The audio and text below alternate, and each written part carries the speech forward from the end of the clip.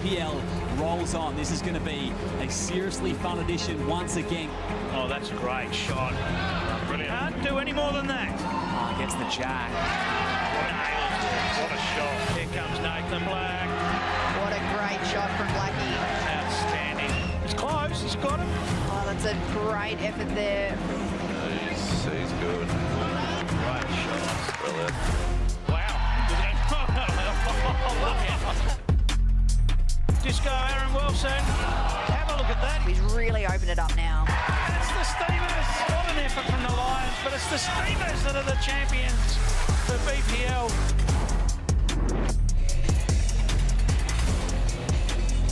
BPL Finals night is here. Welcome to Moama Bowling Club on the beautiful Murray River. It is a great setting as we've whittled 12 down to 5, and the title race is on for the 23rd edition of the Bowls Premier League. Liam Ellison here in commentary. Alongside me is Jackaroo's legend, Lindsay Clark. Welcome. Thank you, Liam. Great to be here at another BPL Finals night. It's what we've been all waiting for all week.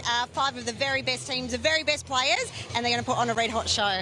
Oh, there were plenty of must-win matches last night on our penultimate night of broadcast. Let's have a look at our 5-match slate and some of the best moments, Linz. Yeah, look, it's great to be able to relive what happened last night. We saw Aaron Wilson absolutely on fire with the Geelong Jets, equally backed up by Paul Foster. A little bit of luck there, a little bit of good fortunes. Paul knew it, but never mind. Pioneers kept trying, but not quite to be for them in the end.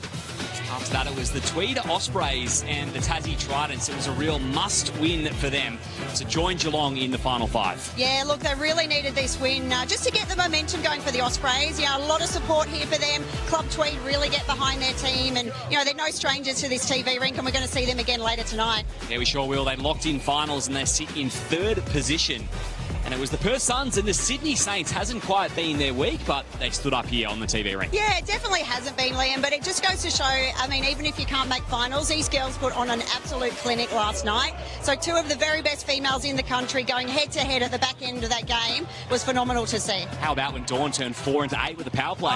Moment of the night. We talked about it, but moment of the night for me, and she was pretty happy with herself there. Melbourne Derby was the 4th match of the evening. The Extreme in the Pulse. Yeah, look, it was top of the table versus the bottom, but the game didn't actually play out like that. So Gary Kelly, he has been on fire all week. Ellen Ryan, Barry Lester, no wonder they're top of the table. Yeah, they're one of the teams to watch. And match 5 on a Thursday at a BPL, always big. Look, it's the biggest energy of the night bar finals, and the crowd just couldn't quite get behind Moama Steamers enough. Alex Marshall was unbelievable. He just played phenomenally well and got the job done for the Pirates. It was an important straight sets victory for Moreton Bay. This put them in 2nd as they went to sleep on Thursday. Yeah, look, it really did take that pressure off, and we see them now going into the final ladder and what it looks like. But we see the Melbourne Pulse, they did finish top. What we don't see in this ladder, the last round, about a few hours ago only, Alex Marshall played a bomb that saw the Sydney Lions drop out of the top 5, and the home team, Moama Steamers, got in. So we'll definitely be talking to them about that. That was huge. There's always a hard luck story, isn't there, on the final day? Absolutely. It's just a matter of inches, a matter of bowls, and when your fate's not in your own hands, anything can happen. That's massive for the Moama Steamers. They lost on the final game last night. Under pressure, they've made it. They'll face the Jets in the first elimination final. Look, I think it's interesting to see the Jets in that 4th elimination final, but we saw them last year top the table. It didn't work to get their trophy, so it's good to see them there. Tweed Ospreys sitting in 3rd. They're always a smoky chance, and the Melbourne Pulse, they'll have a good show against the Pirates as well. It is always a nice advantage coming in that top 2. You get that extra chance. Yeah, absolutely. It just gives you that confidence as well. If you can get that one, you're in the grand final, one hand on the trophy, you only have to win one more game. It's 2 bites at the cherry for the Pulse and the Pirates. Let's welcome in the 3rd member of our team in commentary throughout the week, Clive Adams, up in the box. Clive. Thank you, Liam, and thank you, Lindsay. And yes, finals night at a BPL, there is nothing better. And wow, we find ourselves with the defending champions, the Steamers, taking on the Jets, who were the trendsetters when we were here at Moama this time last year. And they'll have some memories that they want to fix up and try and get themselves to a BPL title. I have Dawn Heyman with me. Hello, Dawn. Hello, Clive. Nice to be here. This is going to be a big night, and what a way to start it with quality players everywhere on the rink right from the start of the night. Yeah, absolutely. I think this game is going to set a really good trend for the night. Geelong had a great time last time they were here. They had a lot of wins on the trot. They've lost a few more than last time, but that could be what the key to success for this one. Certainly could be. Those regrets fuel the passion to go a little bit further, don't they? And here come the Jets with their junior BPL team. Of course, Jamie Lee Worsnop, Paul Foster and Aaron Wilson, Matty Flapper, the coach. And I think they've got a big night planned. They'll be looking to get this one done. You can only take it one at a time, but these two sides have the ultimate challenge because they have to beat everybody else that's in the top 5 to win the title. Yeah, that's right. They're going to play all the games, and that could be a godsend, but it may go in the other way as well. So time will tell, I think. Here come the Steamers. Cass Millerick, Matt Bouse, and Aaron Sheriff, Kevy Anderson in charge. And now we just wait while they have their roll-ups, and then we'll be into this first match of the night. And as I say, if it's your first time having a look at a BPL finals night, well, if you've enjoyed what you've seen throughout the week, it just goes up another notch when it comes to finals, Liam. Oh, absolutely it does, and especially with the Steamers here. They had the place rocking last night with You'll Never Walk Alone. There were scarves littered throughout the crowd. Love what they brought as the host club once again. And Dawn, these big match moments, these players live for these big match moments that finals provide. Oh, absolutely. You've got Aaron Sheriff versus Aaron Wilson. I think what a better matchup. They can both play the big bowls when it matters, and they really love being in front of the cameras. And Matty Flapper, the coach of the Jets, is with Linz. Thank you, Flap. Super coach, all things Jets. You love it, mate. So great to be out here in another final. It is. It's what we're here for all week, to be at the end of the tournament. So here we are, start of a big night, and we're ready to go. Look, we laughed about it off camera, but, last year you dominated, top of the table, didn't quite work to win the title, so we'll try another way. Yeah, well, there's been quite a few games that have been a grind, and I think if you look at the stats, it's about 16 out of 22 games in a tiebreak. So it can't get any bloody closer than that. So odds on, this will go to a tiebreak probably and see what happens. But who knows, maybe we break the shackles, straight sets. Love it. Sounds like a really good game plan, Flaps. What about just one last one? What's it like to coach the likes of these three incredible superstars and amazing humans? The franchise is so privileged. Like JL in her own right, she's one of the best in the country. But then you look at the other two, and we're just thrilled that they decided to wear pink and black and represent the Jets. So to sit ringside, it's pretty easy. Just got to keep them in line every now and then, but sort of reassure Disco that you can do anything you want, and you're the man, the big show, and he'll turn it on tonight. So it's just a pleasure to be able to watch them. Awesome. Thanks for your time, Matty. We look forward to getting the Jets over the line. Go Jets. Go the Jets. Well, that's got to be close to a record, doesn't it, Clive? 17 tiebreakers for the Jets. And they've won 10 of them, so it's a happy hunting ground, but they've certainly gone to overtime in most of the matches, Dawn. Yeah, I mean, if you take a few off that, they may not make it into finals. That just goes to show how close the competition really can be. I tell you what, if you want someone to motivate you on the sidelines as well, Matty Flapper would be just about every bowler's first choice. Oh, 100%. He is up and about for the Geelong Jets. His passion and excitement, it's so good to see.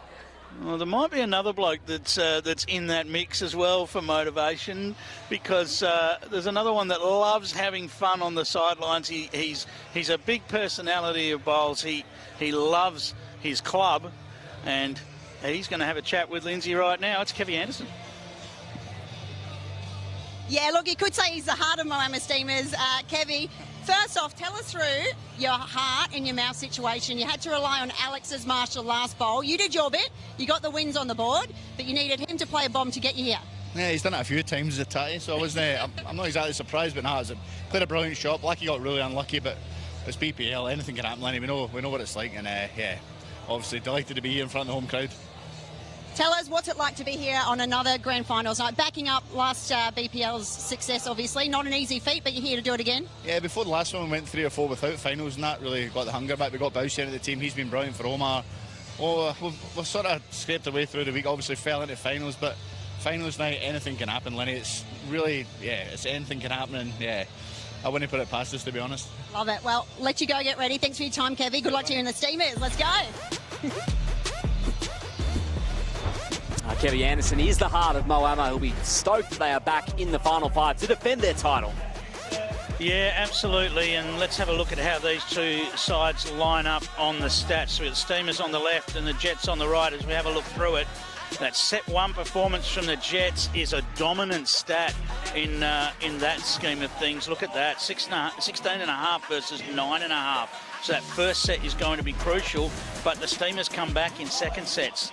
So if the Steamers can grab the first set, perhaps that's the recipe for the victory here. Power plays just in favour of the Jets.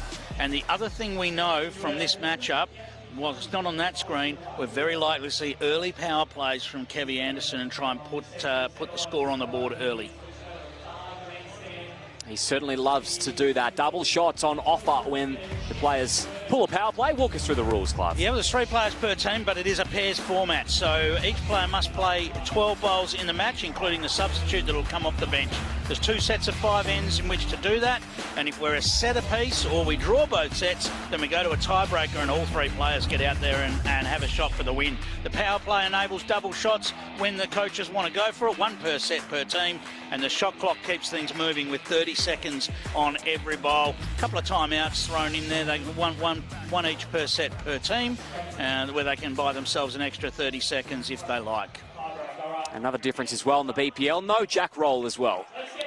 Yeah, well, there's 4 spots at each end. They place the mat and the jack, and we just get on with it. So that's the beauty of the BPL. It's all about the bowls. It's not about the bits in between. It's all about the bowls, and we just get on with it, bowl after bowl. And speaking of getting on with it, we're just about to do that right now. This is going to be fun. The Jets and the Steamers. So as the jack gets put on the spot, let's put Dawn Heyman on the spot. I love it. Look, I do have a little soft spot for the Jets. I think they were pretty hard done by here last year. They won so many games and didn't get the win. So I think, yeah, it's their time this year. All righty. So, oh, you mean Jets for the whole thing? For the whole thing, yes. Ooh. Yeah, big call straight off the bat. Love a big call. I think, yeah, if they can get off to a win, then the momentum kick in and, yeah, exciting things to happen. Had 19 wins this time a year ago. That's the most in BPL history for Geelong. Didn't get the title, as Dawn alluded to. Here's the first look for Cass. Just going to pass on the outside. Perhaps a little bit of adrenaline flowing through that bowl with a short-to-short end. Just tests out the adrenaline and the ability to just control that emotion early. Tell you what, we talked about that final round earlier on. So look, as that round was evolving, the Steamers, the Hawks, the Pioneers and the Lions all had the possibility of finishing in that 5th place. And it was all the games were finishing about the same time. And while we talk about Alex Marshall's bowl, which was crucial in deciding who made it, Aaron Sheriff put the jack in the ditch to get the Steamers over the line as well. We can't forget that. He trailed the jack in perfectly and sat right on top of it. Yeah, there was some great bowls being played around that time, and I'm sure all the players are so nervous because you just never know what can happen. It's just a bowl here or there, and a team could be in or out. So, yeah, it was an exciting finish. Great shot here from Paul Foster. Just needs it to finish off. Very handy. And Nathan Black for the Lions, he had a drive at that Alex Marshall bowl. There was a clump of bowls around the jack. He just needed jack movement. If jack moved, then the Lions were probably playing finals, and it just stayed put. Yeah, he pretty much hit everything else but the jack, unfortunately for him. Yes. One creeps past as well. So a couple in the area for the Steamers, but the Jets hold sway on this first end.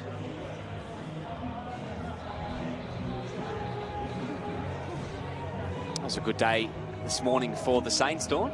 Yeah, it was. It was nice to finish off with a couple of strong wins. Yeah, tiebreaker against the Pirates and then a straight sets victory against the Pioneers, yeah. Just a couple of the teams in the top 5. That is a great way to finish the week. And had an impact. Had an impact on finishing positions, there's no doubt about that. Yeah, as I said when I was up here last night, you know, you just go out to ruin everyone else's day. Unfortunately for them, like, we've got nothing left to play for, just a bit of pride. So, yeah, it was a good day for us. Sheriff claiming the shot there. Of course, we've got all 3 Aarons in action tonight because the Ospreys lay in wait for the winner of this one. So, well, just clips that ball through the gap. So we've got all 3 of our star Aarons in action tonight. It's not very often they aren't, are they, Clive? Correct. 3 of the best in the world. to get all the way back. Don't believe that'll count. So still 1 to the Steamers.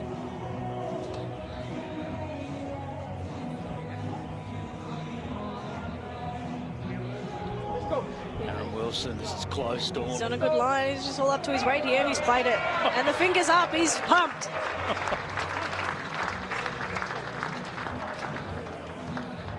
Fingers up for Disco. That is a true indicator. One more for Omar.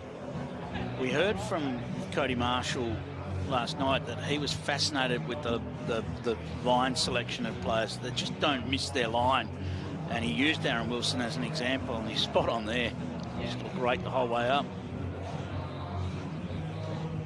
Drop away.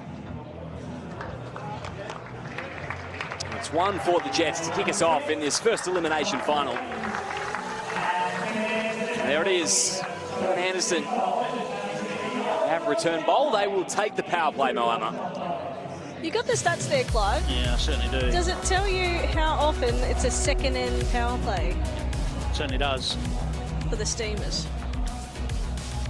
21 times the Steamers have called their power play. That's out of a total of 44 power plays that have been used. So 21 times Kevy's used it on the second end, and he's won that end 11 times out of that 21. So 52%. The overall success rate on power plays has been in that 52% range. So it's right on target for that. I'd love to know whether they've actually used it any later than 4th or 5th. Okay, so, well, I can answer that. N5, just 4 times Kevy's used his power play, and 8 times on N4. So just those 12 times on N4 or 5. Gee, there you go. Out of the 44 power plays in the 22 matches that have been played. Some would call it trigger happy, but it's been a winning formula.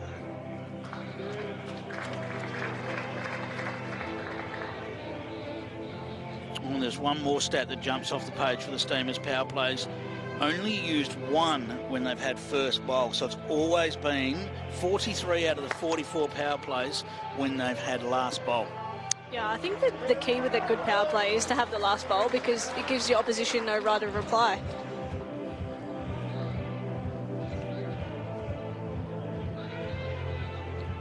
Right, Paul Foster looking to reach here now. Just needs to run all the way because the line's perfect. Not quite. Yeah, great line again there, but just lacking a couple of feet away.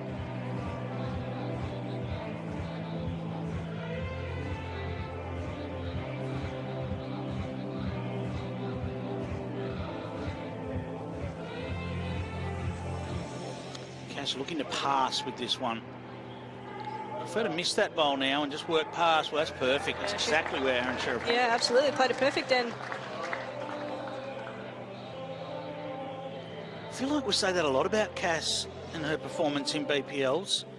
Just so solid. Oh, absolutely. Especially here in Moama. It's her home ground advantage, I suppose. But, yeah, she just comes, whether she's off the bench or first on, she's just banged straight on the jack. She's played really well again this week. Not much gets to her, does it? She's a very unflappable character. No, she's a great person, Cass. Not much phases her. Always have a laugh. Absolutely. Even at her own expense at times. Yes.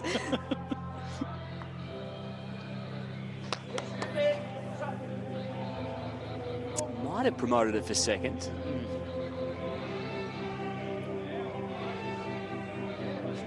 This is well set up for the Steamers. This line's better from Aaron Wilson. Is he getting down to the jack? Just on the outside of it. That's a great bit of weight there. One either side.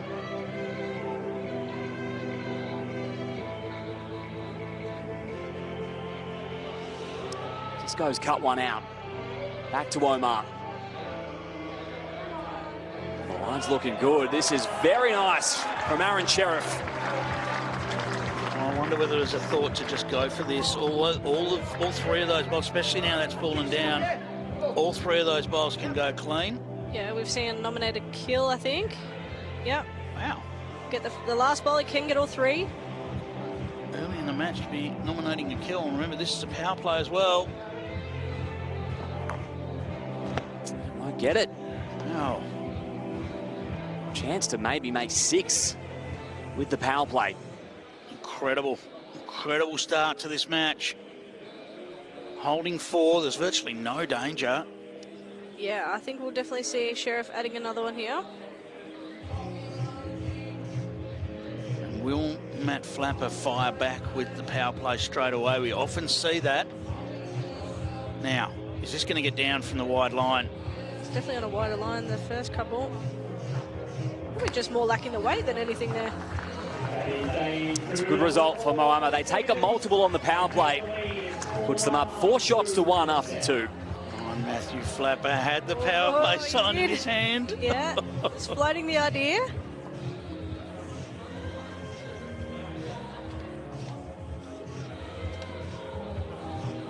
The thing about not using it now is if they want to use it when they've got last bowl and they want to win the set, that was the opportunity to do it. Yeah, it was. Probably means now they're going to have to use their power play when they've got first bowl. We'll see. Yeah, well, ideally they'd want to win this end. You know, score a 1 or a 2 here, and then potentially use it.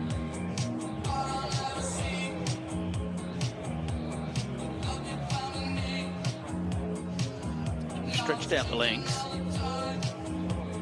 Tee to tee.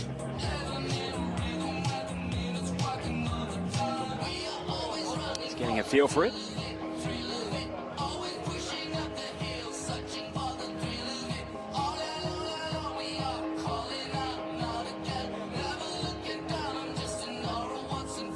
Just wants to clear the front now. It looks like it's getting contact at the front.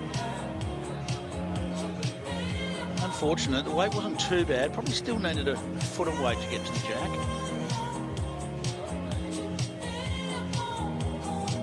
Falls on a higher line here. Looking to improve his weight. The last one.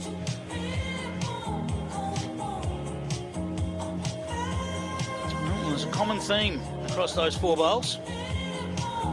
Just that slightly, about 2 feet short of the jack. Slightly warmer conditions again today.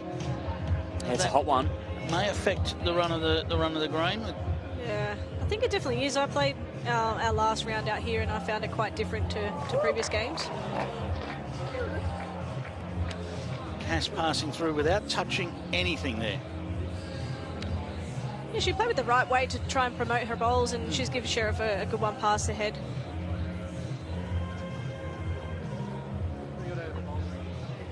Paul Foster has come up with some brilliance. Just on the outside of the jack, but that will do for number 1. Okay, interesting choice now for Aaron Sheriff. Here I have over 65 colours, 12 models for every green surface, and the ability to personalise your set of bowls with your own logo. Thanks to Aero Bowls. Does he play forehand through the Steamers bowls, or does he play the open hand and draw the shot in the backhand? The backhand's his choice. Probably those Steamers bowls just a little bit too far out just to be playing through.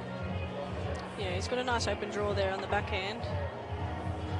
Unfortunately, he's just crashed on a Paul Foster bowl. Can the Jets strike back here? Aaron Wilson would love to land right on top of this jack right now. Make it difficult for Aaron Sheriff to get out of trouble. This is going to pull up short as well.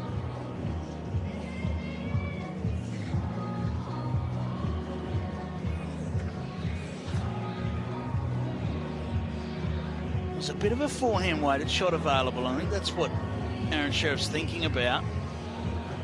He's looking down that line for forehand through all of their bowls. I think he's settled on the backhand side. Well, he's still playing weight. Oh, he's very close to contact. Oh, that's a brilliant shot. Yeah, he's taken one out and almost got the jack on the way through. He's definitely made it a lot better.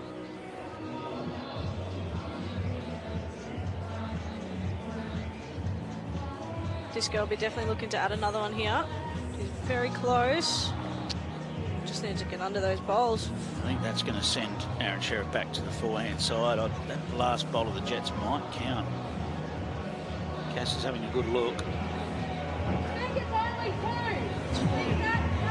2 down the call. I think that's the forehand shot now, Clive. Yeah, up through their own bowls. There's a chance to get the jack, a chance to get bowl through bowl.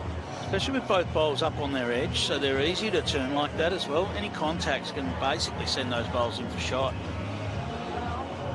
Not sure about the weight here. Oh, he's cut it down. Well, I think he's cut it down. That actually... Oh, Could it be for shot? Paul just indicated 2 down. Or was he pointing at the bowls? I don't know. I don't know Can't about be that, too yeah. bad. That's what I thought. Well, we shall see. This isn't far away. Yeah, that'll do it. That'll work. Definitely shot now. That removes the confusion. Jets take the ends. Will we measure? 3 it is. Right. So he was signalling 2. He just didn't necessarily point up with them. It's a good end from the Jets there. Put the score back to 4-all. Oh, Matty Flapper, he had the power play sign in his hand at the start of that end. He'll be wishing he'd done that. Yeah. It's all good in hindsight, isn't it, Clive? It is. So he's hung on to it for now. I think Kevy Anderson might have just reminded him down there as well. Looks like there's a bit of banter going on down there on the bench. Whenever Kevy Anderson's around, you'd expect some. Absolutely. Character of a man.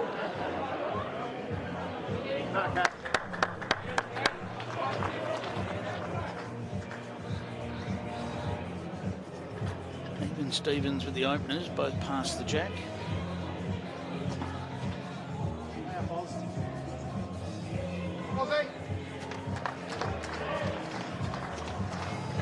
Paul Foster was shot. Good vibe around the place today with the BPL Junior Cup. Finishing up just before we got underway here. The last bowl finish too in the Junior BPL. The Tasmania Tridents taking that one. Very proud they were too. Yeah, it's been great to see all the young kids out playing this week as well. Had a chat with a few of them and they said they've really enjoyed the week. Yeah, and after they finished, they were all hunting around getting autographs afterwards as well, all with shirts to get signed, and they're taking as much as they can. The coaches, as we see Paul Foster nail it once more, the coaches that have finished with their power play and substitute signs, yep, they got snapped up as well. Yeah, I've seen them floating around when I walked in this afternoon. Yeah. Getting some signatures on those as well. It's good to see.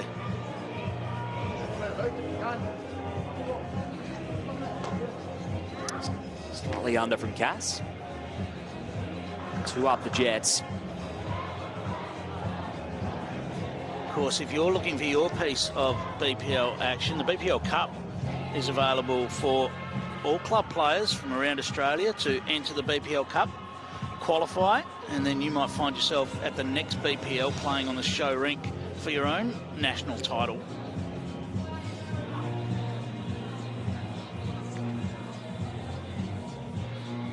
Check out the Bowls Australia website for all the details of a BPL Cup match near you.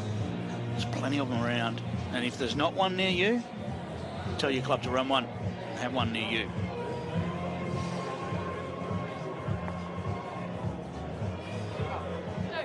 Well, the Jets will be very happy with the way this is sitting at the moment.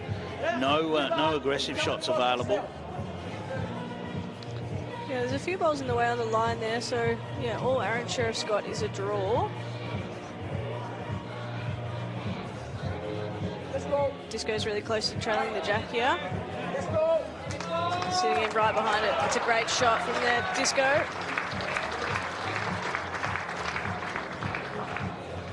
So much talent on this rink.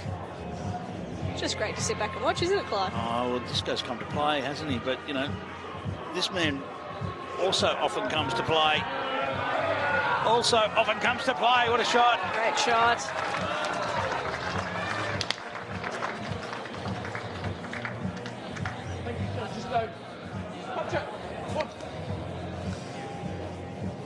So it was 3 down before. Has he snatched it back for shot? I don't know. That will be close. Yeah, it's very close. I think Paul slightly favours the last ball of Sheriff's. camera angle will favour the Steamers bowl, but I wouldn't be certain. Well, I wouldn't be certain after this. Have a look at this. He's got the jack. Look at this for a shot. Oh, what a shot.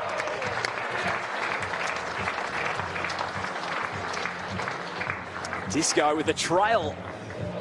Takes 3. Aaron showcase. Can say that again. Because Aaron Sheriff has got one more last say on this end.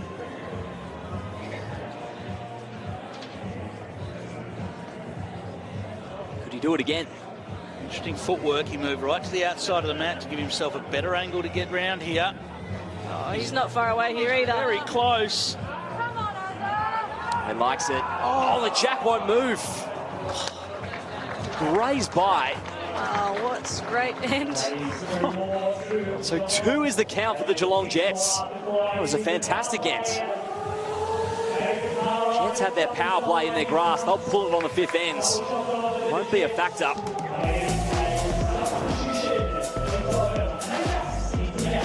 Won't be too dissatisfied because they're in a great spot. 2 shots the differential.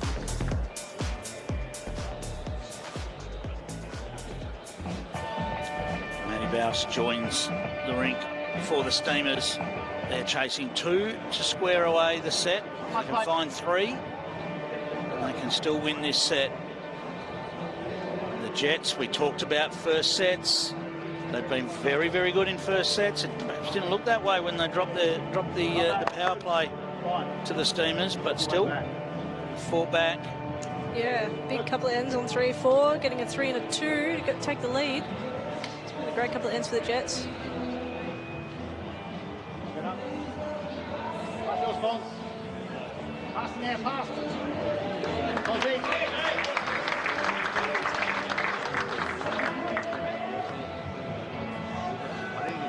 Matt Bouse just with a correction to make on his first. Looks like he still might be travelling a little bit on the forehand side. Very good, mate. Only a little bit. He did make a nice correction.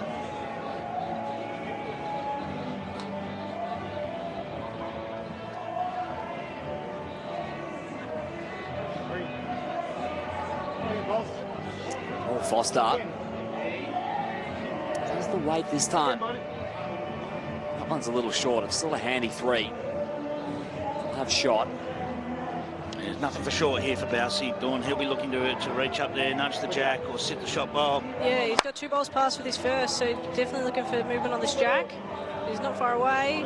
He's going to finish in a good spot anyway. That'll be number 1 as well, so just trickle past, but that'll be the shot. So that's 1 of the required 2 for the Steamers to draw the set. And Paul Foster essentially with 3 bowls jack higher or shorter than that, so any movement of the jack expect to be in the favour of the Steamers. Yeah, Disco's definitely going to make sure that he's passed the jack with his first bowl here. Let's go. He's not only passed the jack, he's going to sit the shot bowl. Oh. What a great shot. And Wilson hunted it all the way down. He didn't actually want a piece of the jack in the end. He would have preferred just to sneak past and sit in behind it. Yeah, he seemed a little bit frustrated with that, so they still don't have a bowl past the jack. Omar's really close here to getting the jack. Really? Multiple. I mean, really. There you go. Well, that's textbook. He's pumped. He's got that look on his face. But so has Aaron Wilson. Yeah.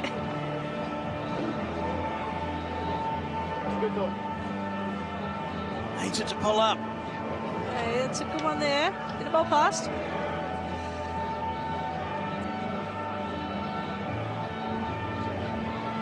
Have the required 2 currently.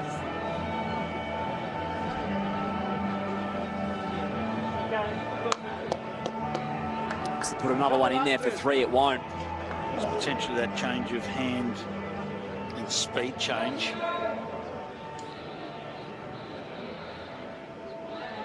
Disco just needs to drop a couple of feet of weight here and he'll get second shot. In theory, that's all he needs. Of course, Aaron Sheriff's still got 1 left to play. He's these front bowls and he's going to be very close to being in the area for second. good shot. Not only a good shot, but he's put it in the most awkward position to get out. I think Sheriff's going to play a really great crucial shot here. If he turns his own ball once, he can make a 3. Here's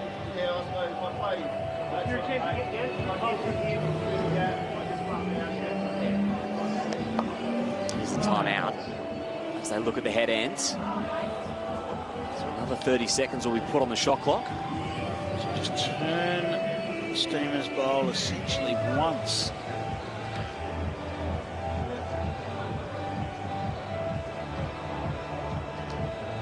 Here we go. Aaron Sheriff needs to convert for the set. This is on a tight line. Doesn't love it. And Geelong will hold on. The Steamers take the end, but it will be 6 shots to 5, and Disco's conversion for second shot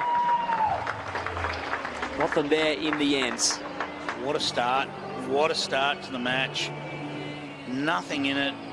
Big shots played by both skippers in terms of turning over heads, and then Aaron Wilson with a crucial draw for second shot there. Let's have a look at the first set highlights. Thanks to Host Plus. Yeah, let's have a look, and it's been really the two Aarons that have taken centre stage with the precise draw shots more than anything. We saw the big power play, but then the Jets knuckled down, and they were able to grab a few shots and start to close that gap.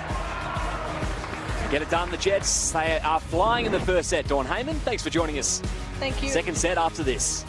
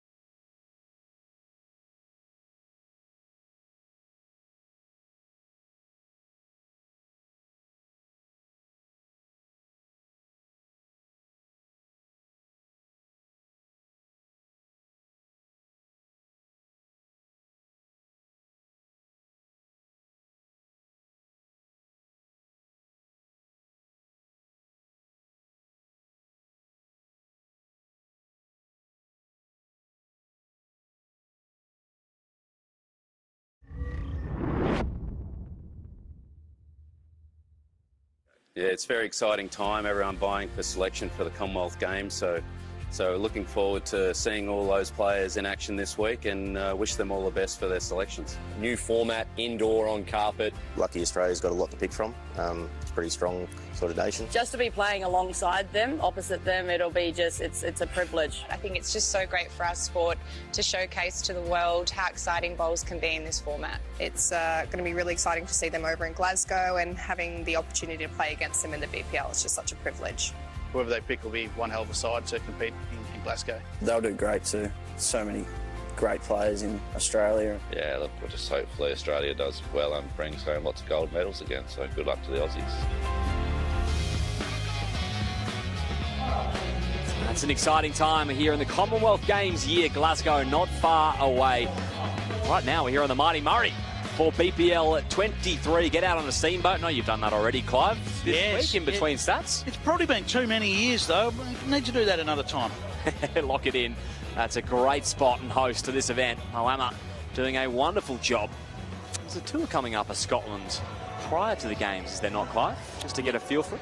Yeah, absolutely. And, you know, Australia do put a lot of work into their efforts and into those Northern Hemisphere trips.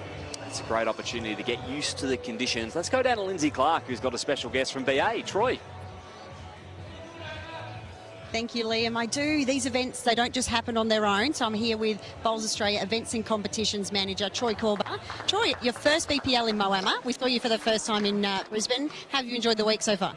Oh, it's been an amazing week, Lindsay. The BPL's always an amazing event, and Moama keeps turning it on. They're such a great venue to be hosting at. Tell us about the big shoes of Andrew Howie that you had to fill. You know, you're doing a pretty good job, but what was it like filling his role? Got a great team, great processes already in place, so a lot of support there for me, which I've really appreciated, and it's been terrific to roll out another fantastic event here. Can you tell us what it's like behind the scenes in your role, day in, day out at a BPL, once you're here? Yeah, so it's early start, about 7:30 in the morning through to about 11 o'clock at night, or every single day, so it's pretty full on, but it's very rewarding and great fun, and there's a lot of planning that goes into it leading up to it, so this is the fun part, actually seeing it happen in front of your eyes.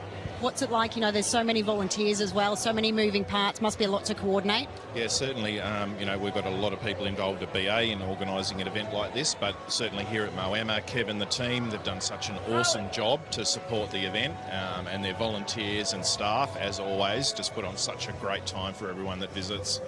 Well, we might leave it on that note. I think that's awesome. Great job to you, Troy, and the team. Everyone here at Moama, we look forward to coming back again. Thanks, Lindsay. Thanks, Troy. Back to you guys. So many hardworking people behind the scenes to make this happen. I see it firsthand, Liam, and absolutely, and the job that the BA events crew do. And I'll tell you what, I'm worried for our roles as well, because that voice of Troy's, it's a good commentary and microphone voice. I'm a bit worried about that. Yeah, it is. And he knows his stuff too. Seen him on the streams. There's Disco.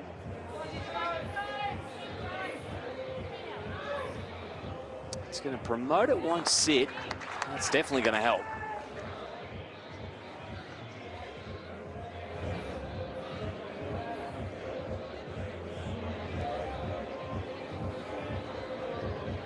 This is a very similar situation. That's promoted the Jets Bowl. Clear shot now. Geelong have been so dominant in first sets this BPL. Second sets, not so much, and that has seen them with an unbelievable 17 of 22 matches have gone to a tiebreak. Yeah, and look, they'll be hoping this one doesn't, but that's the beauty of getting that first set. You've just got that little bit of safety. Interesting shape of this head now, with that mole falling right down in front of the jack and the Jets controlling the back of the rink. Aaron Wilson won't want to turn this over. That's okay. Does build a target, but they've got protection at the back of the rink.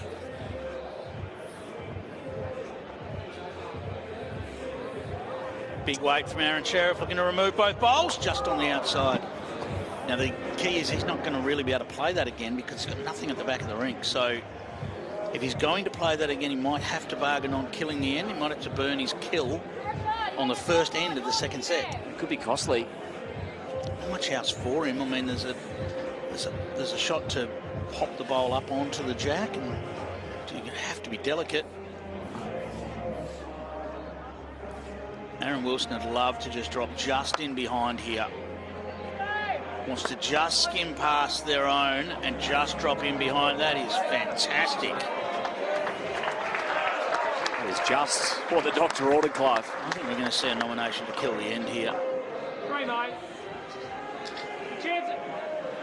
Yep, there it is. He was asking for it. I think Kevin Anderson's declined. He has said no. He said just play it regardless and we'll take what happens. He's missed. Same result. Well, that'll be 3 for the Jets, and now the Steamers will use their power play straight away. This is a great start for Geelong.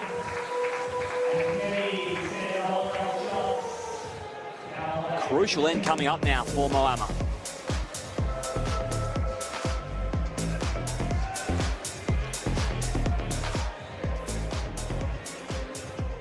Interesting tactics there to hold on to the nomination of kill. I did say, you know, it's unusual to see a kill used on the first end of the second set, and Kevin went, no, we need to keep that in our pocket and we'd rather take what happens. I guess he was hoping that on the hit that maybe some of the Steamers bowls would find their way to the back of the rink, and it wasn't to be.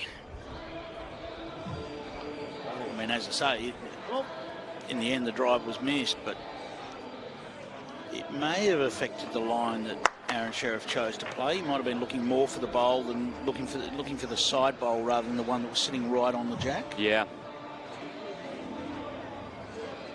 Regardless, a dream start for Geelong.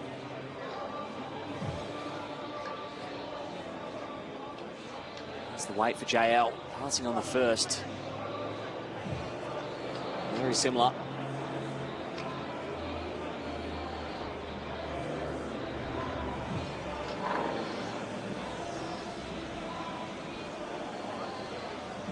Bouse is going to do similar, just going to run past. Very handy. Now, Jamie Lee's got licence to try and draw the shot here. She's got 2 past, so there's no way she can end up with multiple short bowls. She has licence here to just drop that weight off and try and draw the shot.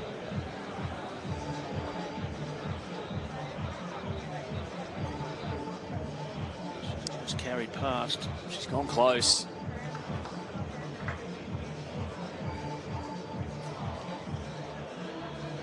Bouse will look to build ahead.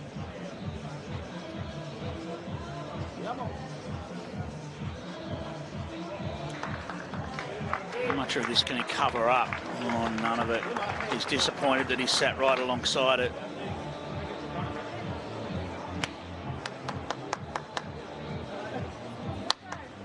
Roland, your next bucket list holiday today with Tripadil Incredible Tour and Cruise Holidays made easy. Disco. 3 back for the Jets. 3 down.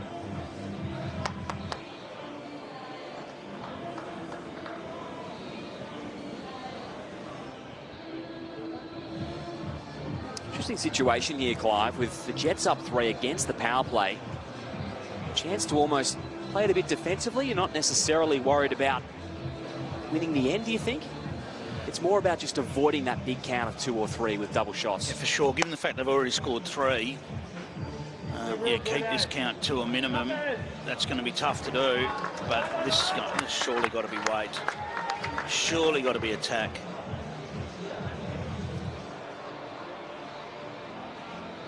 Does just that. He's all over it. Finds the target. It's in the drink. Jets closest to it. Yeah, well, he's pushed the Steamers bowl through into the Jets bowls, and it's the Jets bowl that has ended up close to the tee. The jack is in the ditch, so it's not a respot.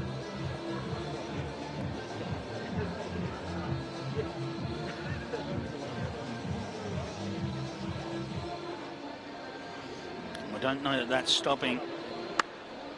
So the Jets with a 3-0 advantage after that first end, now holding sway on the Steamers power play.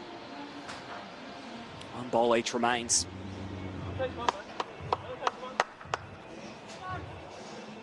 This has swung the way of Geelong. Just needs it to run as far as it can now. He knows he's not losing it in the ditch. He just wants to keep running. There's 4 shots at the moment.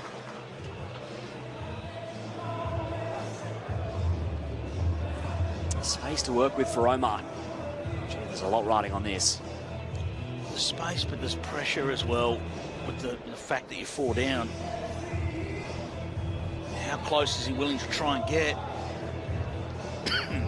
Utilise their power play. Doesn't think he's got the legs.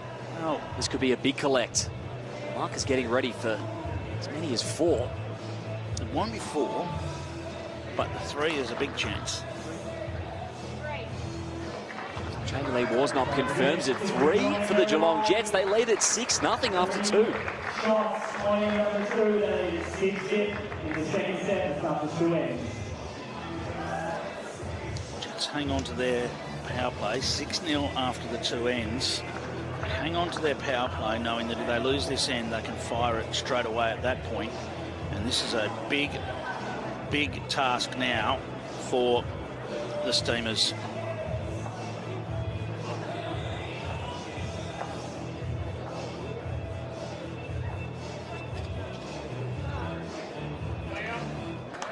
JO, will it tuck behind? It sure does.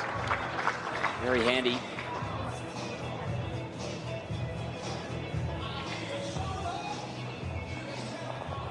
First look for Matty Bouse. Welcome into commentary as well to finish us off in this match. Kelly McCarahan of the Pioneers. Welcome. Thank you. Thanks for having me again. Well, the Jets are on a mission here, Kelly. They went so close last time here, and their mission is simple now. They just need to keep winning tonight. Win this one and keep moving. The Steamers have got work to do right now. Yeah, look, it's been a great match so far. Especially that last end. Great drive there to reduce and to get them out of jail in that sense. But yeah, no, he was on fire. Yeah, it was very much the Aaron Road show in the first set, but the Jets have put the afterburners on in the second set, that is for sure.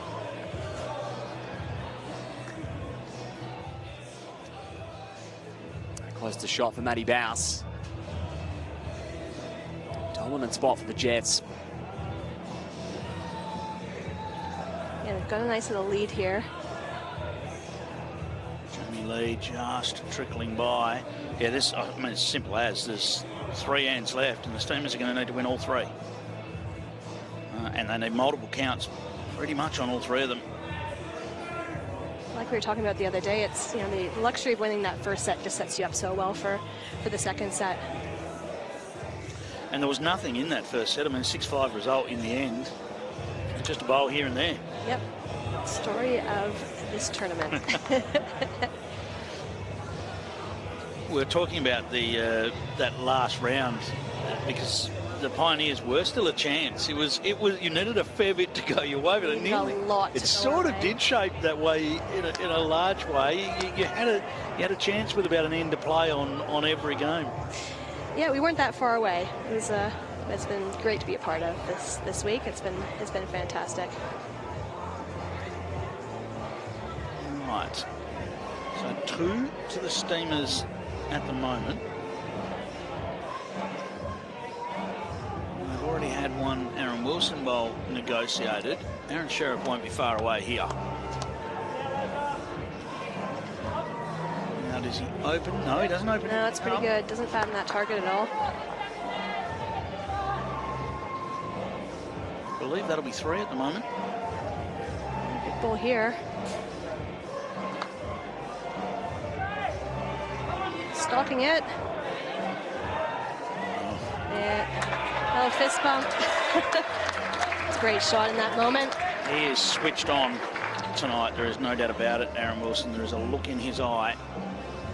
He's a pretty scary player when he's in that kind of a rhythm and that look about him. Movement required. I don't know that it'll be enough. Well, that does create an opportunity there. Yeah, it sure does. And it makes it hard for Aaron Wilson to get another one in here. Does need even a good third shot. Can he potentially do that backhand? Yeah, up and around. It does turn on that side, so.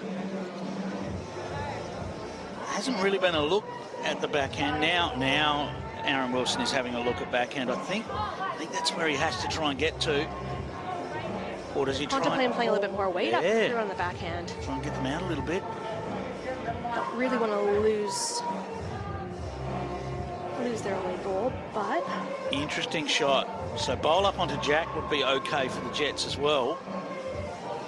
And what's he doing off the edge of this? A little edge and fall. Oh, look out! He said it's a bit lucky, but it narrowed to the target that he was actually hoping for, but.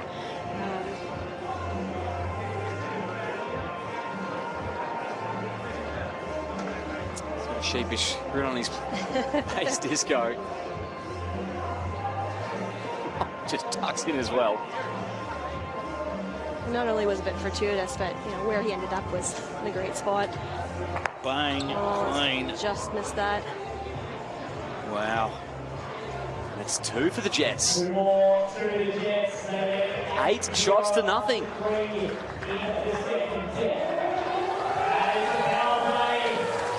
Now they will use their power play. Still had it in the bank. It's a chance to put it out of reach. Yeah, well, I mean, quite frankly, the Jets' power play is useless to them at the moment. He's played it because he has to, but the fact is, if they win this end, they're through to the next elimination match. fact, the Steamers need 3 for us to play another end.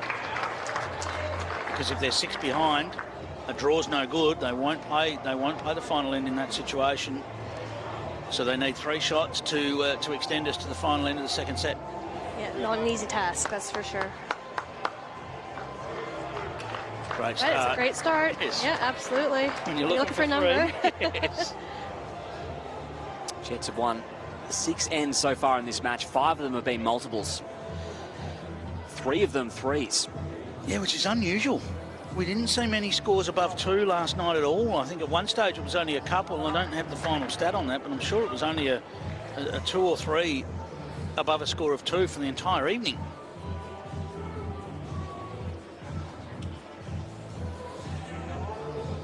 And Matt Bouse needs to climb back onto this jack. It's not far fairly away. well, yeah. It's done very well there.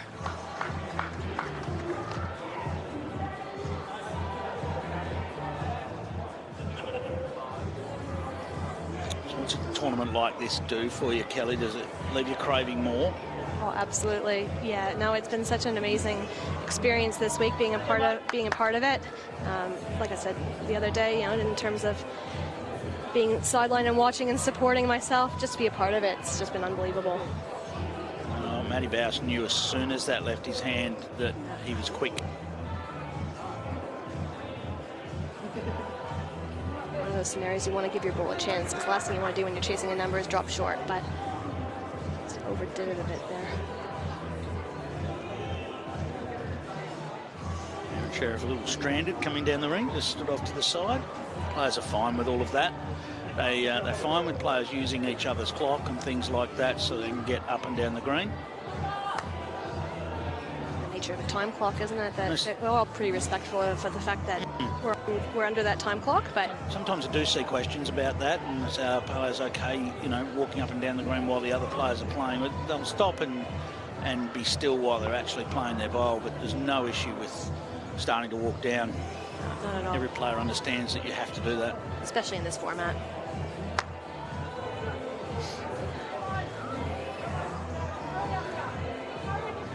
Aaron Wilson right in the zone again. Disco.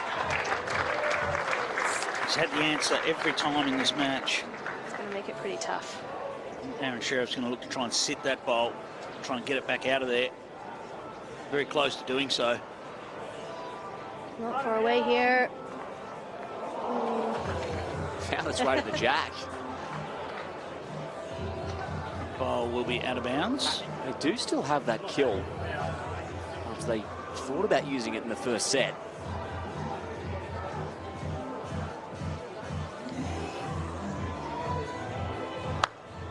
Well, as we said, they have to find 3. 2 isn't enough. It's pretty good. Makes the kill not easy. Matty Bouse ready to shake hands, yeah. Yep.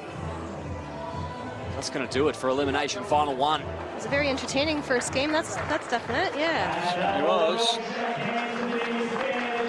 Big scores put up from the Geelong Jets. They have started finals night in some great form. Won't need a 5th end to decide it. They get it done in straight sets. And the 4th place side advance. Now next Aaron will step up because it's going to be Aaron versus Aaron again. It's the Ospreys waiting for that winner, and it's the Jets that'll take that position. And well, the Steamers, look, they played the shots in that last round to make the finals. Good acknowledgement of them as they leave the rink.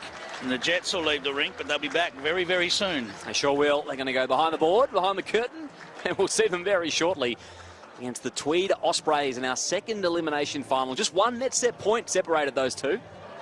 Yeah, absolutely. There was nothing in it, and the Jets are the ones that... Here's Aaron Wilson with Lindsay Clark. Thanks, Liam. Brubsy, very comprehensive victory against such a talented side. Very surprising that their quality side. But I think Paul set the tone early, led really strongly, a couple of good conversions, but a great team performance, I think, overall. Tell us about, you're so humble, Disco, but you played some phenomenal shots out there tonight, under pressure as well. Sometimes a little bit vintage, depends how they come out, a few wobbly ones too, but Yeah, look, couple good, couple bad, but, got to shape up the next one now. Be better again, and hopefully we can get another win. Beautiful. I'll let you go get ready. Quick turnaround. Go the Jets. Cheers, go Jets. Sure is a quick turnaround. More business to do tonight for Disco. Here's a look at the full match highlights. Thanks to Host Plus. Yes, there was plenty of great shots, particularly in the first set. That was where this match was decided, and I guess we thought that might be the case. We talked about the Jets' conversions on those first sets, and they did it again. They got the first set job done, and then they were able to just continue. Aaron Wilson just had so many big bowls in that match, so many crucial bowls that made all the difference. See, the draws to the ditches. It just seemed like he had all the answers right the way through. Sure did. They opened up the second set with a 3, a 3 and a 2, and it was just about out of reach then for the Steamers. Coming up next, our second Elim final, the Sprays and the Jets will do battle in Moama.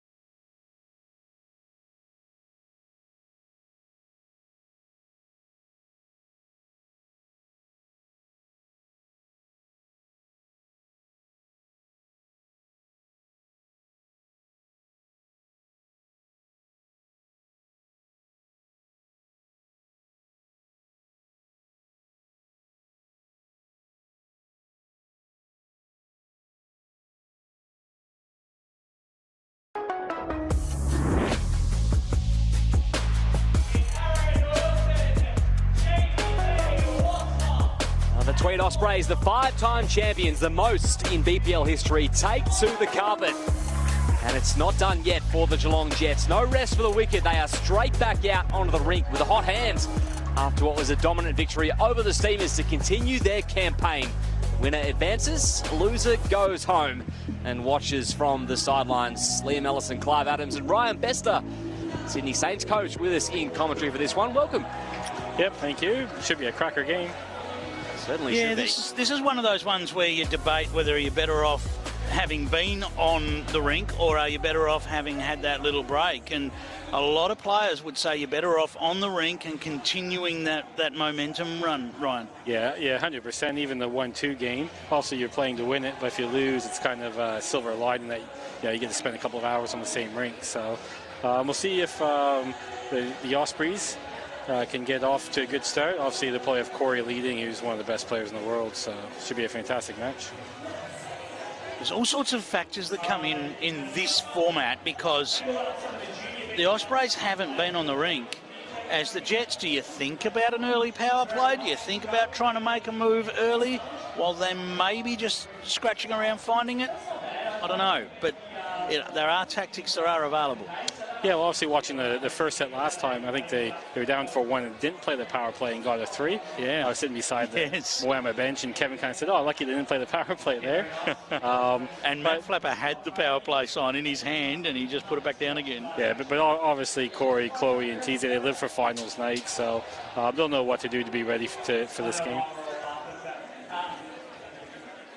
Both sides with 14 wins and 8 losses throughout the regular season fixture. Just one net set point saw Tweed into third over the Jets in fourth. We've seen the Lions win the BPL from third place, so it certainly can be done as we have a look at how these two teams stack up on the stats. And these are a couple of the bigger end winners, 115 and 112 ends. Just shows that there's not much in it. When you're looking at 52% of ends won is enough to have you up the top of the table. Once again, we focus, of course, these are the qualifying stats, don't include that first set that the Jets just won. They've been dominant in first sets, whereas the Ospreys have been firing in second sets. So once again, we see that contrast between the two sets, Ryan. Yeah, so it's looking like a tiebreaker then, Clay. Yeah, well, and if it goes to a tiebreaker, well, the Jets have been to plenty of them because they went to 17 tiebreakers of their 22 matches. Unreal. Ospreys, they went to 9 tiebreakers, so almost just half the tiebreakers of the Geelong Jets. I think if there's ever a team to come from the 4 and 5 and win it, it would be these Geelong Jets. Obviously, after last year, I think they went 20-2 in the round robin and lost the final. So maybe they're due to win one here, but they're playing fantastic. And obviously, you got Disco, Paul Foster, and Jamie Lee over the last couple of years just been leading outstanding for her home club, Cabramatta. The Ospreys form line has been something to behold. They've only lost 3 matches in the last 3 days. Wayne Turley's a big reason for that, Liam, and he's talking to Lindsay Clark right now. Yes, a great statistician, Wayne Turley, but also a great character, the heart of Tweed Ospreys. How exciting another finals night. Yeah, we love this thing. I know the players do, they're up for it. To be here at Moama finals night, the atmosphere's fantastic. We're looking for a big go. You sat off that last game. What's your strategy? Did you watch any of it, or are you just going to come in fresh? What's that look like? Yeah, no, we don't do. I had a quick look at the lengths they play and the hands they're playing. I know the screen changes as it gets a bit cooler, so hopefully it'll change dramatically from what they just played last game. Let's hope so. We're looking forward to the Ospreys. All the best to you and the team. Thanks, Lenny. Thank you. So let's go the Ospreys. Got a good sense of humour, Wayne Turley. That'd be a quick turnaround for the rink to change. The Jets are pretty well accustomed to it, aren't they? Yeah, 5 minutes isn't enough for changes to happen. Maybe in a couple of hours there might be a bit of a change, but no, he knows. Look, he will have been watching the length. That is something we can take seriously out of that interview. He will have been watching every move that those two teams made, knowing that he's going to need to counter that a little bit in this one. Yeah, Turles is a great coach in the BPL. He knows how to fire up his team. We'll see what happens. I know Foster and Disco, they like to play a bit of a shorter length, but also the Tweed. So ditch-to-ditching is a bit harder, so you never know. If Tweed has to go first, they might go ditch-to-ditch. The Jets must be feeling confident, Linz. Yeah, look, I think they are. Jamie Lee, you had a front row seat to that show from Disco. How good was that? Yeah, he played unreal. It was great to watch, great to be part of. He was very humble in the post-game interview, but he did play pretty good. He's always really humble. I think he's just playing one game at a time now and enjoying the moment and see what happens. Tell us about the momentum yet to stay out here, hopefully build on that last win. Yeah, there's not much of a turnaround. I missed the walkout, so it was a really quick turnaround. But, you know, just keep doing what we're doing and hopefully the reward comes. Loads of support here for you. I'll let you go. Thanks for your time. Go the Jets. Thank you. Go the Jets. There sure is. They've driven up from Club Ocean Grove. Fantastic to see so many of the pink and charcoal scattered in amongst the crowd. Yeah, we won't hold it against Jamie Lee that she missed the walk-on. As long as she's here to play some bowls, that's the most important thing. Well said. So the Ospreys loaded with talent. 3 players with so much national experience for Australia. Aaron Tees, Corey Wedlock, Chloe Stewart. And a unit that's been together for some time. Interesting, Aaron Tees choosing to loosen up a bit with a couple of his roll-ups and fire a couple of drives down. Yeah, you get two balls each way, and the second ball he's fired in. First one he sunk the jack straight in. Missed the second one, but yeah, maybe he's thinking he might have to do a bit of running. Well, when you're playing against the quality of the Jets, you probably do have to keep that in mind, that might be required. And these two teams, they played the last game of the round robin, which cost Geelong coming second, I think. I think Geelong won the first set 12-1, and then Tweedheads fought back the second set and won in a tiebreak. Yes, Geelong with the win would have finished in second. In fact, they still had dreams of finishing on top. So yeah, so that was it was tight really between the top 4 teams. We've just lost the Moama Steamers. They were the ones that squeezed into finals. When you look at the final standings, this top 4 have been the standout 4. So look, perhaps the right result in terms of the Jets progressing in terms of the top 4 that have done it all week. I think that's fair, Clive. They were locked in finals last night, that 4, and the separation came yesterday. The ladder would suggest we've got the right 4. Let's find out. The winner of this will take on the loser of first versus second. The final spot in the final. So shortish end to get us started. It's the short mat point and the medium jack point. A fantastic start by Paul Foster.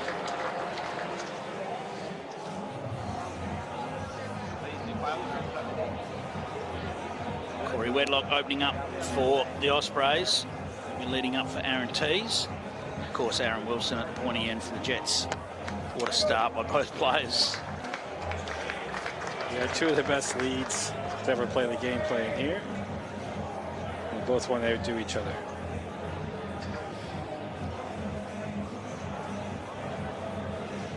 Ryan, I'm sure you've played against these two quite a lot over the years, and you know, we talk about Paul Foster, and I've alluded to this throughout the week that for years we've marvelled at Alex Marshall on our shores and what he's brought to the BPL. Yeah. Adding Paul Foster, I don't know that he's received the credit in Australia for the greatness of his career that perhaps he does he is respected over in the UK and Scotland. Yeah, obviously I think he's won 4 Commonwealth Games golds, and they won World Outdoor Pairs and plenty of World Indoor Pairs, but we messaged each other, and he always wanted to get in the BPL, so it was great to see him get down here, and he's just performing unbelievable. I think he was MVP last year.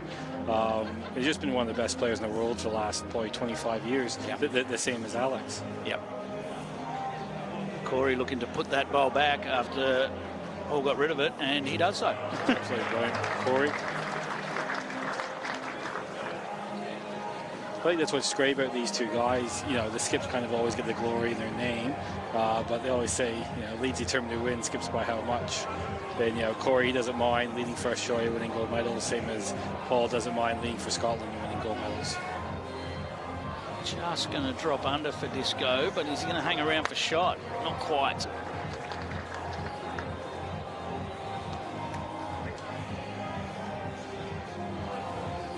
It's a really well set up head.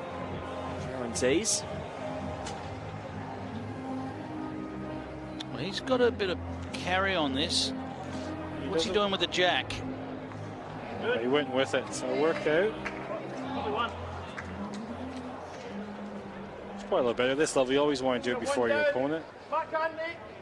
Even if he's down, he's got a pretty good shot on. Still one for the Ospreys. Wilson. He is in tune today. Oh, brilliant. He's got the spark in the eye, there is no doubt. Yeah, you know when Disco wants it. And this morning they had to win a couple of games, and watching in my coach's role, he was the Disco that really wants to win. What's happening here? Nothing. The only good thing is he pumped another ball to the back, so Disco will probably have to get one past, which is exactly what Paul's indicating. Maybe that's why TZ was warming up with those runners. Yes, he's probably going to need to unleash one, I think. He'll have to decide what weight, and where Aaron Wilson finishes this bowl will come into that. A feeling of unfinished business for the Jets here. As my son would say, big boom boom coming up, maybe.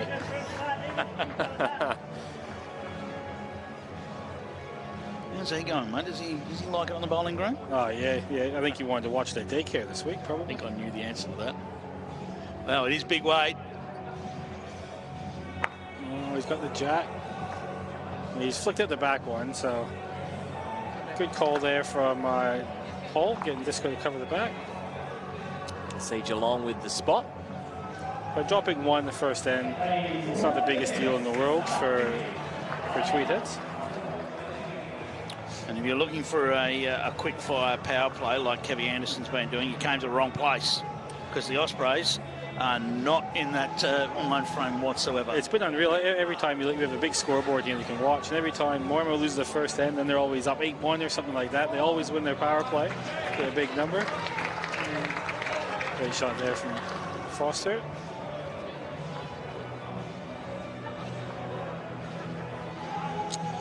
Especially it's a Commonwealth Games year, so all the players are looking for selections.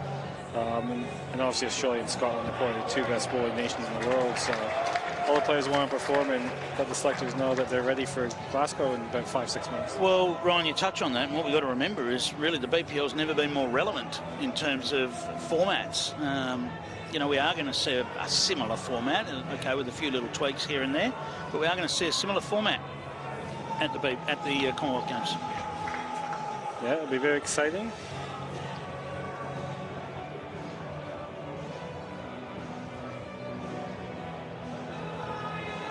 Corey Redlock looking to reach here now. Just going to come up slightly short of it.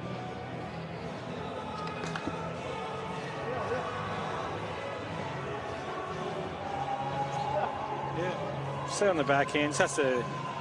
If he hits Corey's ball, he was narrow. If he can draw a front toucher here, he can almost lock down the end. Nice shot there. The Jets bench with some of their little supporters. Even though Paul hasn't shot, he's got a good setup from Disco. A couple of balls behind the jack, second shot.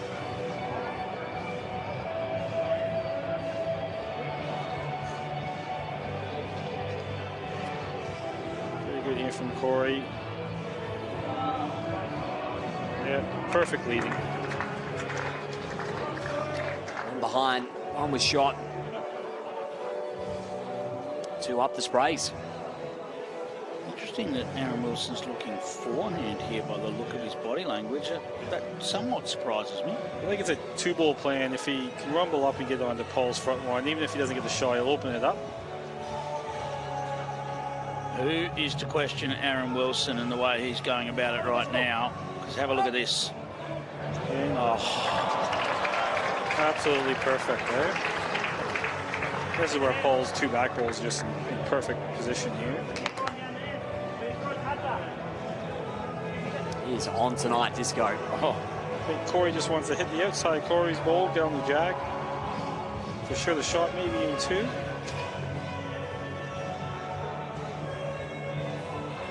But missing in a good area, we'll get deepest. If the next opposition are watching these games, I'm not sure they want to watch Aaron Wilson at the moment, because that is going to make them slightly scared of what they might face. Well, the good thing is he has to take a game off if they win. Yeah, well, he's right in the zone again. It's pretty good.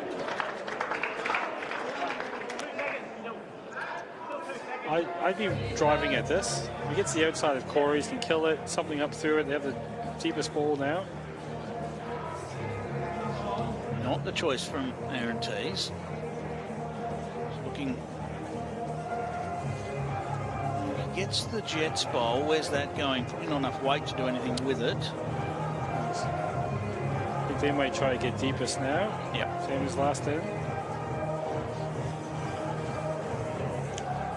It doesn't look like it can kill, so Tweed probably can't even nominate the dead end. But then again, they've come off. If they drop 2 singles. Yeah, not the end of the world. No, exactly. Perfect spot there from Disco.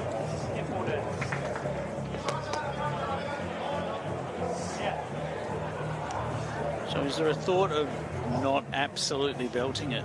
Yeah, I think he's trying to pop it. He's trying to get the jack to his back one. Yep. And if it goes a bit farther, he still just drops 1. He just doesn't want to go 2 or 3 feet and drop a 3. It's going to need to hold on. It's not going to. Flickage, no. And one from it.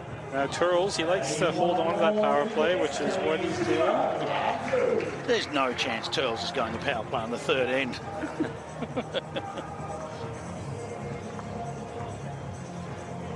Normally a pretty textbook spot. 2 down for Turnbull. It certainly is. He's played 9 power plays on the third end out of his 44. So he's done it a little bit, but and he's won 5 of those. Foster nails it again. Great shot. So you think about your power play, and then the opposition nails it like that, and you go, all right, I'm fairly happy. Fairly happy I didn't play it. Yes. Hindsight's a wonderful thing for a coach, mate. Yes, yes it is. Corey Wedlock with a reply. Certainly in the zone. How is the BPL experience from the coaching box this time, Ryan? Yeah, it's really good, except losing 11 or 12 sets on the last ball. No, we didn't play the best the first day, but we actually played really good the last few days. And on the TV ring, Carl ripped us out, front toucher, and Gary Kelly played it long. But we played pretty good, and we'll be all ready for the next one. Have you got the urge to get back out there on the mat, just watching on? We roll up with the junior BPLs last night, so that was my practice for playing Super Challenge tomorrow at Musgrave Hill. Corey Wedlock just on the outside of the jack, just nudged it, which actually makes it sit worse. But yeah, look, I was going to ask, following up on Liam's question there, the frustrations of coaching versus being a player of a BPL, it's a roller coaster of emotion. Yeah. But when you're on the sidelines, you can't actually do anything about it yourself. Yeah. Different feeling? Yeah, it's a bit more stressful probably on the sideline. Yeah. But no, it was a great experience, and really loved it. And thanks St. John's for the opportunity. Just rattle it or get it, you pick it. So I think Corey's going to go looking for this, just to try and land on it.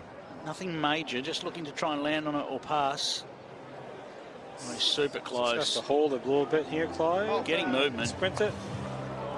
It's a great shot, opens it up. 3-ball singles now for TZ and Disco.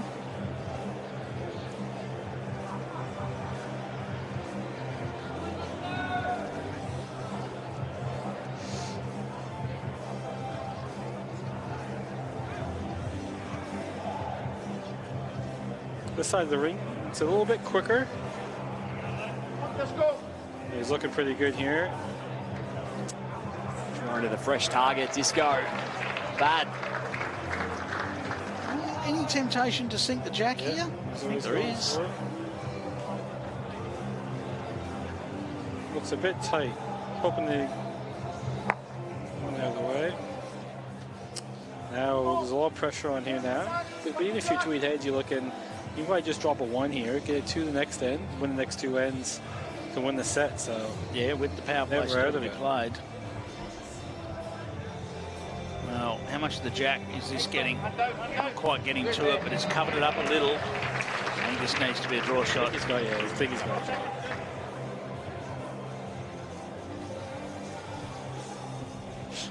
The subtle communication between these two.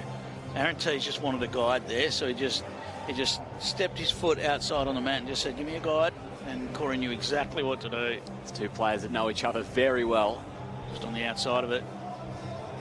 That's the only issue with playing that weight first bowl, is that Now he's got to come back to the draw shot, and he's just missed his weight slightly. If you make it, you have a chance of getting 3, but if you miss it, you have a chance of dropping 3, and that's the risk-reward that you have to think about. And you just know that this bowl is not going to be far away. Just doesn't want to add to the target. Now, this is where, do you reduce it? If you kill it, you get 1. I think he's going to be, get 2 balls out, dropping 2, it's not all bad. And if you somehow get the jack, you can score. There's a sneaky chance at all 4. There's a sneaky chance at all 4 through that split. Maybe a Clive Adams shot. Oh, you almost called it, Clive. Yeah. He gets the 1. That's a great shot there.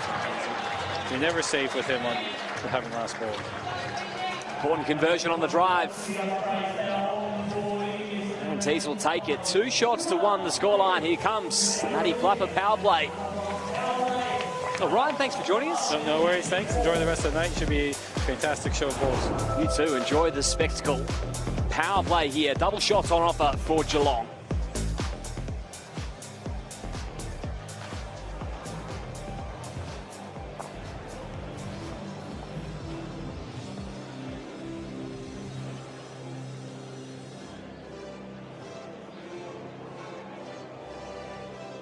Paul Foster's led very well so far.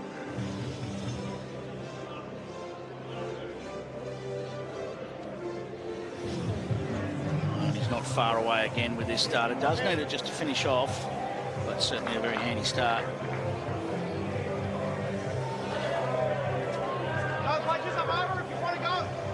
I think the invite here is for Corey Redlock to look for the jack. So they're going aggressive. The Ospreys, what's happening off the edge of this? Nothing.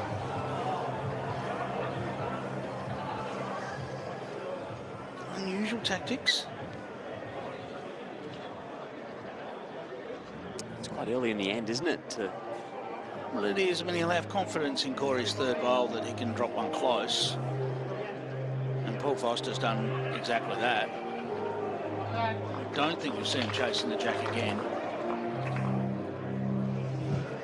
I am wrong. We will see him chasing the jack again. And he's very close to getting it. Just through the gap.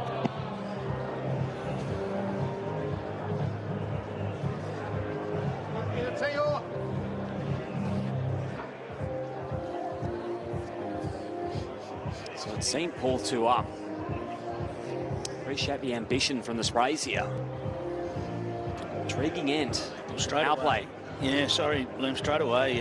Paul Foster's gone for the tee here, so he's gone for 2 on the 2 close to the jack and 1 at the back. And of course, the Ospreys don't have much around it at all. They do have 1 on the green, just at the back there. Must watch. Try that a second time, Clive. The Geelong Jets tonight. You won't miss a moment of your drink wise.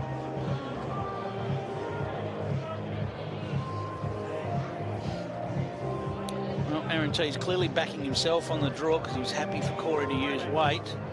Just needs this to finish off on this forehand side. Not quite going to run the journey.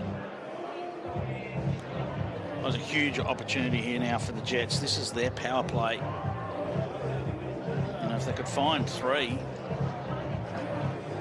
make the first set very tricky for the Ospreys. The Ospreys will have their power play to use in the last end.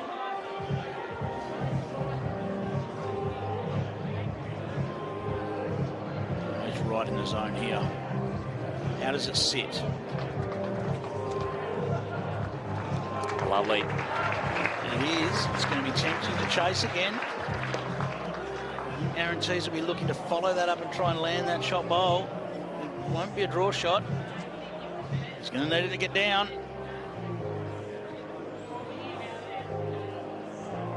Well, that is a mammoth result.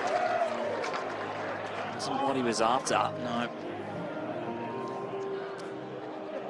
I suppose I'll have to take it if they're Tweed. I'll be pretty happy with that result. Aaron Wilson, can he mimic the result? And that's where you think, well, you got the edge, and you got the right result off those ones. Why can't I? He's probably used up all of his luck after yesterday, I think, Clive. Yeah, potentially. That was that one shot to take 3 ricochets. Well, it was 2 ricochets in the land. The land was what he was looking for. It was the 2 ricochets on the way through that perhaps he wasn't. Started about 2/3 of the way up the green as well. Yes. Remarkable shot.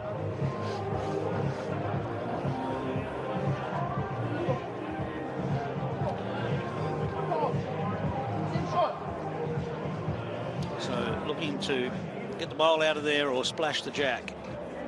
That's the option here for Aaron Wilson. He's watching it intently. He wants to get down. Disaster averted. It is. They'll be feeling a little bit stiff there, the Jets. On the end of some fortune for the Sprays. Disco wasn't far away. He liked that one. In the end, not the result. We are tied up 2 apiece. And surprise, surprise, it's a 5th end power play for Tweed. Yes.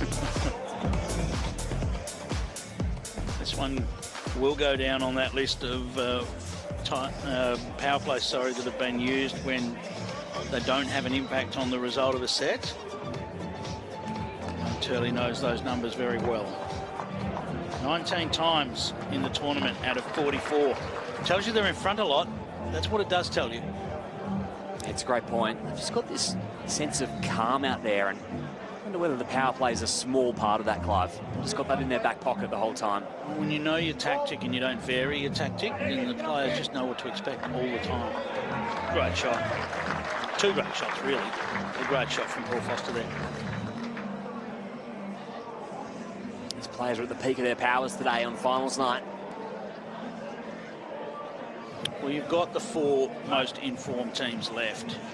There's no doubt about that. We talked about that at the start of this match. Between them, they were well clear of all of those teams that were chasing 5th position.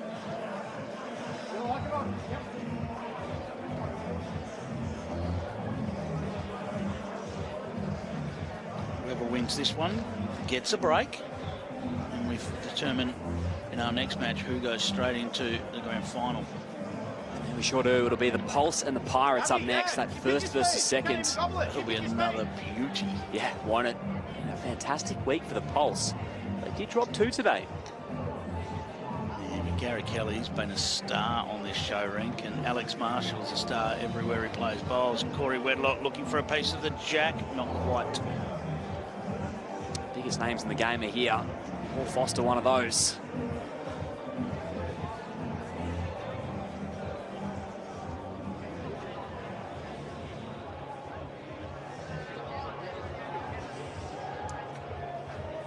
Once again, hunting around the back. Paul Foster just to try and find the spot. Looks like he's done fairly well with it. Doesn't need it to pull up. Just.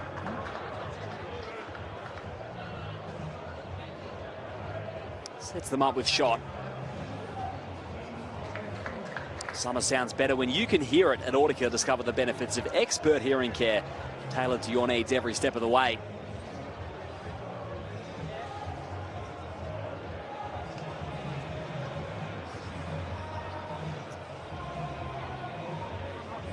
So, looking to turn this jack round the corner. Aaron Tees will make contact with the shot bowl, and he has got contact.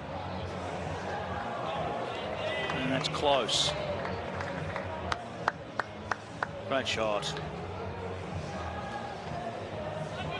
Well, yeah, look, who knows who's got it. Looks like the Jets might still have it, but that doesn't matter because now this is set up. Both of these skippers will not be far away from this inviting target.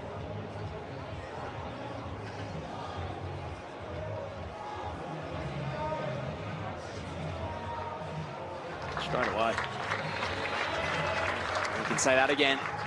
This is what happens when you just have those little frame targets where it just looks like you've got multiple chances. You know, the outside bowl wasn't really that useful for Aaron Wilson then, but it just makes it look so inviting to say, well, I can get off that outside bowl if I want to. Trails the jack beautifully. Teasey's hunting it as well. He's all over it.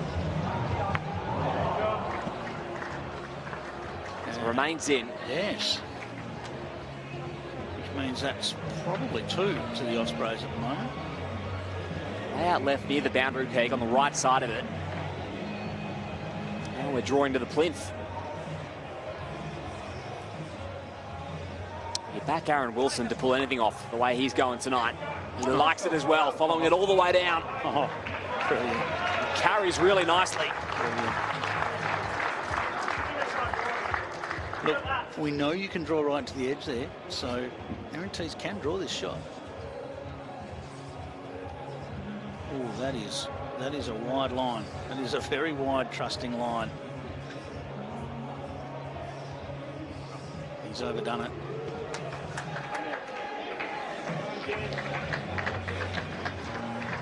Still one more for Disco. Yeah, he won't play it.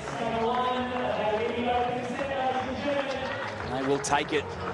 It's high quality action. 5 singles, Geelong win it, 3 shots to 2. Doesn't get much closer set than that. No. Just the 5 shots scored, but yeah, no chance Aaron Wilson was playing that last bowl. Not in this knockout format now. No need to have any more shots. They will take the 3-2 victory and they will run another first set to the Geelong Jets. Have a look at the best moments thanks to Host Plus. This was a really good old-fashioned duel, wasn't it, between some of the best? Yeah, that precise shot from Aaron Wilson where we thought maybe he would play the other hand, but he played the forehand, got the result.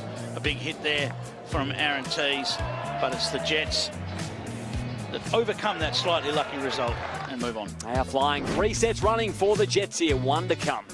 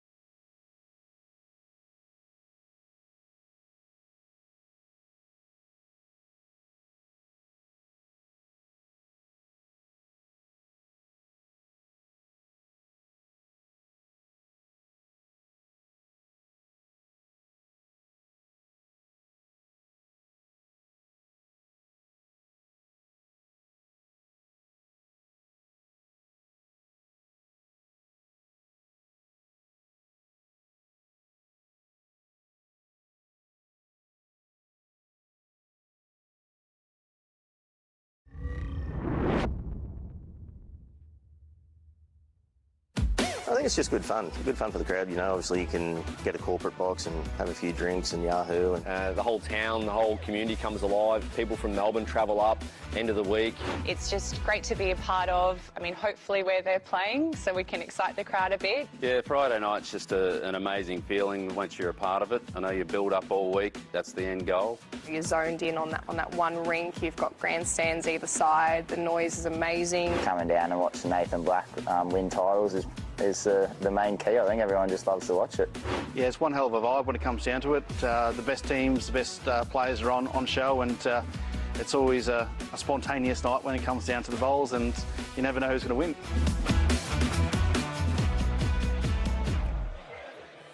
It is a load of fun here for BPL Finals Friday night. There is a great crowd in attendance already here, Clive. Yeah, Aaron Wilson talking about feeling the vibe on finals night. He is well and truly feeling the vibe on this finals night, that is for sure. Isn't he ever? He has been on point. They won the first elimination final. If you just joined us, the Jets to advance, and they found themselves in another do or die. They started off the right way. Substitutions in here. It's Jamie Lee Warsnop in for the Jets and Chloe Stewart for the Tweed Ospreys to start off the second set. We got the medal. Passing for a handy home for JL. And joining us in commentary here for this second set, Kelsey Cottrell from the Gold Coast Hawks. Welcome. Hello, this has been an exciting game to start. Certainly has. Well said. Aaron Wilson's in some sort of mood tonight. Yes, he was in a mood this morning as well, so I'm not surprised. It's continued on throughout the day. When he gets in these moods, he's really feeling the pace of the green and seeing the jack like a beach ball, eh? Well, earlier today it was the Junior BPL Cup, and Lindsay Clark is down there with the winners, the Tassie Tridents. Yes, I had to get around it because how cool, our BPL Junior Cup champions, the Tassie Tridents. First off, Miley, your second attempt, how cool is it to have that gold medal around your neck? Yes, it's a good experience, yeah, coming back and getting the win. For my last Junior BPL as well, it's been great. And Lockie, what about you? I hear you're a bit of the match winner. Tell us about the final. How did it happen? How did it unfold? Yeah, I guess I got away with it, but the first set we sort of struggled, and we come on the second set and pushed it to a tiebreaker and gave it our all and come away with it. So I heard you played a bomb with your last bowl to win the match. Is that what happened? I guess you could say that, yeah. So humble, very cool. What about coach? We've got Super Coach here. Didn't get a medal, so we're putting it out there to our Bowls Australia crew. The coach needs a medal. Amo, you must be so proud of your young chargers. Yeah, absolutely. Like, going into it, we weren't expecting too much, but after a couple games we got in the rhythm and it felt really good, yeah. Is it more stressful being a player or being a coach? It's definitely more stressful as a coach because you just want to be able to get out there and help them. You just got to sit back and let them do their own thing. So two medals for the coach. And what about you, Fletch? There's so much support for the Tassies. How cool to win it for everyone back home? Oh, it's just an amazing feeling, supporting it with all the support that we've had, and yeah, I was just happy to be here and happy to get the win. So, did you give your top team any tips? Yeah, I said they have to listen to Lockie for early how to win a tiebreaker. I love it. So exciting, and a huge congratulations to our Tassie Tridents Junior BPL champions. Well done. Congratulations. That'll be a proud moment for Tasmania. Juniors getting it done. That's a great moment, Kels. It was a great game to watch. I sat there having my lunch and just watching over the balcony, and it was really exciting. There's lots of nervous parents in the crowd as well. Great shot from Corey Wedlock there. He's taken over the skipper's reins here for the Ospreys, and yeah, don't you love the modesty as well? Oh, I know. He did play a bomb. Yeah, he did. He didn't have much room, and he got it in there. Yeah, he played a great shot. Disco. The Ospreys got a toucher. That is there for shot. And they didn't miss the Tridents on the tiebreaks either. Well, the Tridents ended up 3 from 8 on the tiebreak, so maybe they could take a little bit of advice. I think we all can. I think it's everyone's horror story, isn't it? All those the tiebreak losses. They're the ones that you think about at the end of the tournament. Most horror stories from the BPL either involve lost tiebreaks or Alex Marshall. Yeah, that's fair. Actually, mine's Aaron Wilson. Yeah, okay.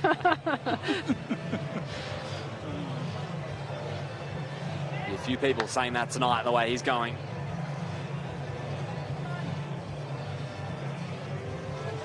Yeah, this has been a really great end here to start this second set. Jamie Lee came on and nailed it. Corey's managed to play a good one here, and then Disco, no doubts. Looks like he's holding one. That last one just didn't quite get down.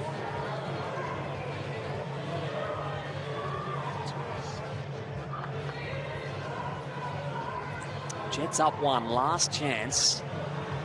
Corey Wedlock, who has moved into skip. Your contact? No. Dislodged the bowl. Jets again. Having a look at the second. One it is. Jamie Lee Warsnop confirms it. It is 4 of 6 and wins for Geelong. I feel like that first set was really crucial for Tweed. Really needed to get that one in the bag. I think Jamie Lee and Disco have been combining really, really well. So this is going to be a real tough ask for the Ospreys. But they're certainly capable, as we've seen numerous times. Yeah, it's one of those ones where the Ospreys are such a great combination, whereas the Jets feel like it's unfinished business for them from last time. They would have walked away from BPL 21 feeling like they deserved a title, and they didn't get it. So, who got it? The Mighty Hawks, of course. So a little bit of unfinished business for them, and Aaron Wilson, the way he's been playing, it certainly feels that way.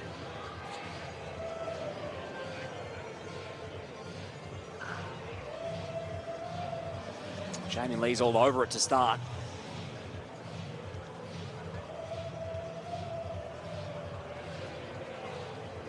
Certainly not a bad effort from Chloe right in the zone.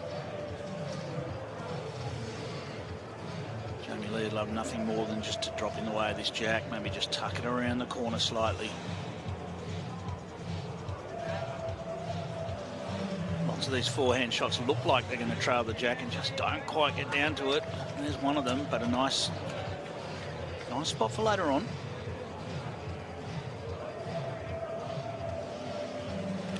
You're another of those teams that was right in the mix, Kels. It was an incredible final round where there's 4 teams all vying for that 5th spot. Yeah, and don't you worry, we were all watching each other.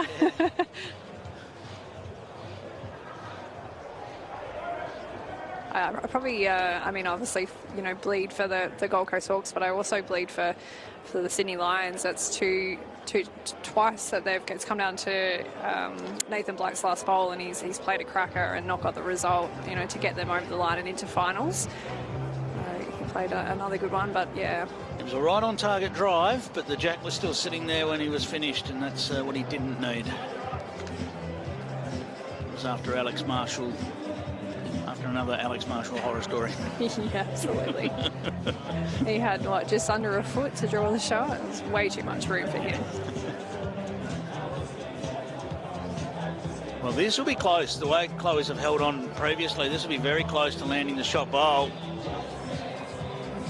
Certainly did. Whether she quite made shot or not, it's close. Looks like the Jets. Measure is the signal on the rink.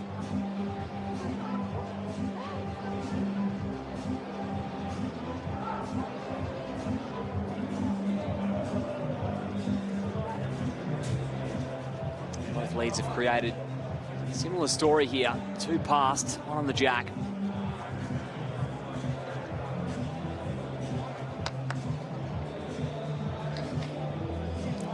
Right, nice little shot here for Corey Wedlock on the backhand, just looking to roll Chloe's onto the jack or sit the shot bowl or potential shot bowl. Is it going to hold? Not quite. That's another one sitting there waiting. It's interesting where we see Corey now skippering. You know, this Ospreys team, they've multiple ways they can come at you, isn't it? And you know, often we see Aaron Tees in the skipper's role, but we've seen Corey play big skipper's bowls in BPL finals and do it absolutely amazingly well. Yeah, he's very versatile. And he's been in great form. Line's better. He's close here. Still not quite going to hold on. Just eased off the weight slightly there. Found a little bit more turn. The Aussie team, we just went to Malaysia, and the very first game, it was a practice game, and I skipped against Corey Wedlock, and I just said to him in the roll-up, I said, oh, mate, you don't get to skip very often. Like, do you enjoy it? You know? And he goes, oh, yeah, sort of. Yeah, I mean, I do love leading. You're just really not fussed. You're just happy to play anywhere. So, but yeah, it was really interesting to see that even at an international level that they're giving him crack skipping. He's on it this time. What's he getting? Couple of edges. Frustrated, that's what he's getting. Another single through the Jets. 2 shots to 0. 7 singles in this match now. It shows the quality. Absolutely. I was sitting there with Nathan, and you know, we're trying to predict who's going to win, and you know, it's just one after one after one. No one was getting away. So it was a great first set, and it's shaping up to be another great second set here. Well, we probably need to just turn on record watch a little bit here. We have never ever had a 10-shot scored match at the BPL. In fact, we haven't had an 11.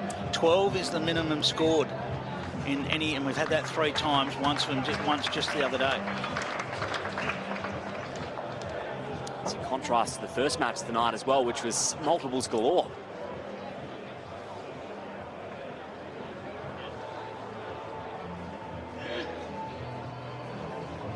Yes, out of the 9 ends completed in the previous match. Of course, we didn't need the last end of the second set. It was only 2 ones scored. Everything else was multiples. So, yeah, certainly a turnaround. probably tells you that, you know, you can't really afford to drop a number because getting that back is going to be nearly impossible.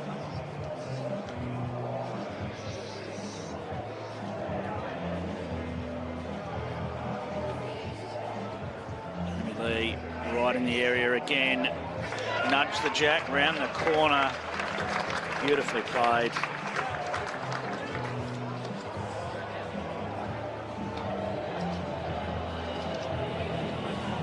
This would look terrible from the map for Chloe. Not much of a target, but just really important that she just tries to get another one as close as she can and fatten this target up for Corey. If she can make a little bit of contact, that wouldn't hurt either. Just underneath, gave it every chance. Another little catch-up.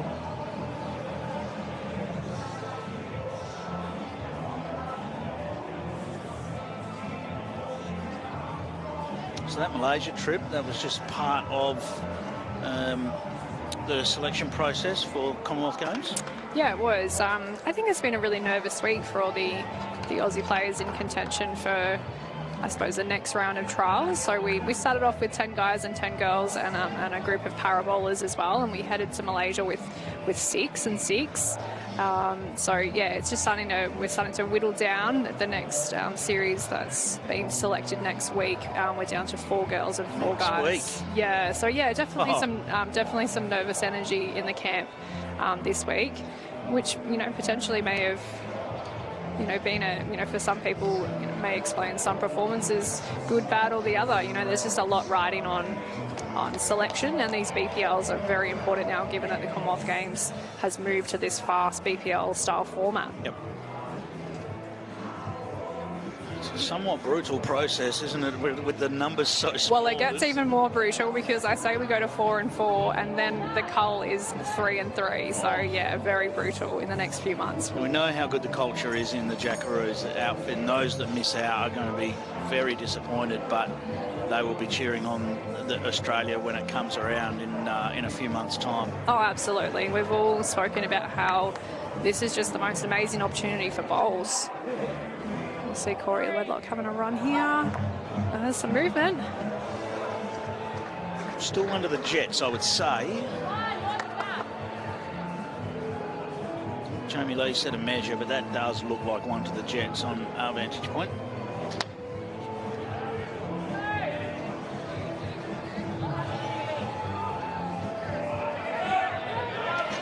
Great shot from Aaron Wilson. He just continues to come up with brilliance in this finals night. Yeah, so for some countries around the world, picking 3 players probably not necessarily a difficult task, but whittling down the quality that we've got in Australia, hugely difficult task.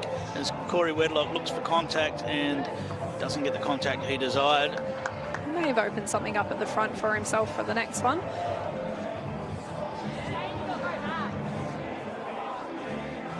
Yes, the joys of being a selector at the top level.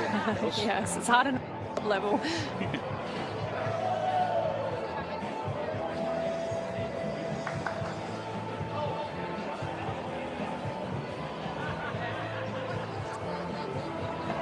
From Harrison, looking to remove the back bowl, and he's done it. Looking to take away any options for the Ospreys. Can we get a multiple? We haven't had one in the match. No, we haven't. I think our first. I feel like the only way Tweed are going to score a multiple if Corey can manage to get these 2 balls out clean without moving the jack, which is not going to be easy given the gap between the 2 of them. Here he goes. Wants bowls or jack. He's got the jack straight through. And guess what? Just the one. Sits down right next to it. Marvellous from Corey. Pinpoint, and Tweed take their first end of the second set. Have a look at this. Tracks the jack and keeps it with it as well. Trailing through to the drink, and a power play for Geelong. Power play does threaten one scored options. So for the sake of an all-ones game, it needs to be the Ospreys that win this end, because if the Jets get it, it spoils the run. Well, it's on their desired length. I've watched over a little bit today and seen Tweed play this mat back in short length. They're probably one of the only teams that have been doing this really minimum length end.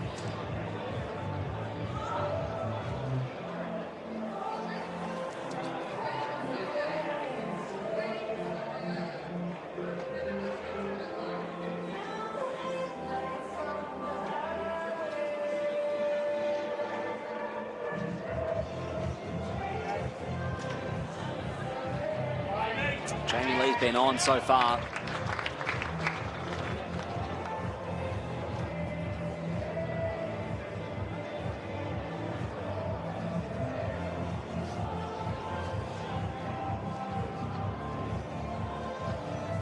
%, of their own choice has been tee to minimum for the Ospreys throughout the qualifying rounds, and they've had a 60% win rate when they've done it. And I feel like that has happened towards the back end of the tournament. I don't feel like that was their go-to early.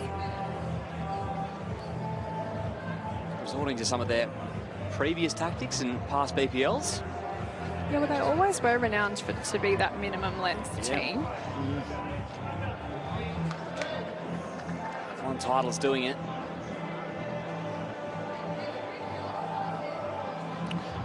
Coming into the tournament, Kels, is there any practice over?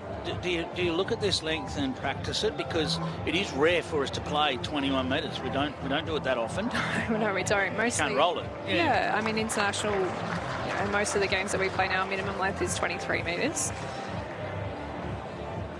So does that go into the preparation for a BPL? I think it would. For us, the players that just went to Malaysia, the 21 metre length end is not an option for the Commonwealth Games, so it wasn't what we played. So we spent a whole week playing all these other different lengths. Of course, you have to, internationally, 23 is the minimum, as you say. So. All right, well, opportunities for both teams here. The Jets are down one, but they won't be concerned about that with the way that's sitting. It's certainly inviting for Aaron Wilson. Corey's going to drop in there. What's he going to do? Well, he's almost put another brick in that wall of bowls across the line. I'd be very surprised if this survives one Aaron Wilson bowl. I just think he'll sit the shot bowl or trail the jack right here. Yeah, he's pretty close. Are you kidding? Right through the gap. A big one here for Corey. Just needs to change this up a bit.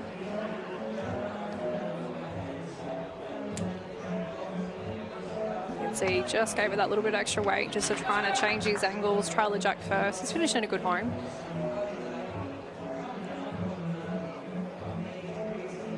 Okay, this looks similar. Yeah, just a touch more weight, I reckon, and it just held out. All right, well, only one left for the team. Currently 2 to the Ospreys. Is it Jets power play?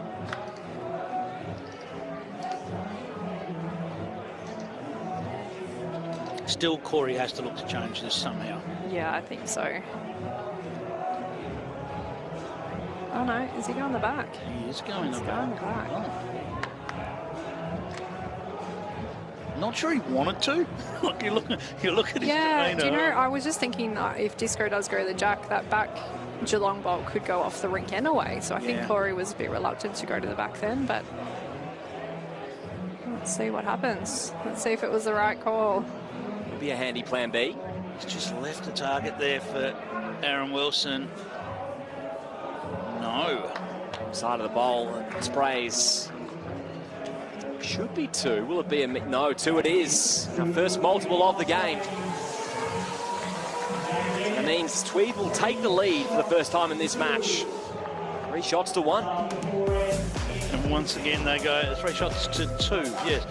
Once they go to the power play again, when they don't need it, but they need to win the end. 5th end power play for Wayne Turley. Okay, this is interesting. Looks like Aaron Tees is going to come on for this last end. They're going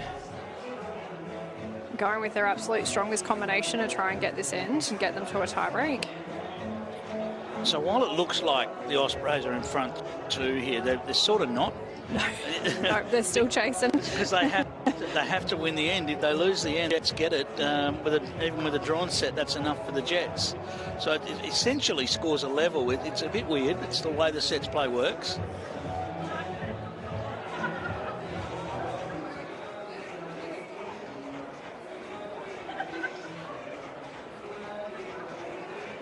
Still a chance, a large chance for the lowest scoring match in the BPL, which sounds a bit counterintuitive. It sounds bland and boring, but anything but. It showed the quality of it. Yeah, how tightly contested it's been. Yeah, no opportunity. There really hasn't been too many opportunities to score a number. It's all been nip and tuck. Is this one going to pull up for Aaron Tees? Still going a bit.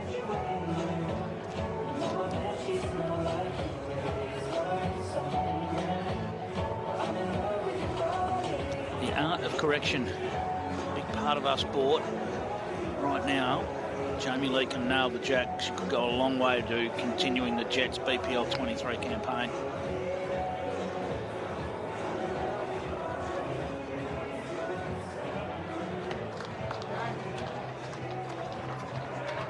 It's really handy.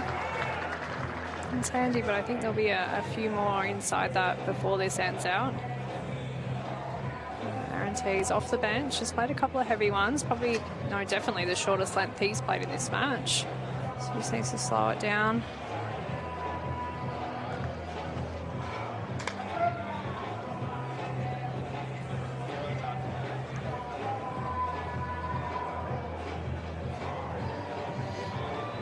So a change up from the first set for the Sprays. Is this an effort to get around the back from Jamie Lee?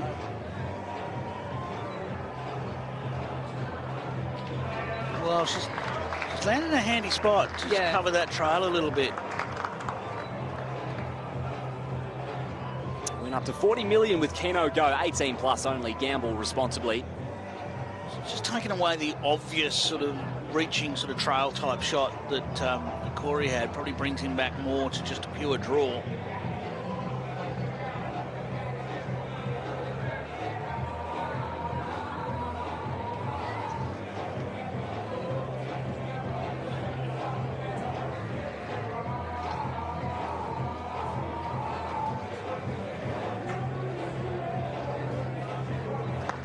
Go. That's the line.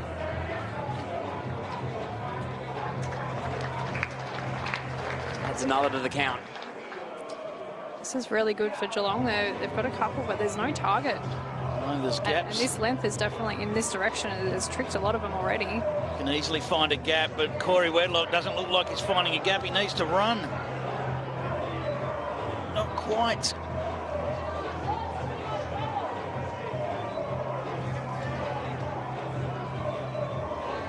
Ospreys win this end, we're off to a tiebreak. If the Jets win it, they're off to a prelim. So there's a bit of discussion here. Jamie's looking over to the coach just to get confirmation on what she should be calling here. I think it has to be. Oh, I thought it had to be back. Yeah, it had to be back, and I think Disco will definitely want to just nail this.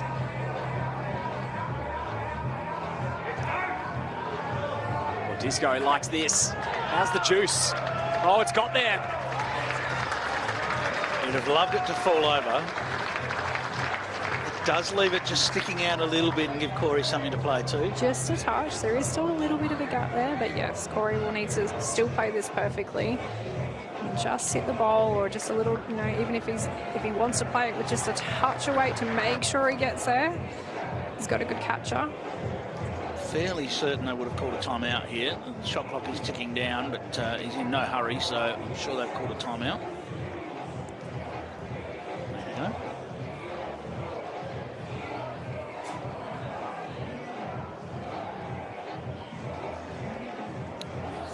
He's given it the line to give it a chance. I think he's pretty close.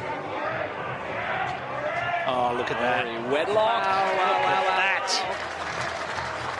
Snatched back. Now the tiebreak in the grasp of Aaron Wilson.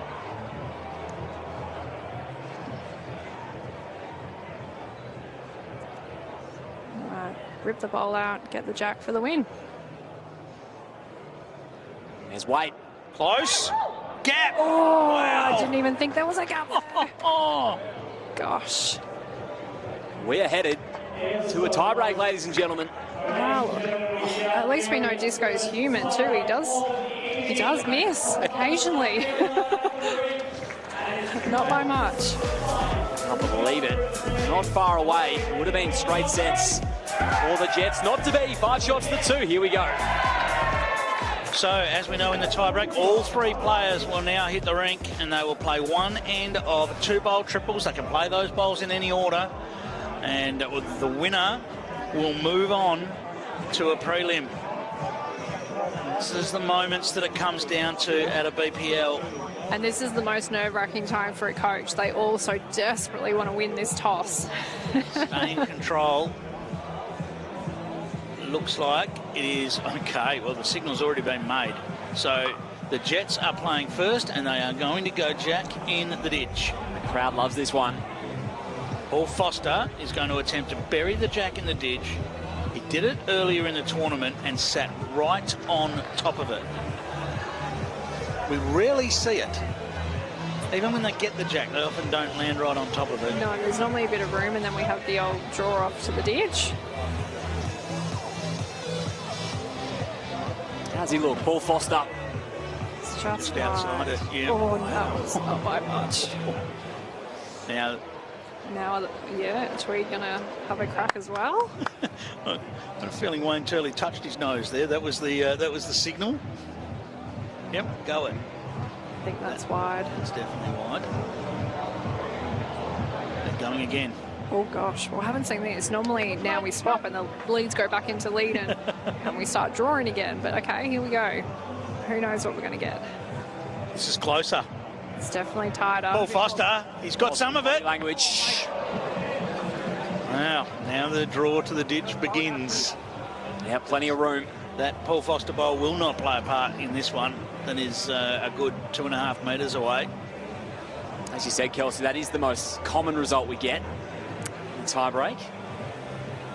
But it can be unbeatable if you pull it off.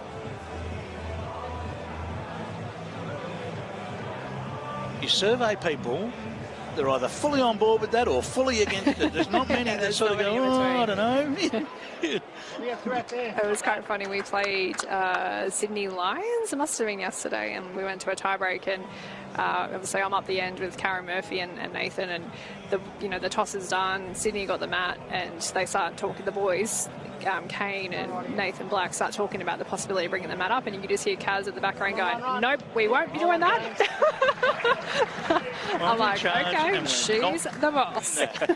That's leadership. Well, Jamie Lee has played a very good bowl there. It's enough now that there is something there to beat. Chloe find a way past her own. Needs to hold now. Needs to slow down. And that's a knock. Oh! Wow. That was so close. Corey almost had his hat off, and then it fell in. It fell in as he was taking his hat off. We're talking about a spot in the preliminary final here, and the bowl had almost stopped. It never actually stopped, but wow. Sat on the lid for 2 or 3 seconds, it felt like. Corey Wedlock can see the funny side. Might help, a little nudge. Will it pull up? Same result. Oh, no, that's... Oh, gosh. The crowd are loving this. They're on the edge of their seats as the bowls are getting to the edge of the green. This one's going too quick. So that will find the ditch. A little bit of a chat between the two Aarons as we cross over. Who's going to be the hero? Feels like one of these 4 bowls is going to be the winning bowl. It feels like it's going to take that. Yeah, I think they're going to get closer than Jamie's bowl currently holding shot. It's not quite going to get there. It's going to be a bit of a nuisance, though.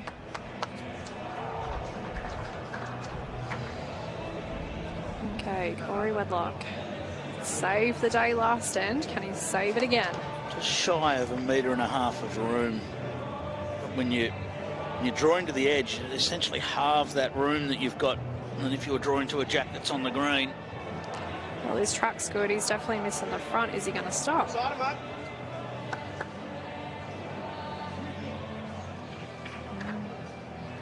One bowl each. Jets up. Aaron Wilson is striding after this. Does he get round? Nope.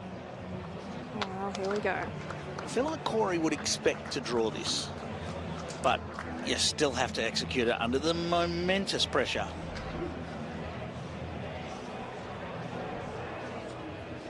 A tournament on the line here. Okay, the track definitely looks good. He They're needs just it going to beg it to stop. He needs it to They're stop. begging it to stop. It's close. It's close, and it's gone. Fantastic effort from Corey Wedlock. Just dropped in. And the Jets will advance. Intriguing tiebreak. Geelong march on. They are into the final three. They'll take on the loser of our next game, the Pulse and the Pirates. Another highly entertaining match, Kelsey. Yeah, that was an absolute cracker. Just some great bowls played, but I think more so just the drawing. We didn't see a lot of flashiness. It was just consistent, good draw of bowls, plenty of bowls in the head, no opportunities for numbers. And then, yeah, just a great, well, obviously a great last bowl by Paul Foster there to get that jack in the ditch. And then Jamie Lee, her bowl ended up being close enough. Yeah, and Corey with a fantastic effort there with his last. He played so well throughout the match. He would have felt confident, and he just dropped in. So a fantastic tight forward encounter. Here's Paul Foster, the victorious Geelong Jets with Linz. Thank you, Liam. A very happy Paul Foster. The journey continues for the Jets. Yeah, what a marvellous match that was. To be honest, I thought Corey was drawn up with his last ball, but just kept trickling on and on and on, and lucky for us, we won the match. So yeah, it was a great match. There was a lot of momentum behind the Jets. You now have a session off. What's the plan in this one? Yeah, we'll just relax and watch the next game and just see how that goes. But obviously, we'll just keep doing what we're doing and just really enjoying it, Lenny, to be honest. Nice. Well, it looks that way as well. All the best. Enjoy your little break, and we'll see you out here again soon. Thank you very much. Thanks, Paul. Well done to the Jets. There is plenty of happy Jets fans in the house that have made the trip up as well from Geelong. Match highlights thanks to Host Plus. Yeah, let's have a look, because there were so many intricate shots played in that match, as you alluded to. Kels, just great shots and great precision shots throughout the match. Yeah, it was. I think just, Geelong just managed to get to that jack first. I feel like they just, when there was an opportunity and the jack was open, a couple of times there, even in that first set when I was watching from the sideline, and Aaron Wilson just managed to get there. He always got there first, right on top of it. Massive moment for the Jets. Came down to the final bowl from Corey Wedlock, drawing to them, just fell in. Bit of drama down the stretch. Coming up next, the Melbourne Pulse, top of the table, taking on second place Moreton Bay for a spot in the decider. Kelsey Cottrell, thanks very much for joining us. Thank you.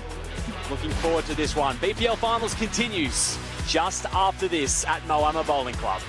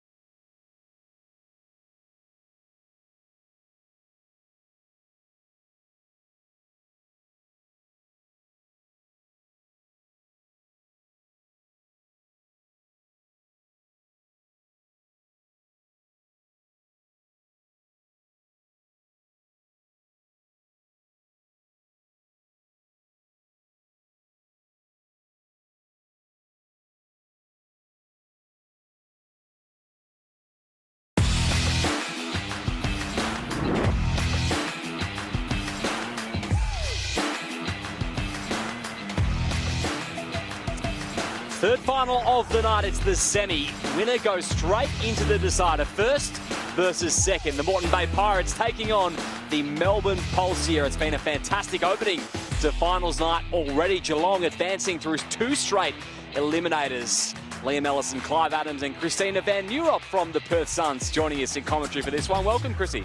Hey guys, an exciting finals night. Can't wait to see this game against teams number 1 and 2.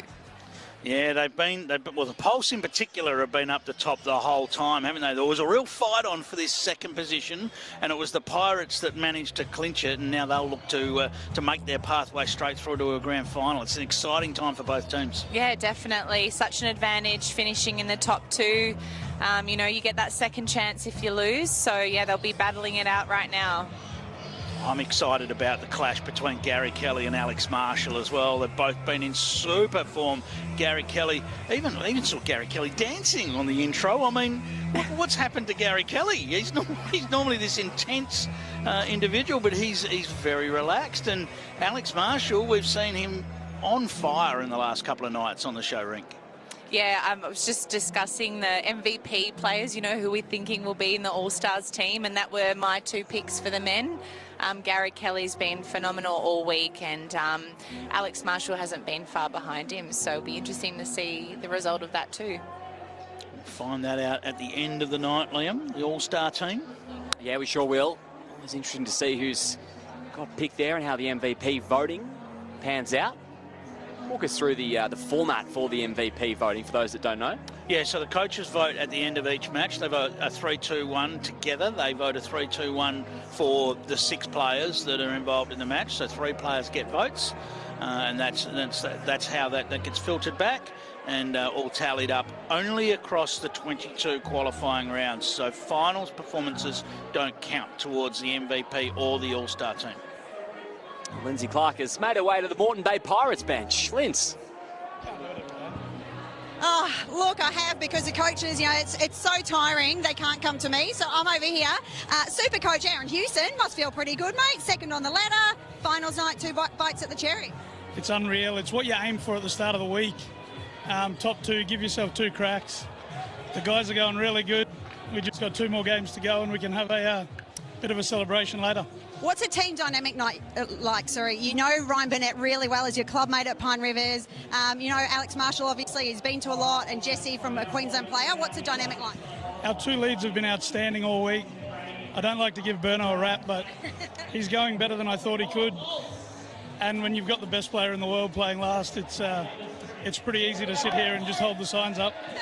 You're one of the very few teams that have kept the same combinations the whole way through, haven't changed at all. Do you reckon that's a recipe to success? It could be. Tat told us on the first day he doesn't like sitting down, stiffens up being a bit older. So we just keep him out there, keep him flowing and watch what he can do. Well, he's been in fine form. I'll let you go relax or stress out, whatever it is. Good luck to you and the Pirates. Cheers, thank you very much. Thanks. Great to hear from Aaron Hewson there. Taddy Marshall skipped for 219 ends this BPL. He's one of the characters, is Aaron Hewson, there's no doubt about it. He's been around the scene for a long time, as still being a fairly young bloke, but he's been around the scene for a long time. He's always been good value, so that came through loud and clear in that interview, didn't it? Yeah, it sure did. Plenty of supporting Pirates here, making their own Pirates Cove away from home. Rocking the maroon cheer on their side. They had an important victory last night on the TV rink.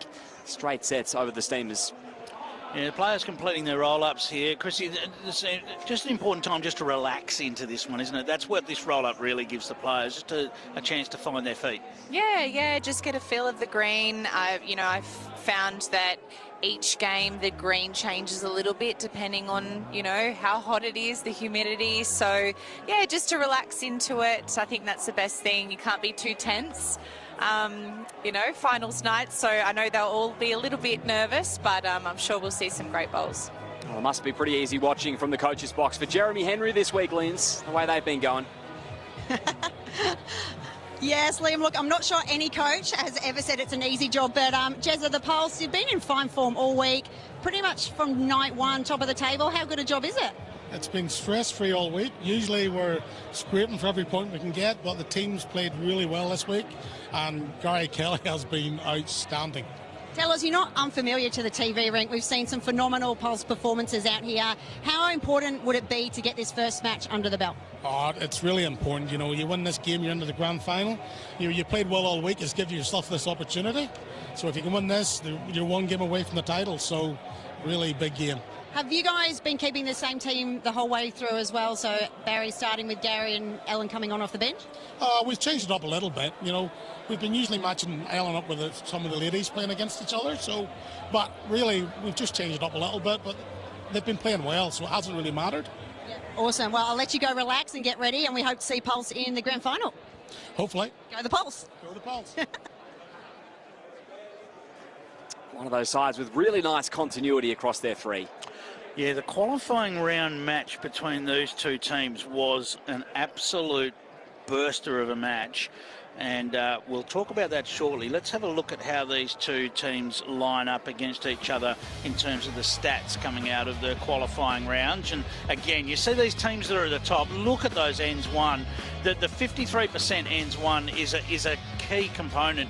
And you know, we've seen other teams that are a little further down on those 80 and 90 ends one. So 118 to 113, we can see why both of these teams have been right up near the top of the table, and those impressive set results. There's nothing in this really. Perhaps a little bit of an advantage to the Pirates on power plays, and the Pulse will want to fix up that 36% defence on power plays, because that's the one that could cost them the match if you drop a big number on a power play. This match in the qualifying rounds came down to some Alex Marshall brilliance. There was two Pulse bowls sitting on the edge of the ditch, and he played one of the best bowls you will ever see to land them, and land right on the edge of the green, Chrissy. I saw that myself, and I know you can re-watch it on our Bowls Australia YouTube page. So, yeah, brilliant shot, great weight control, as always, by Alex Marshall. And that went to a tiebreak, and then Alex Marshall drew to the edge of the ditch again to win the tiebreak. Yeah, not surprising. No. All right, Jessica Tell getting us underway. Ellen Fife will be her opponent in the lead spot. And as expected, Alex Marshall and Gary Kelly in control at the other end. First, second, semi-final underway. Yes. Ultimate reward for one of these teams straight away. The other one's going to have to fight for it. Yes, they'll get a second chance to face the Jets. The final place in the grand final. I can't imagine either team's keen to face the Jets with the way Aaron Wilson's going at the moment, so... Yeah, he is in top shape, as he has been all week. So all the more important for the team that can win this one and steer clear of that perhaps until the final. Jessie looking to get to the jack here. She will get a little piece of it. Hill starting off well there.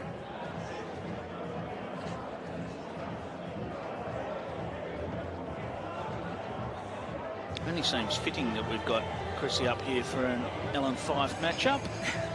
Yeah, she seems to commentate my games as well. Team shot.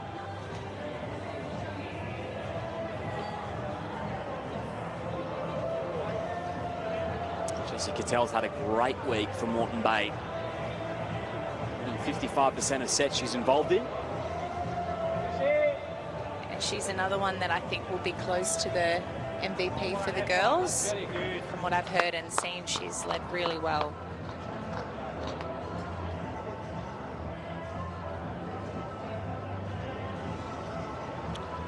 Yeah, no surprise. We know the quality of Jessie and her singles play over the years as well. Just crashing for Els. I think it's probably still 1-2 Pulse as we change over, but it is close. We did get a signal there. I didn't quite catch it, so...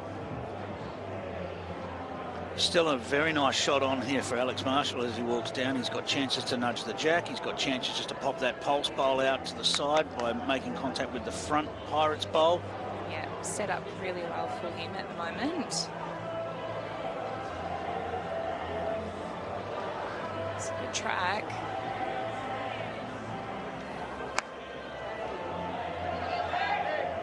Alex Marshall just passing through the gap. Wow. home though. Great spot for his next one. But Gary really looking to get another win in there or match those back ones.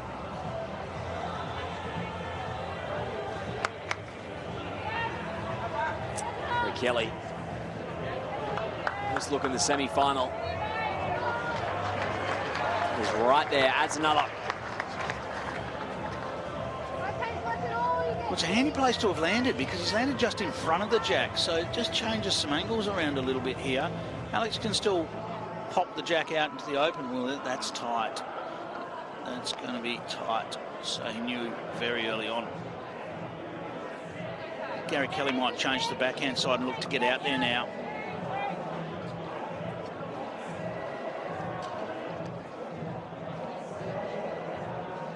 Ellen providing the target.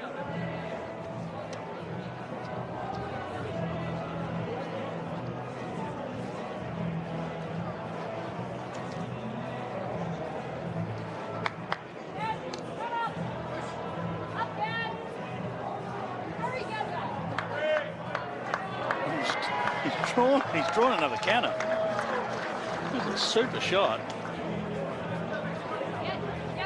He's 3, however, Alex Marshall here's got an opportunity to get Gary's bowl onto the jack, make a few, even pump his own front one through the shot bowls.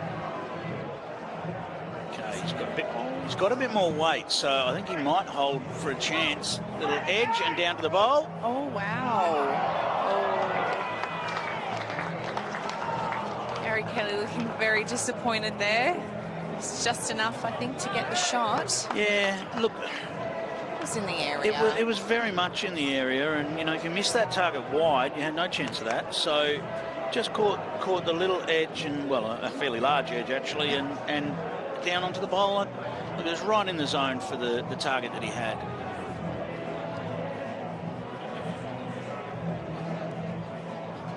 Big weight. Oh, it's enough. That'll do it. Any contact on the front there was going to make something happen. It's that security of having the tee.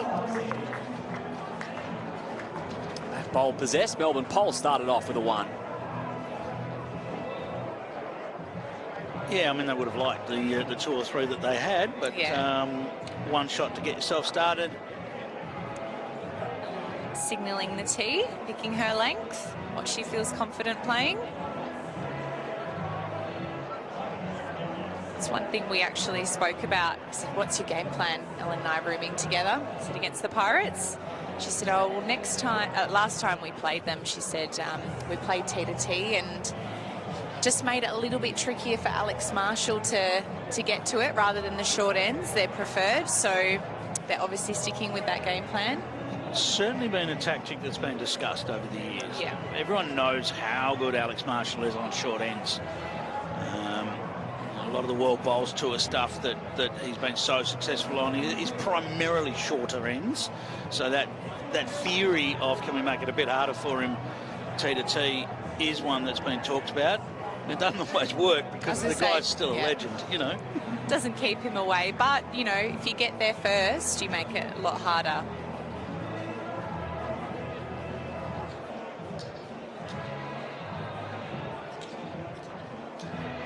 Ellen looking to get right to the jack here, and has done. Fantastic shot. 2 great bowls. Not giving away too much to say what your go-to length is when you play pairs together. Chrissy, do you have a go-to length? It changes. Yeah, we can be quite versatile. Depends what surface. You know, when we were in England playing on the slow greens, we actually opted for the tee to tee. Does it depend who's skipping as well? Because sometimes you skipper and sometimes else. Yeah, I think it definitely changes. We don't have a go-to, but we always have a plan. We always make sure we, you know, have one certain length that we play first, and then option 2 if it doesn't work, option 3. So it's important to have somewhat of a game plan. Ellen's right here in the area again. It's nicely done. It's it up a bit.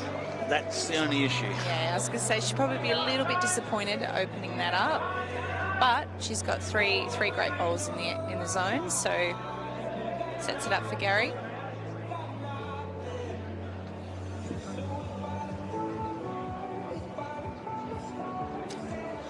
Jessie with permission to reach here. And to get through this, sit the bowls, trail the jack, give one of them out, just on the outside of it.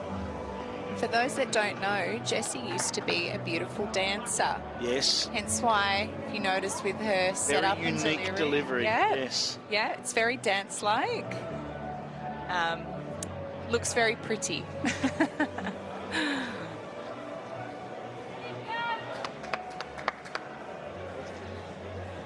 How would you describe your own delivery then?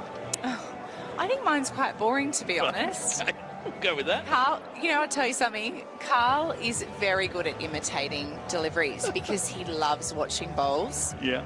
We'll watch, you know, YouTube videos of bowls, and he was doing it the other night, and he said, I can't actually imitate yours because it's so basic.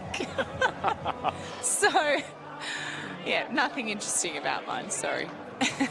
Back of the rink, owned by Gary Kelly there. So Alex Marshall won't look to overdo the weight here. He'll just look to nestle into these, I think.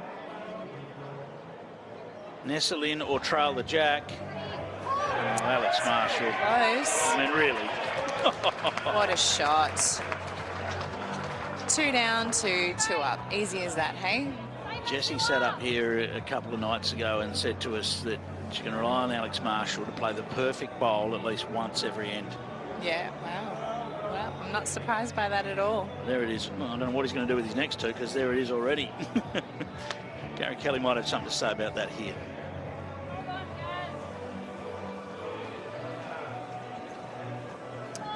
Coming under. Pirates still 2 up. Alex Marshall really looking to consolidate this, get to the jack first, take that opportunity away from Gary Kelly. Switch to the backhand to do so.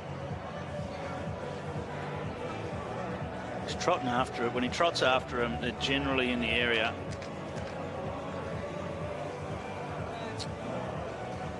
Just a bit quick. I think there was a feeling of get past the jack to just cover that little bit of trail. Don't think Gary will be short this time. He's given this one a chance.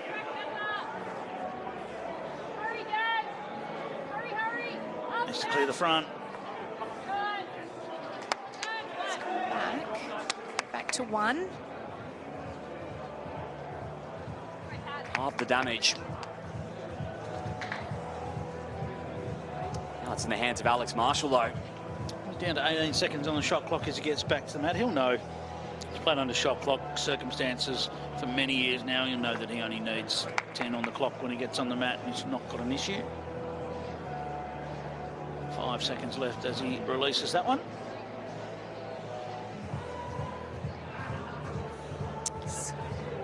Might be a little bit tight. I can see Alex signalling it's a little bit narrow.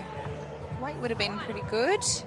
It's 1 to the Pirates, so 1 all after 2 ends. All tied up. We've seen this before. We sure have. Previous match was nearly all ones until right at the end, so maybe we're going down that line again.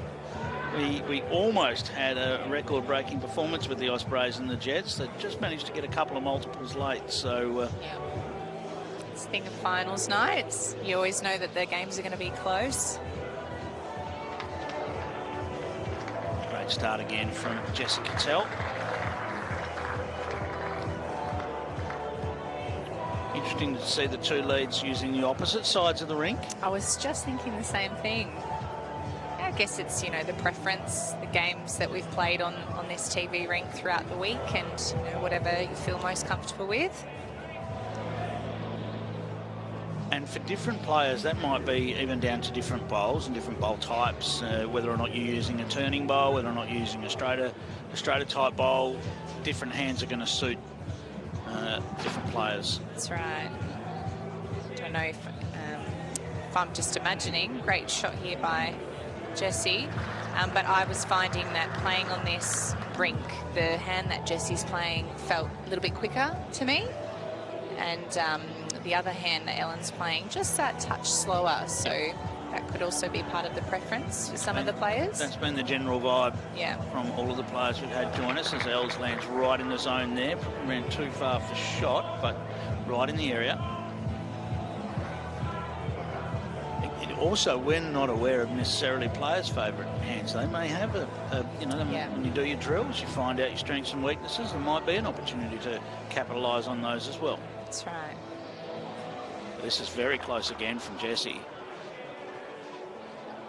Might just skim the outside of the jack. Great position. You're not going to get any complaints from Alex Marshall when you play 3 bowls like that. No, not at all. No short bowls. That's number 1 rule, I guess, for a lead. And she's got 3 in the zone there. I think Els is finding the gap. Ooh. Also, the 2 backies that can be dangerous for the opposition when Gary Kelly's got a bowl in his hand. He can destroy and destroy frequently. Doesn't miss a lot.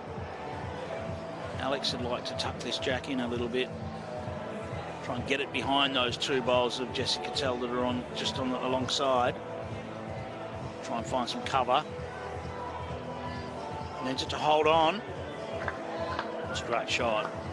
That's enough. That is the shot. Still just short enough that Gary might not feel like he wants to whack that. If it had rolled any further, I think we would have seen big weight from Gary Kelly, and we may still. I think I'll back him to draw this. Just got to beat Ellen's side one. Be very close. Alex's bowl stopped just short enough that an edge off it maybe doesn't get anything else, and that's why he's elected for the draw. Plus, he's been playing those draw shots fantastically well all week. Needs it to get down. Not going to. Now, this is, what do you play? Do you put one past, or do you try and tuck the jack away? I'm going to the back. Yeah. I'm going to the back every time against Gary Kelly. Smart thinking. Hard to get one there when you need it. It's much easier to get one there when you sort of don't. That's right. Yeah, exactly.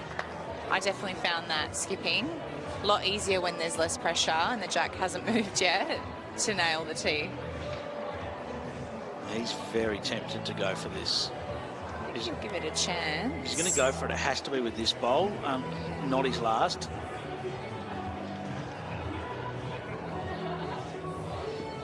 Well, that is big weight from Gary. It certainly Well, is. good shot. He's made one. Wow. Unloaded the cannonball. Absolutely. He's never shy, that is for sure. Don't think that'll change Alex's approach. I think he'll just be on the draw looking to nudge that jack towards Jesse's second shot. Of course, he can still land the pulse bowl as well. He is chasing it again, Clive, as you said. He chases the ones he likes. It's normally a good guide, Chrissy. It's pretty close. What's he got? Oh, what a shot. I think he knew that one straight out the hands. When he gets that little trot. Yeah. Gary having to be quite precise with this one. Try and move the jack back to their 2 bowls. This is a tough shot. He'd be happy if he gets one of them out here, I think. He's going to be trundling through there. Oh, goodness. How that did not grab the jack, I'm not sure. Oh. Gee, gave it every chance. Gary Kelly. It's 2 from it. Power play is activated. Chrissy, thank you very much for joining us. Thanks for having me, guys. Enjoy the rest of the finals night. It's going to be a ripper. Gee, that was some finish to that ends. So 3 shots to 1 favouring Moreton Bay and a pulse power play.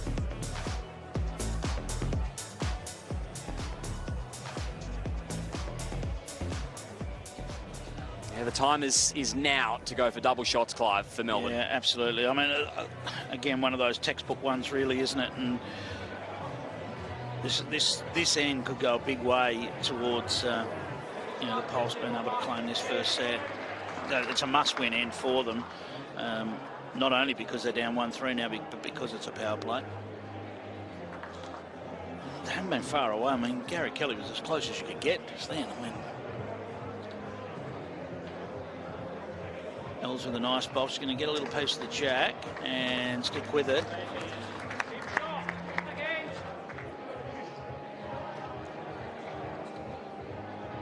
What a week Ellen's had as well. We heard from Chrissy about how she's gone. I mean, the numbers don't lie when it comes to what Ellen Fyfe has produced.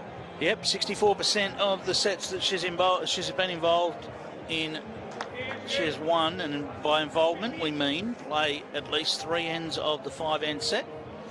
If a player does that, we credit the result. A little bit like a baseball pitcher that, you know, pitches so many innings and gets credited with the result. We're doing that now as well, and we do the same with the combinations. And the Ellen Fyfe combination has been that 64% winning margin. So fairly straightforward combinations that the team has used. For the most part, it's been Gary Kelly skippering and Barry and Ellen alternating in the lead position. A couple of ends where Ellen and Barry have been on the ring together, perhaps when sets have been over, things like that is probably when that's happened. Jessie Cattell, don't know if she's quite going to have the journey. The line was perfect. Both in the All-Star conversation, Jessie and Ellen.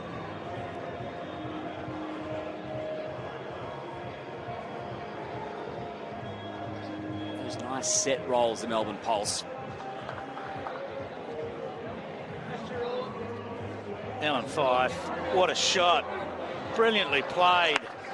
That is sensational. Just turns Jessie Cattell's bowl off the back of the jack and sits for a couple. Alex Marshall still with an opportunity there to pump the Pulse bowl up onto the jack as he heads down to play his first bowl of this end.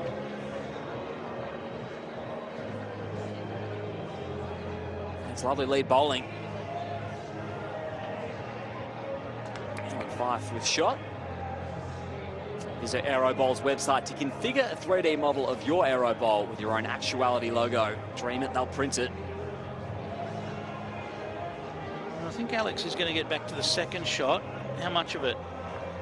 Well, he's done enough to push that out, so just the one to the Pulse at the moment. Of course, if it stays that way, we will still double it. So sitting with effectively 2.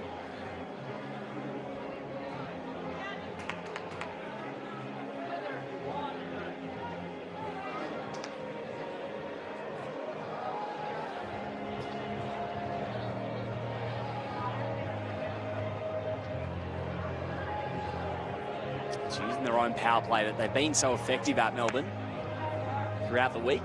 Gary Kelly's very close to drawing another here. I think he's going to just draw around to the back of the jack. Oh, that is brilliant stuff. We've seen him produce that all week. Tucked away nicely as well. Well, it is. It does give Alex a little bit more certainty as to where the jack's going now. If he does get onto that Pulse bowl at the front, the jack will pop out to the Pirates. That's what he'll be looking for, just a metre away. He's got a little bit more than a metre on it. But the most important thing is for him to get contact. He's just under. Wow. Places his target in the end.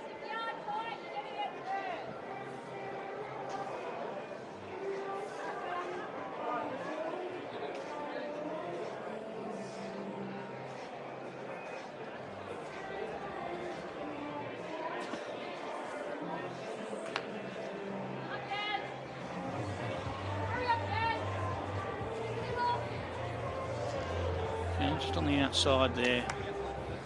Don't think the jack can bounce out that far sideways.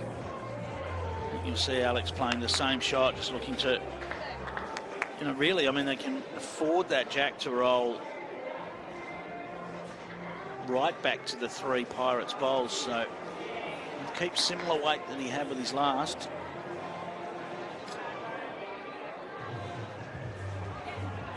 Oh, he's going to need just to hold on. He's going to want to get away.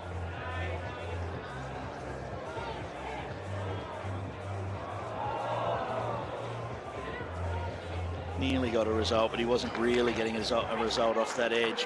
What he has done is given Gary Kelly now a very nice reference point to draw another. He hasn't really made it any more difficult for Gary to draw, but he has given him a bowl there that he can land on.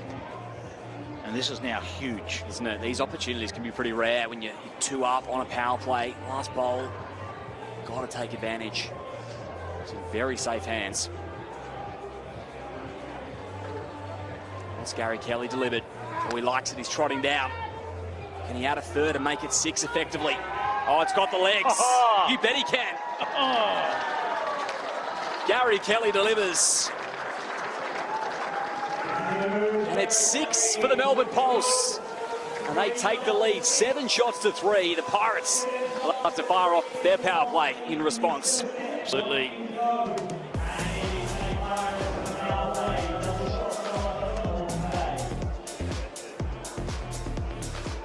It's our biggest count we've seen of the night so far.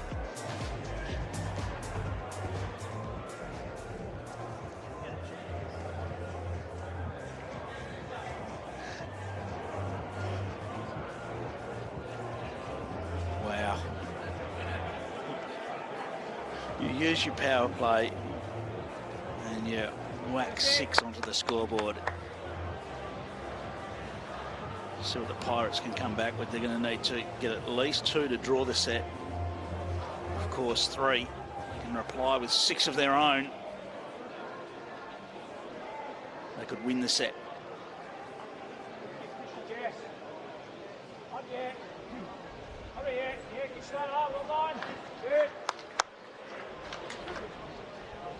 Give yourself 2 there. Handy home on the first for Ellen. They've got the tee. Yeah, both players will be reasonably happy with their opening bowls there. One on the tee, one's got shot.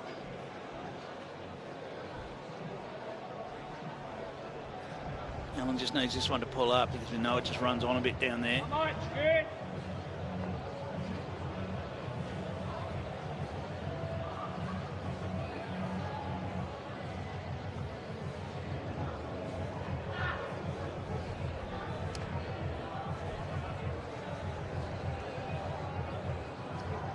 Well, Jesse right in the area again here. Oh, this is very well played. And it's 2 good bowls. Pirates need at least 2 to draw the set. You look at that scoreboard and see 7-3, you think how can 2 be enough? But that PP sitting under the 3 is the key.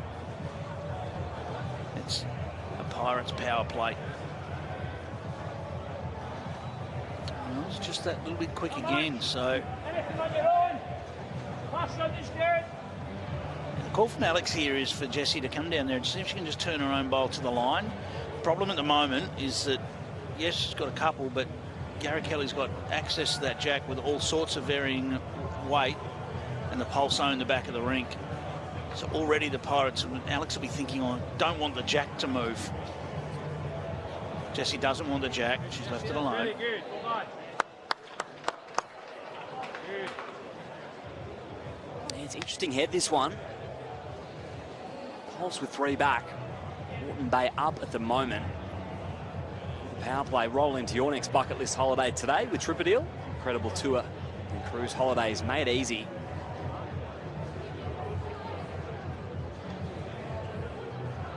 Never been on a cruise, but I have looked at them. What about yourself? I'm yet to tick that off. So many great list as well. stories of people that go on cruises. They love them. Yeah, absolutely. You have people that swear by them. Check it out, I think. Definitely. Now, what's Gary Kelly done here? He's drawn the shot, is what he's done. And that was the issue. There was just so many ways in there. He could either draw it or he could look to trail the jack into the ditch. He had too many choices, and now Alex Marshall has to execute this without touching the jack.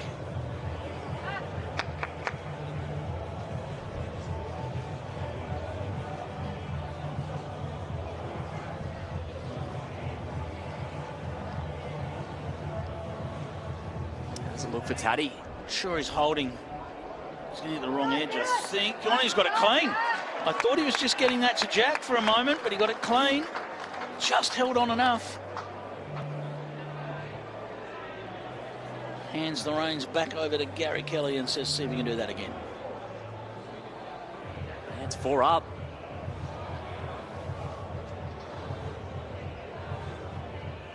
Are they looking at moving the jack at some stage, Clive?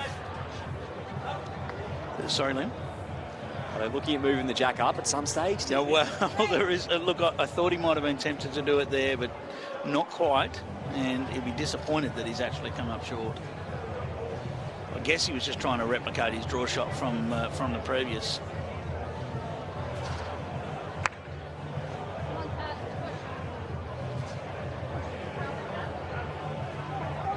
Oh, that's very well played from Alex, and just hides in behind the front there. Doesn't really build a target. I think there'll be a searcher here. This is huge. I mean, the Pirates are currently holding tons.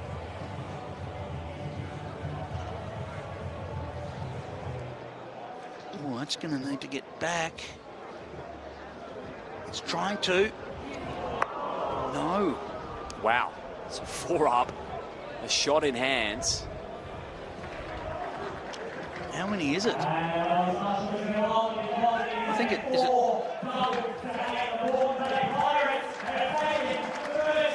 Four doubles to 8. They bang 8 onto the scoreboard, and they make it an 11-7 set win. The power plays, how much of a contribution did they make there? Right there. It's huge. It was 3-1 without any power plays played. And then boom. Massive. 4 down coming into the final end with double shots, and they take advantage. Pirates grab it. That's a fair bounty. Yeah, look, Gary had to put it out to a line where he was hoping it would come back, and he just fed it out a bowl too wide. Anything on the inside of where Gary was there, and you would have got some contact and perhaps repaired the damage. But the Pirates make the first move into the grand final by grabbing that first set, and let's have a look at how they've done it, thanks to Host Plus. Alex Marshall played a big part. As we said, those first 3 ends were really quite nip and tuck, and it was just bowl for bowl.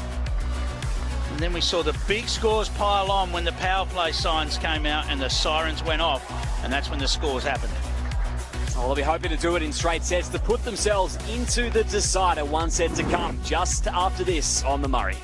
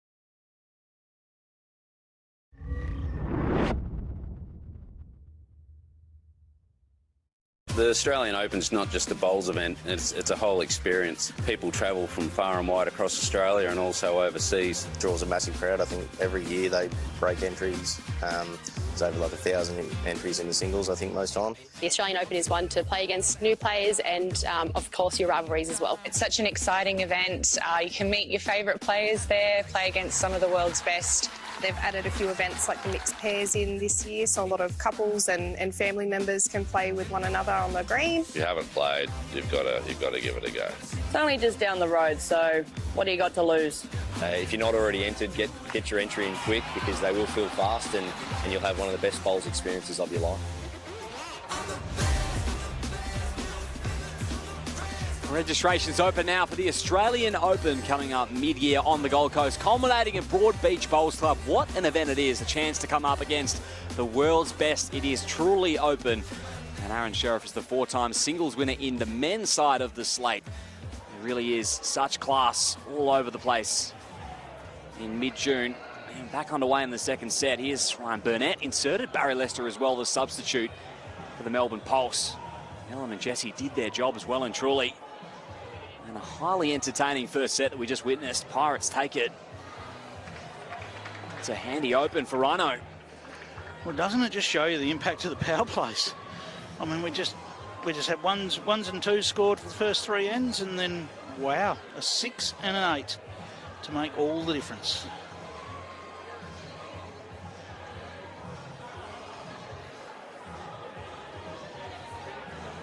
Lindsay Clark's out and about as she has been all week, seeing what's what around Moama Bowling Club, and she's found some Pirates doppelgangers over there, Linz. They are Pirates lookalikes, but they're also the BPL Junior Cup team for the Moreton Bay Pirates. Jacob, who are you taking off today, mate? I'm Baby Burno tonight. For anyone back at home, that's Ryan Burnett, his little brother. Pretty cool hairdo, mate. You hopefully play like him one day. I hope so. He's a great bowler. Idol. Tell us about the team. Have they helped you out through the Junior BPL Cup this week? What's it been like to be alongside him? Yeah, it's been great. On their games off, they've watched us, helped us, give us tips. We had a dinner the other night and they just gave us a bunch of tips and it was great. Oh, I love that. One of the best things about the Junior BPL. Logan, what about you, mate? You've got the mullet. Is that after coach? Yeah, that's Huey. Huey, tell us about the BPL Cup this week. Have you had a bit of fun? Wasn't yours to win, but what's it like to be out here alongside the other juniors? It's great. You get to catch up with a bunch of friends you haven't seen in a while, and it's great to be alongside with a bunch of good players. Awesome, and we got young Benny at the end. I'll just shuffle along. Benny, what's the experience been like for you, mate? It's been sensational. It's been great, getting out, meeting everyone, at that level, it's great.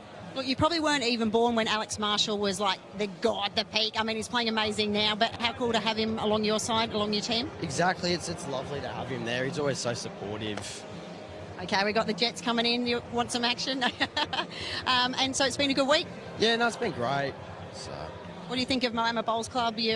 Pine Rivers is pretty cool, but trying to do the best down here, it looks pretty good. It's a fantastic setup. So, having the rink here and all the other greens, it's lovely to have. Is one of your dreams one day to be out there? Hopefully. Hopefully, sounds good. You heard it here first. And you're Huey as well, Coach. Yeah, Coach Huey. A lot of support here, a lot of love for the Pirates, and we hope to see them in the final. Yeah, love the Pirates. Go the Pirates.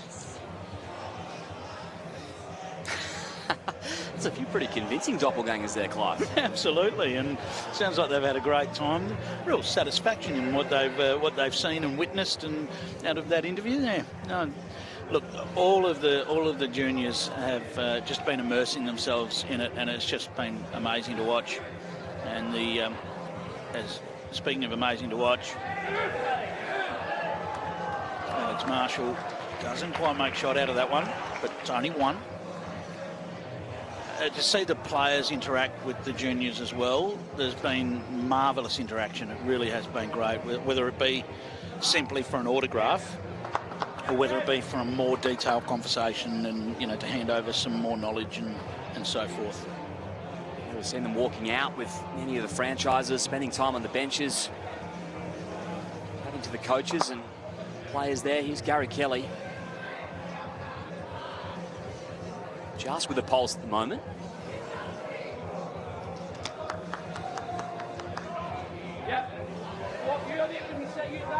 So Alex will look for exactly the same bowl as his last and just fall off his own for shot. He's going to need to hold on slightly.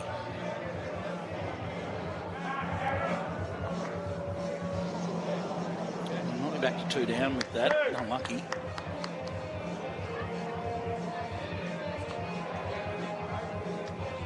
Going to get mine. What? Eddie up. Two down. Harry Lester, communication from the head end.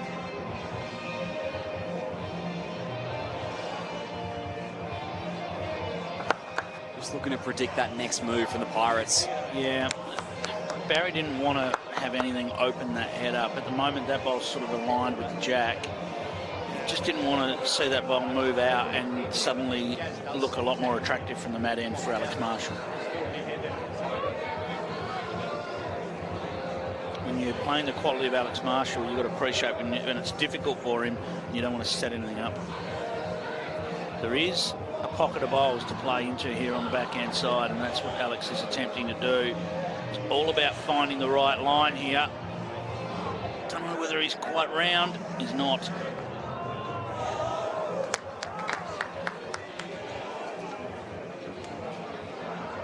Is there a path to adding a third here, Clive? Well, there is. It's going to have to be a careful one. Very delicate.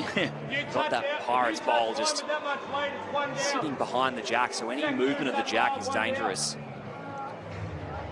I think he's going to choose to do it forehand and try and get round to the Alex Marshall ball. The only problem with that is if he catches it on the outside, he might turn it in for only one.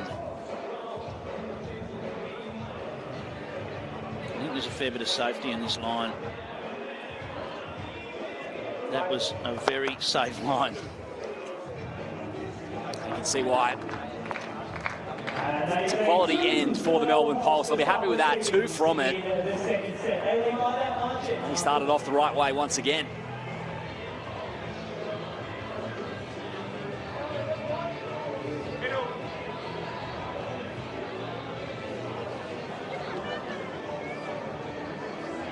Finals night in the BPL. You just joined a semi-final between the two top sides. Go straight into the decider.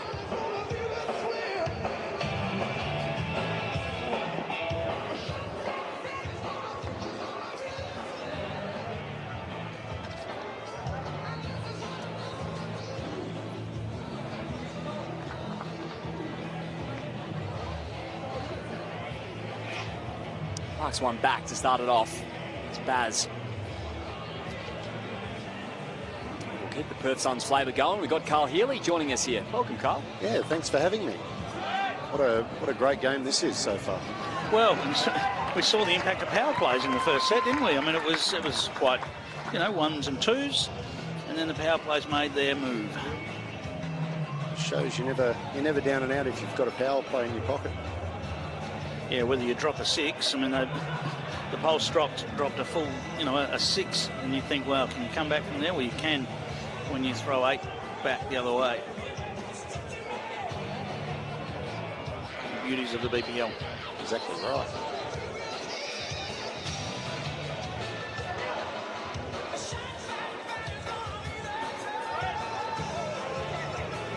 Minor correction required.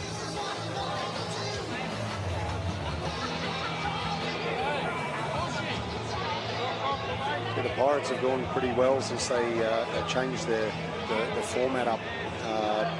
Jesse leading up for the first set and Berno coming on for the second. They're going pretty good in the second half of this event. I mean, keeping an eye on the team, have you, Carl? Oh, yeah, I get a little bit of inside info on the team. No, it's great. Obviously, Jesse's been extremely excited about playing in the BPL again, and yeah, just I'm excited for her. Yeah, it's fantastic to see her in this event. She deserves to be here. Played very, very well from what we've seen. That is for sure.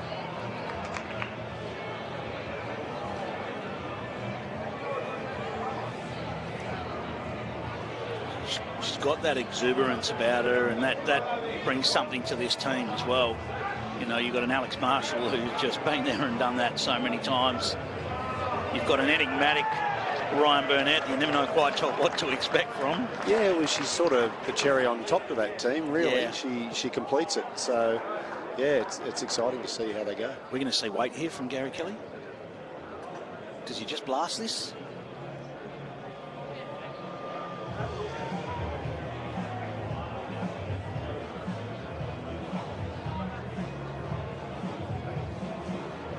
it's a semi-blast. And he's very close. He's got one of them to the jack. Now, does that ball go all the way to the ditch? I don't think it's going to. Probably not going to matter an awful lot because we expect the skippers to draw within that range. I suppose using that softer weight, he doesn't stretch his arm out too much because he knows he's going back to the draw if he achieves his goal there, hitting the target. Okay. Plus there was a chance of getting the split and running onto the jack. Now, Alex, this needs to pull up.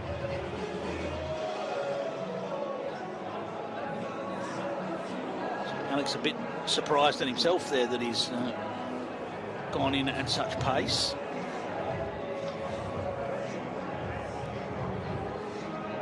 But he'll have a chance to redeem that. How much room will he have? Well, Gary Kelly will determine that right now. Yeah, 2-bowl singles situation. There's room for Gary, that's for sure. He's going to make use of it. There you go. By not overdoing the drive, still managed to keep in rhythm for the draw shot, Carl. Yeah, absolutely. It's just smart play, knowing he had to draw the shot anyway, so what sort of correction can Alex make here?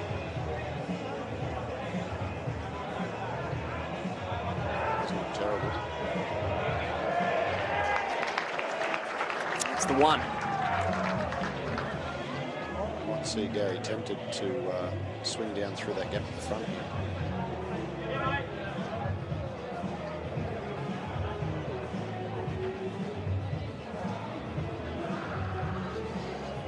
This is the opposite to what you were thinking, isn't it?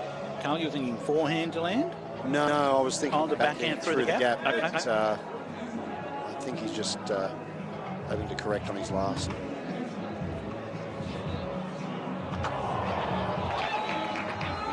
Just missed the jack. Nothing in that. It's the beauty about using wider bowls on these surfaces is, you can get back to most jacks or most targets.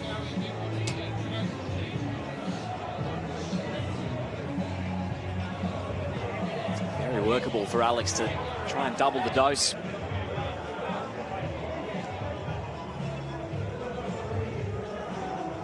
These are the ones that can make a difference in the end.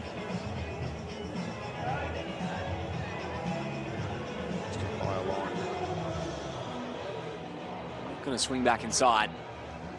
Regardless, it's an Alex Marshall piece of brilliance that'll take the ends. They take one from it. 2 shots to 1, still favouring Melbourne. I feel like Alex will see that as a slight missed opportunity by his standards, because he would expect more than 1 out of 3 in that situation. Yeah, for sure. But knowing the player that Alex is, he won't dwell on it too much. Business as usual on the third end. No power plays as of yet. Nope. No, we saw them used end 4 and 5 in the previous set, and we're going to see that again. Going to have some big things happen in the next couple of ends.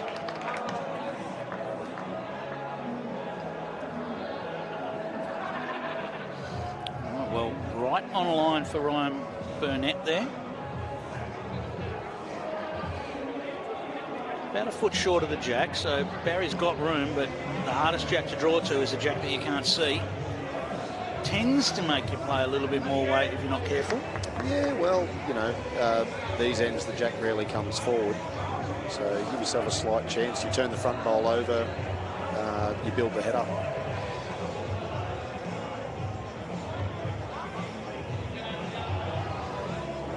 Well, Burno right in the area again here. How far is he going to move the jack? To expose that jack. You could rightly expect Barry to tuck this away now. On the other hand, although that bowl's closer to the jack and it's a toucher and it's very important, it's actually almost taken that front bowl out of play. Yeah. Barry Lester is not far away from the jack himself. He's all over this bowl or jack. Brilliantly played. It's amazing, isn't it, how just different, how the different heads can sit after a good bowl. that just exposed the jack. Yeah, it's the right intentions. You know, he's 6 inches wider. He draws a side or front toucher, and just got the unfortunate result of poking it out.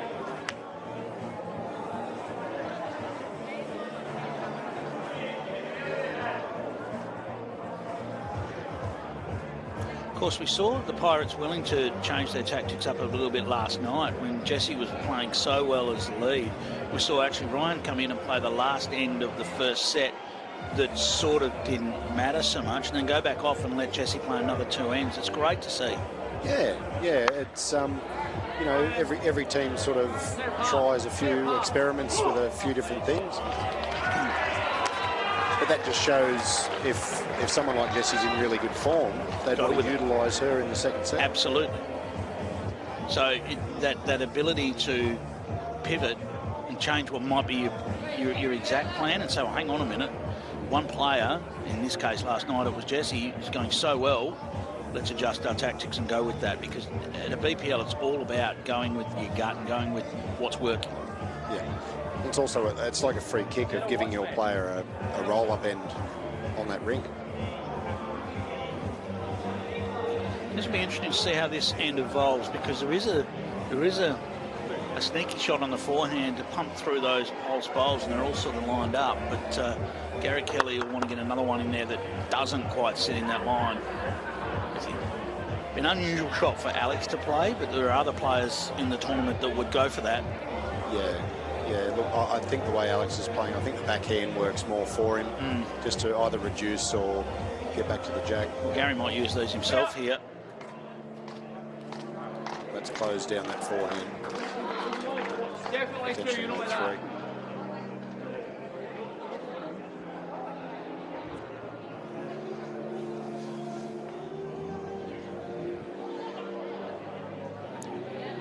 He's starting to trot. Generally means he thinks he's close. Seen this many times throughout. Alex Marshall. Boom. As soon as he starts that little trot, you know you're in trouble. Absolutely. Seen that so many times throughout the tournament. Laid that onto a dime. Wonderful weight from Taddy. I was wondering whether he might play a little searcher on the forehand or something. No, I'll just draw it on the backhand. Doesn't have to create anything. He just a complete draw shot. Can Gary find his way around? I think he'll have too much to get down, but it's coming late. Oh, he has. Gary Kelly. Look out. Barry Lester loves it. He is pumped up. He got airborne for that one. And you can see why, converting for 3. There's that nice wider drawing bowl you were talking about that really got down late for him. Really trusted getting back. Just perfect. Set it past the pulse bowls as well. Can't fault Barry's enthusiasms in these moments. Great for a team. Oh, Alex is after this again. Ryan's urging it to run.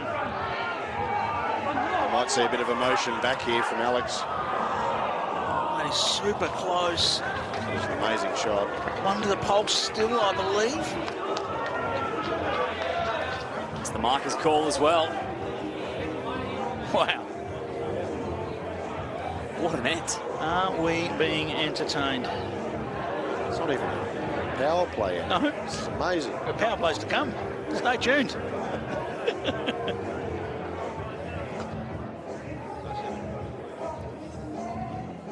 3 seconds left on the shot clock. And he had another, Gary Kelly. Don't think he's quite around the front this time. Just going to nudge it. Oh dear. Well. So it's 1 up for Moreton Bay. Well, they had to be delicate. That was the risk-reward scenario. I thought he was actually collecting the front Pirates bowl, but he just crept round it, and that was to his detriment in the end. I suppose that's the other challenge of the wider bowl, is it's going to move back a lot further than you think sometimes. Gary sort of had a bit of a chance off their wing bowl to get to and fall back in, and just missed the line. The intention was right. Dreadfully unlucky after a super previous bowl. So we're tied up here, 2 apiece, and we're going to get double power plays in the 5th end. Another coach yet to pull them. Great opener from Ryan Burnett as well.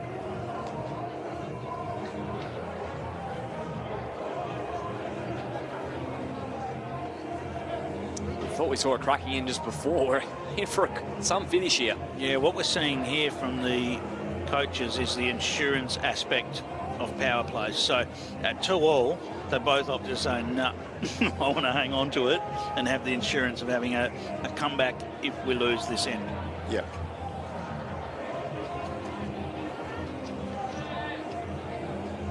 You can see why they want that final say.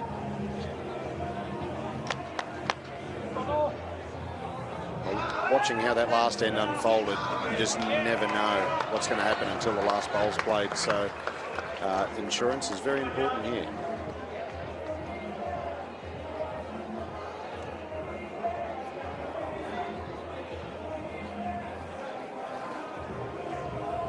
He brings such energy onto the rink, Barry.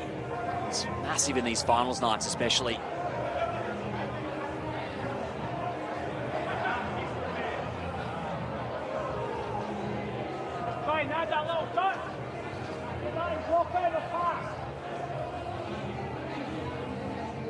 Well, Ryan will just want to change this slightly. He'll want to nestle into his own bowls and just sort of, maybe like split them apart or get one right on the front of the jack. Just change the look of this.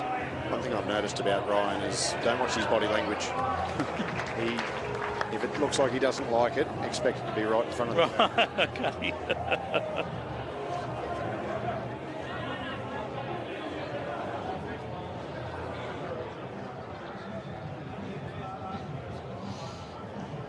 Now the task is just to climb around that front bowl of Ryan Burnett. And Barry just finding a little bit of movement in the crowd. Just catching his eye. But the goal is here not necessarily to get the shot, but just open something up or build the head up. Wants to turn this off the line.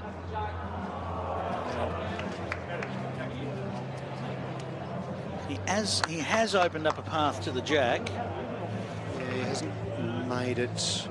He's probably made it easier to play some form of weight to it and score.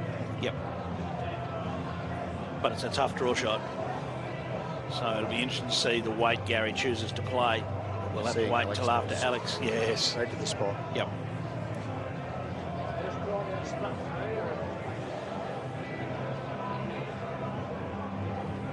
It's very important to get as close as you can to this spot.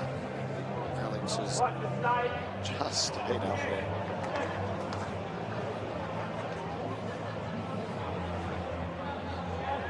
He's right on the lip. Has Alex foreseen the jack going into the ditch?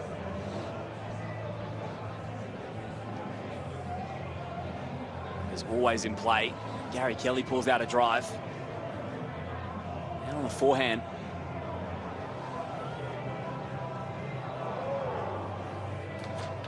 I suppose throughout the tournament, that's the shot that I've seen fail a lot of the time. Is just pokey kind of weight through the head.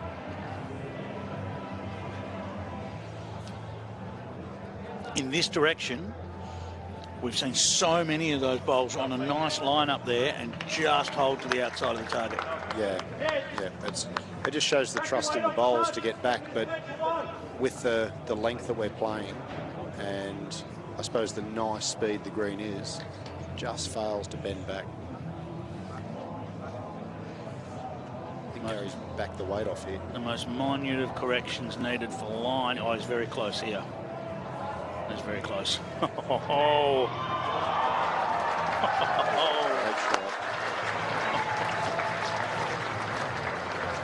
And his crash pad. I think there'll be a riot if the All-Star team's read out later on and Mr. Kelly is not in it, because he has been outstanding this week. I have to agree there.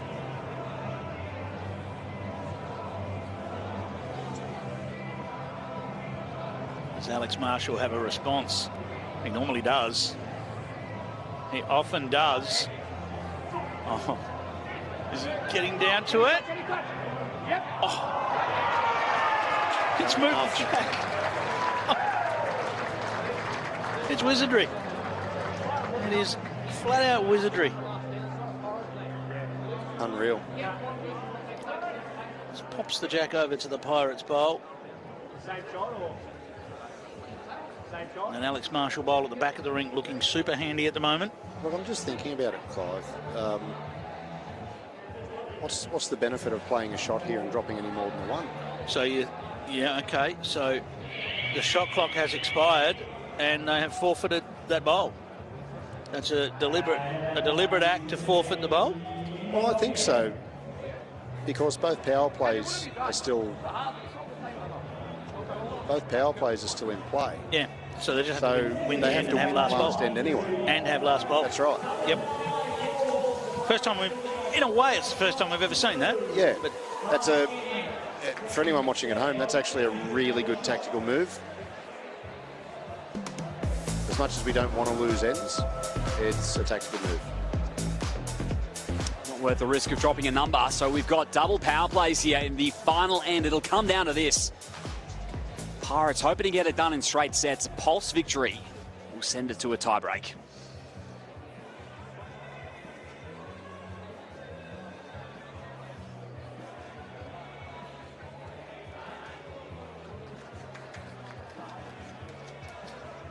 Touch early for Ryan Burnett. It's Team Scotland out there at the moment for the Pirates.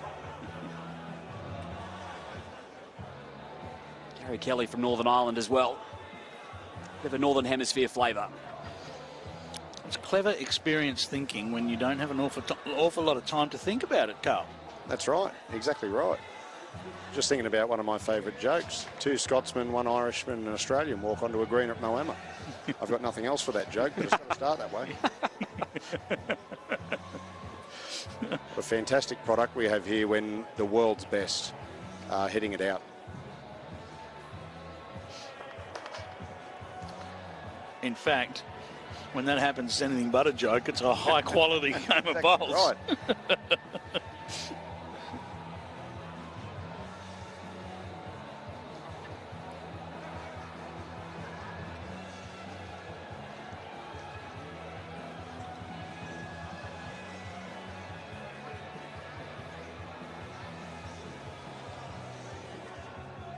I don't mind Barry finishing a metre or so just past the jack here.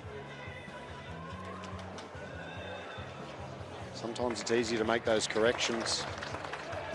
Will you take a foot instead of a metre? Oh, I'd take a foot any day of the week. Yeah. You know, these power play ends, last end to win a game, they can be real scraps.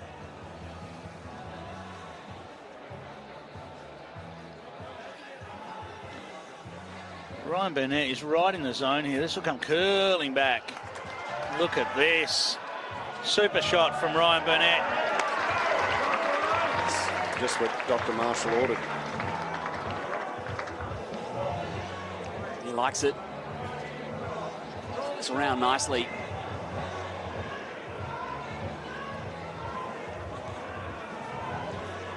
Another advantage here for the Poles. Double power play. They've got final bowl. So the best you can do as an opposition lead when the opposition's got the final bowl is nail the jack. That's what Ryan Burnett has done. Is Barry going to hold on here? I think he's just going to drop under it. Not by much. Oh, once again. You won't miss a moment of your drink-wise. BPL 23. Great semi-final we're witnessing here. Just throwing it out here, this is probably one of those moments where I'd probably try and grab the tee as early as you can. Gary Kelly playing the way he is, you could probably draw a side toucher down there. Then you've got the ability to play any kind of weight you like. So it's cover either way.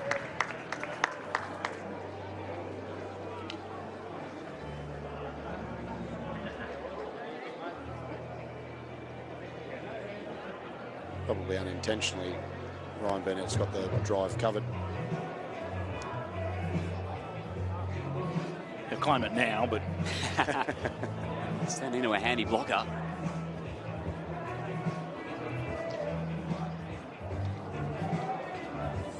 He arrive. Oh, you're super close to contact. Just contact is all he got. Wow. Look at the shoulder he's given himself to get back to the shot goal.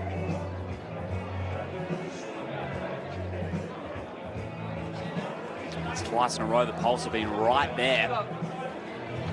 Got the result yet.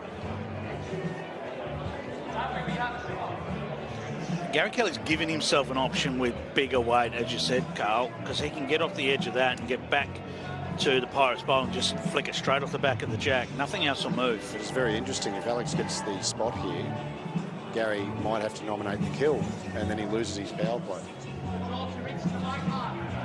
Yeah, does make things interesting. So more controlled, so you don't lose the jack. Yeah. The pulse bowl's perfectly placed just to work off it back to the shot bowl or to the jack. You can play soft enough weight down there off the edge of that, if he gets to the jack, not to kill it. What he doesn't want to get to is a bit of jack and bowl, because he'll stop on the bowl, and he'll still be one down. Let's see what happens, because he's not far away. What's going to happen here? There, jack and bowl, so still one to the Pirates. That's what we were getting at.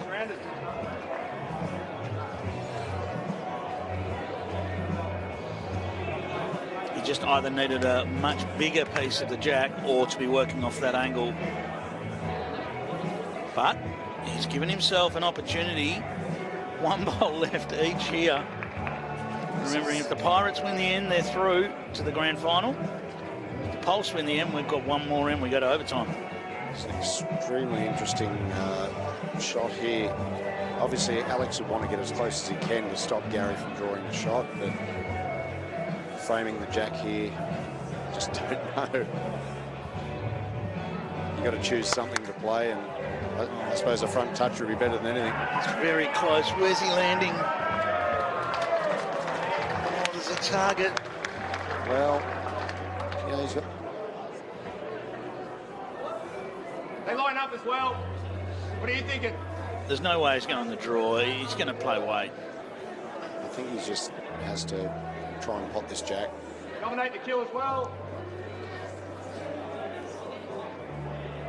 Barry suggested nominating the kill. Timeout, cool. So Gary was looking at backhand, looking for the bowl of the jack. The only problem with that is if he gets the jack and he runs out of bounds, his forehand, that can't happen. We're not going to wait long. There's 25 seconds on the shot clock, and we're going to know before then.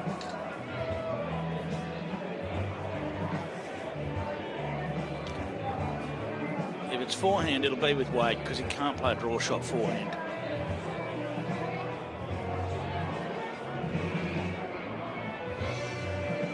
Remembering Pirates have the spot.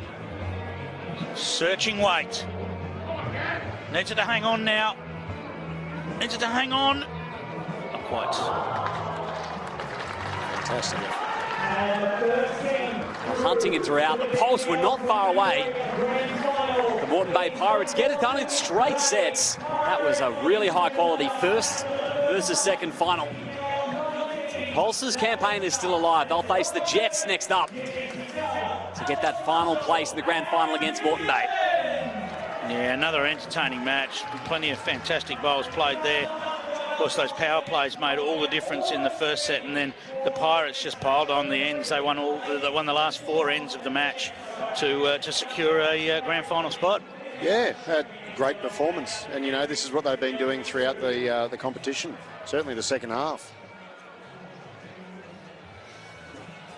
It's their 15th victory at BPL at 23. Here's Jessie Cattell with Linz. I'm very happy, Jessie Cattell. Jessie, the Mighty Pirates First team into the grand final. Yeah, honestly, it's such an exciting feeling. I mean, I've still got the butterflies. You never want Gary Kelly to have last bowl, so that was very stressful. I had to stand up on the sideline, but honestly, just stoked to be the first team in the final, and yeah, can't believe it. The Pulse have been the team at the top of the ladder the entire event. What do you think it was going to take to beat them like that today in straight sets? Yeah, honestly, they're all such great players, and they've been bowling really well. And I mean, the table showed that this week, and I mean, they're always really good in their tie breaks as well. So that's something I really didn't want to get to tonight, but yeah, happy to get that one, and we'll see how it goes in the final. But hopefully, all things good. Awesome. I'll let you go. You got a little rest now, and we look forward to seeing you out here in the granny. Well done to you and the Pirates. Okay, thanks so much. Go the Pirates. You go the Pirates. Got a chance at their third BPL title coming up later tonight. Here's a look at the full match highlights, thanks to Host Plus. Yeah, as we said, that first set, first few ends were dominated by just a couple of big shots and a couple of big power plays, and that's what really made the difference. And then the second set, it was the Pirates that were able to pull away. Alex Marshall coming up with plenty of good ones. That was that 8 that decided the first set. Alex Marshall brilliance versus Gary Kelly brilliance. That's what it was. The Pirates just able to do enough. Some perfection there from Alex Marshall, just making enough moves, and then he was good enough to draw the big one at the end. Carl Healy, thanks very much for joining us here. Not a problem. Thanks for having me. Enjoy the rest of this one, because this is going to be entertaining. Pirates into the final coming up next. It is Geelong and the Melbourne Pulse here at Moama.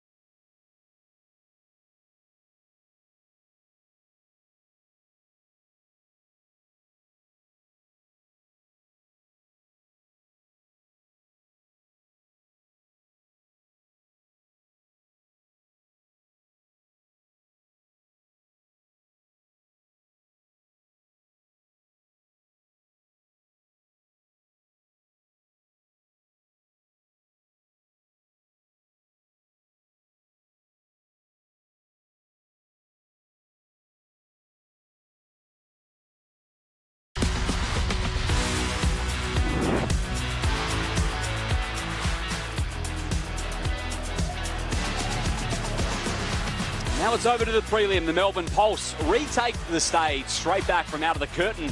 And they will take on the Jets, who have had themselves some sort of night. Yep, they're flying, Clive. 2 victories in the elimination finals. I couldn't help myself. Yeah, the juniors having a bit of fun as they come out there as well. That's good to see.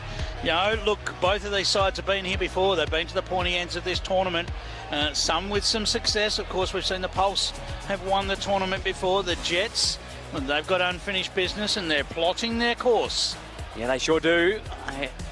This time last year, so dominant, weren't quite able to get over the line. They are looking the goods, and this one is going to be entertaining. So hard to pick a winner. I won't try and make you do it, Clive, because it could come down to inches or millimetres, as we know. Well, it almost will. I mean, it's going to take someone now to stand up from here and say, we want a place in the final. We want to take on Alex Marshall on the biggest stage, and we want to beat Alex Marshall on the biggest stage. That's what it's going to take from here. So that's the opportunity that's provided. It's been a big week. And now these two teams will go to battle and see who gets... You know, the Pulse will feel like they deserve a spot in the grand final. They've been great all week. But then the Jets feel like they deserve retribution from last time they were here, this time last year. Yeah, no doubt. The Pulse had locked up top spot at the end of last night. That's how dominant their week has been. Just everyone who has taken to the rink tonight is just lifted to that extra level, don't you think? It happens every BPL as we start the week and we have some good bowls played, and then those big moments start to evolve, and the great players that are in form start to nail it over and over again. Speaking of, here's Ellen Fife with Linz. Thanks, guys. Look, LZ, that one wasn't quite to be. The Pirates were phenomenal, though. Great news. You're back out here a second chance. Yeah, I guess it's always take a positive. It's always good to stay on the rink, so why not make it 3 games in a row? I love that. A lot of positive energy. Did you watch any of the Jets before? You know, Disco's on a bit of fine form. What's it going to take? They're definitely up and about, but here we go. We've got Pink Pony Club, so maybe that's what's going to take. But, yeah, hope. Fingers crossed. Fingers crossed. All right. Good luck to you in the Pulse. I'll let you go get ready. Thanks for your time. Thanks, Lily. Thanks, LZ. I've been loving a bit of Pink Pony Club as their walkout song this week. It's a catchy one. It's one of those ones that gets stuck in your head once it's been played. Yeah. So, no, they're enjoying themselves, and that's the key here. So you got the Jets that are coming off a win against the Pulse that are now coming off a loss, and that's part of the emotional roller coaster that is the BPL. You don't have much time to recover. Get over it, get on with it, and book yourself a place in the grand final. Absolutely. In the prelim final, it's unique tonight in that both sides recently. Yeah, and they'll be comfortable on the rink. They get the opportunity just to have a little roll now. This roll-up doesn't mean as much as earlier in the night when they've been off. This is about getting into the zone now for these players. It's about having a bit of a look. Has the rink changed in that hour that the Jets have had off? This is their opportunity to just have a look at that. Make sure that they're across it so that every bowl right from word go is on the jack. Well, the Jets is one of our 2 newest franchises in the BPL. They're searching for their first title. The Pulse have prevailed before. The Pirates have as well a couple of times. That's got to be exciting. They've got a great contingent of fans that have travelled down. You know, in some sports, a new team comes into the competition and it takes them some time to find their feet. You know, they perhaps have to bring in some rookies and they have to do that sort of stuff. No such thing for the Jets. They came in with a power pack side, you know, and they're showing that with the results that they've had all the way through so far. They're capable of getting on runs, and you need to get on a run on finals night when you finish 4th. You need to get on a run. They're well and truly capable of doing it. Absolutely. When you can make Aaron Disco Wilson one of your inaugural signings, you're going pretty well, Linz. Definitely, Liam's from one Commonwealth Games singles gold medalist to another. Brobsy Wilson, some sort of performance those first 2 games. What's the break been like for you? It's been absolute bliss. It's 1,000 degrees under the dome. It's nice to hydrate, get some food, relax, watch a bit of the last game, which is high quality, but we're ready to rumble now. I love it. And talk about your energy, your performance the first 2 games. You kind of put the team on your shoulders and trying to get them over the line, do everything you can for the Jets. 100%. Like, yeah, look who you're playing with. I get to play my wife, get to play with the King of Scotland. Like, it wants you to be better for them. So, you know, I'll be doing my best again for them. Fingers crossed we get a win today. You got a half-decent guy on the sidelines as well? He goes okay. I played my first BPL game with Matty Flapper, so he goes okay too. All the best, Bros. We hope to see more finesse, and good luck to you in the Jets. Thank you very much, Lee. He's all class, Disco, all smiles, and the King of Scotland, Clive. Yes, Paul Foster, absolutely. And look, it's hard not to love Aaron Wilson with the personality that he shows. And we see Jack McShane and Brianna Smith on the sidelines watching on. And here we go with our drive for 5. We saw a 5 for the first time last night. Oh, this is straight away. Look out. Bang! Gary Kelly, eat your heart out. Hit that absolutely flush. Well, that solves that then. He's done this before, Clive. Like shelling peas. What do I need to hit? That little target down there? No worries at all. On to Tony here in Moama. Best do you feel in the crowd tonight? Plenty of people that have come out for the Friday night finals. All right, here we go. The Jets and the Pulse. Now, Barry Lester's very much into the psychological part of the sport. He would have found a way to find a positive in what they're doing right now. Yes, they're coming off a loss, but he would have found a way to be very positive about what they're doing and reset.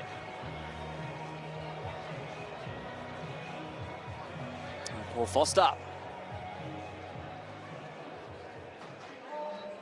Underway here. How's that for an opener? Just tuck it behind. Hasn't missed a beat while they've been off.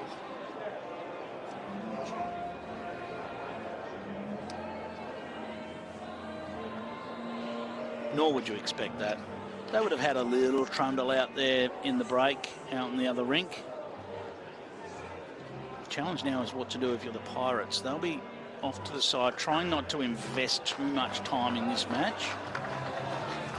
You might find Aaron Houston might sneak out for a bit of a look or have a look from inside on the TV. Just have a look at what the sides are doing lengthwise. But the players, they might prefer just to have a relax and keep their minds clear.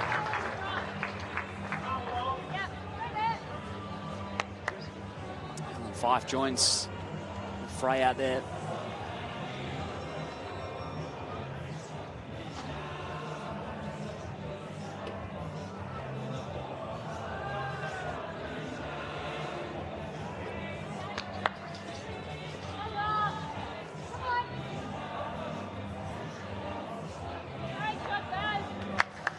So Barry Lester, Gary Kelly and Ellen Fife are all out on the rink at the moment. Yeah, I think Gary Kelly might have got caught on the hop with the short changeover, and Ellen's just gone out there to look after the head to start with. I think maybe Gaz needed a comfort stop, and there's not much time to do it. He wanted to make sure he was there for the walk-ons. I think that's what's happened there, so no issue. Well spotted, Clive, as always. Clump of bowls right in the area of the jack to get us started. Well, welcome into commentary. Start us off in this prelim final. Brianna Smith from the Melbourne Extreme. Thank you again for having me. Good to be here. Most welcome, and this is going to be, well, this is where it, you know, you've just got everything on the line here. There's no opportunity for regrets. You want a spot in the final, go out and get it. That's right. We're getting down to the nitty-gritty now, so it's going to be some pressure bowls and some good bowls to watch. So, yeah, leave nothing in the tank, that's for sure. We talked about the contrast of these two sides. You know, the Jets will feel like they missed out last time here, and the Pulse, well, they feel like they deserve a spot in the grand final after their performances right the way through the week. So there's that contrasting feelings amongst the teams, I'm sure. Yeah, that's right. And I mean, for the Pulse as well, they've just come off the rink, so they're warmed up, whereas the Jets have just had a break. So it might come down to that. Who knows? But the way that Disco's been playing all afternoon, he's on fire. So he's a man on a mission. And when you finish fourth, it is a mission because you have to beat every other team in the top 5 to win the title. And the Jets have done, well, they've done half the job so far, as Gary Kelly lands in there very nicely and nudges the jack back for a couple. Honestly, this is just going to be a showcase of bowls. This is going to be big weight now from Disco Aaron Wilson. Crashing through the front, and bang, jack goes out. Pulse have 2 on the spot. And whilst there's room, there's not a lot of room back there. A couple of feet to draw the shot. Expect Gary Kelly to add another one here, and then Aaron Wilson will have his opportunity. Nothing like a finals night, Brown. No, the atmosphere around the club is outstanding. There's people are still flooding in, trying to fill all the seats, which is good. That's a great bowl by Gary. Just does it again. Still some room though for Disco. Well, the issue for Disco is wherever this lands, Gary Kelly's got a shot at it. So he needs to draw the shot, but somehow hide it. So when it's got a bright pink bit on it, it's hard to hide. Does he touch the jack? Not quite, but he does stay up. I think that this will be tempting to try and land. Two. Okay. Rolled too far. Okay, so no, he won't be trying to land now if he's holding two. No. We're off that train. He'll just be looking to draw another. Yeah, this early on in the game, it's not worth trying to play that silly shot. Draw for three and get out to a good lead. Oh, and he's very close. Yeah, that's going to count. Yep. Three. It'll be three to get us scoring. Pulse strike first. There's that debate, whether or not you've been on the rink or not. What's best? Well, it's the Pulse that take the first honours. In our preliminary final, the Pirates await the winner. What are you doing if talking about that as you joined us, Brianna, what are you doing if you're the Pirates here? Are you hiding away? Are you just trying to keep your mind clear? I don't think you're watching this game at all, to be honest. I think you're having a team meeting, talking about lengths, what works, what doesn't work, what combinations work best. I think you're just taking a quiet moment because I think the next game's going to be, there's going to be a lot of up and about. It's going to use a lot of energy, I think. So take a moment, take a quiet moment, and then come out and reset and try and give it all you got, really. Still quite warm out there as well. Yes, just come from the crowd and a lot of people, a lot of body heat. Plus, there's not much breeze flowing through underneath the covers here. So, yes, very, very warm.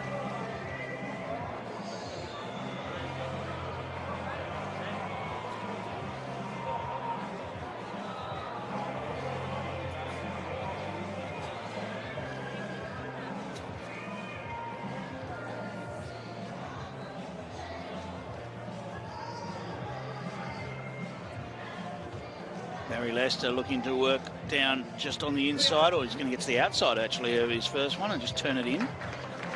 Not bad, but does create a little bit of a landing zone for Paul Foster. Jam-packed crowd tonight.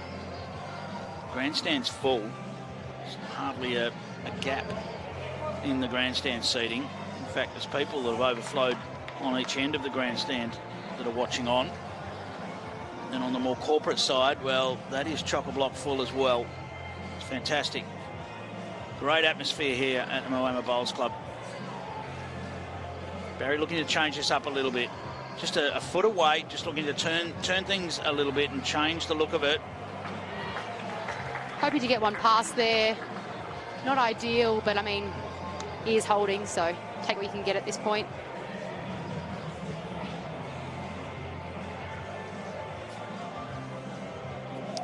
Foster.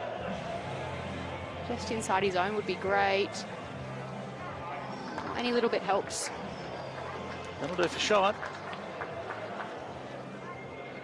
Barry checking it, but no dispute from him. Looks like it's 1-2. Paul Foster as they change over, but Gary Kelly has a wonderful shot to play here. I'm surprised he didn't run down the other end to play this. Yeah, sit the bowl, trail the jack. He's lapped these got up it all going week. for him. Yep. Yeah.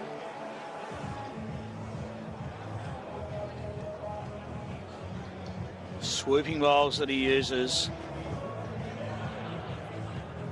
He definitely does have the best bowls for the surface. There you go. Had so many chances up there. Yeah. He's actually got to the extreme of the chances that he had. Yeah, well, I mean... Did you like that? That was... No pun intended. That was I wish we did have extreme chances ourselves, but... Oh, goodness. Bang, one gone. Clean as a whistle. A little bit unlucky there not to get the jack split out there and for the kill. So.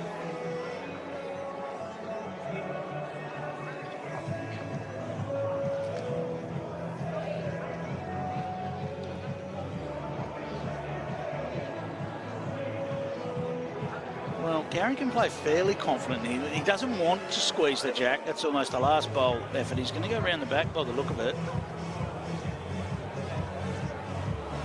That's all the way. Get on, Mark. Use it. So Aaron Wilson playing forehand with lots of chances was the call from Paul Foster. He's very close to the outside edge of this jack. Aaron Wilson, what a shot! Brilliant. What a great shot by Disco. Oh. And look at him, he's fired up. He's been fired up all night. That look of determination on his face is just, it's amazing to watch. Both balls. Still a target for Gary Kelly.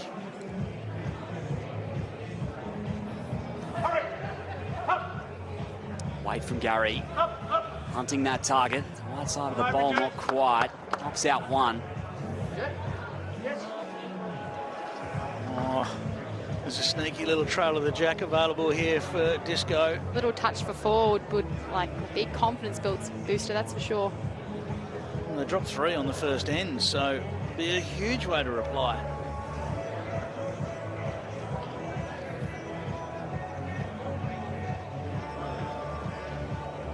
Last one for Disco.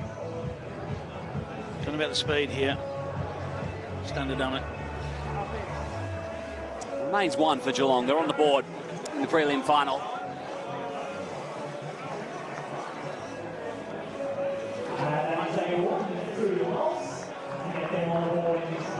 The anticipation builds. That was a must-win end for the Jets, just to bounce back after the 3. If you drop a number, only way you can really deal with that is to grab that next end and dilute the damage.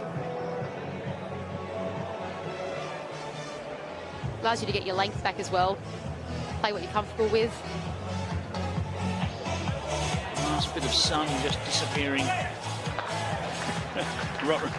right in Brianna's eyes, actually. Well, what a great starter that is.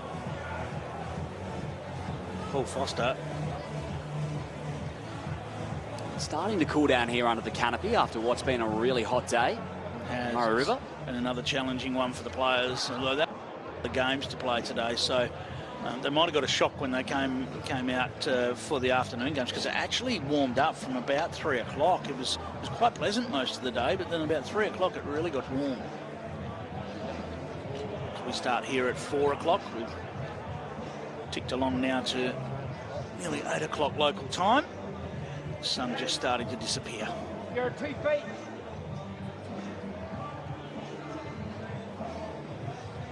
Can't really complain about the conditions we've had during the week. A little bit humid on the first couple of days, Bree, but overall player comfort under the wonderful facility hasn't been too bad. Yeah, when it's hot and sunny outside, you don't mind being undercover. Yeah. You'd rather be a little bit hot than a little bit too cold. So. To hold. He's finished in a great spot there. A last-ditch effort from Barry to try and get it to turn, but it didn't listen.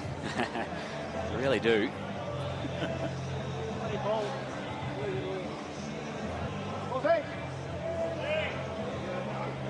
Paul Foster. Get right on the front of it. Well, he's made a little bit of a ledge there.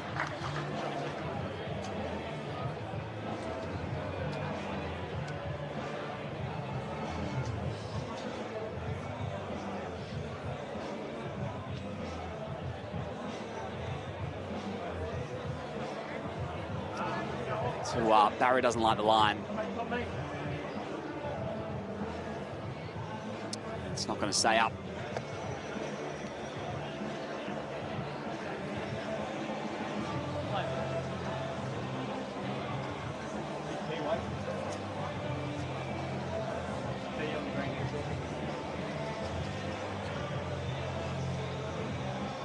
Well,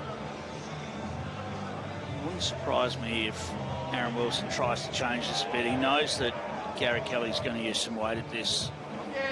just going to be under the line, but he's going to, if he hurries a little, he's going to be in a great spot. It's going to, where the jack's going to flick out to.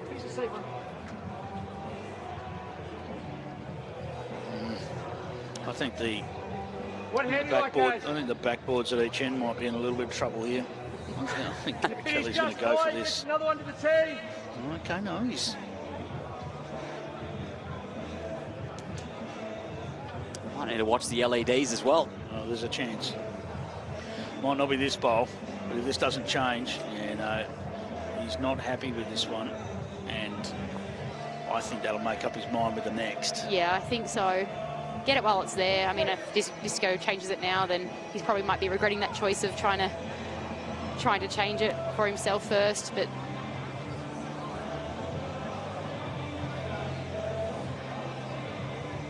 This looks to be turning a little early. I wonder whether the issue is that their own bowl gone is the issue. He just misses and gets the pulse bowl. It's probably 4 down. yeah, but he still has another one to try and cut it down at least. So I think he's got to give himself a fair chance here. Spray the jack out for himself. Here we go, backboard, look out. Oh, he's got one of them clean. Jack won't move. Cut down the count, has it? Just one now. Oh, part of me wanted to see where that jack was going to go, because there's some people sitting up alongside the rink up there that might have been in some strife. They were getting ready to catch, I think. Yes. Disco gives this back bowl of Barry's a roll. Oh, well, that works too.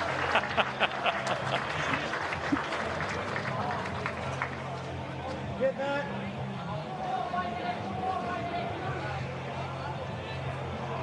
Yes, now the questions come. What if he gets the pulse bowl? One worse, that won't put him off, he'll go.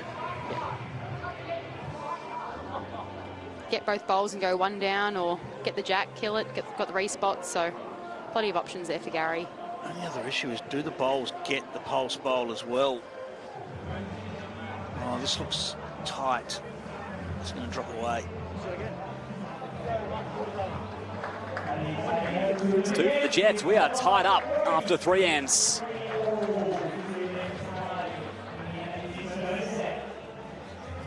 Brianna Smith, thank you very much for joining us here in the booth. It's been great to be back here.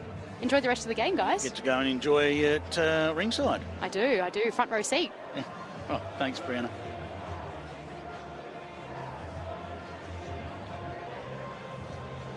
It wouldn't be a bad view over there.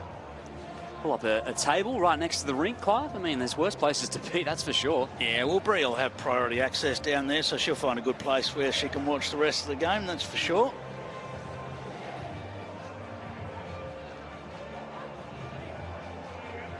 All the players from the sides unlucky not to make the 5 tonight, taking in all the action ringside. Yeah, there's plenty of familiar faces down there, that's for sure.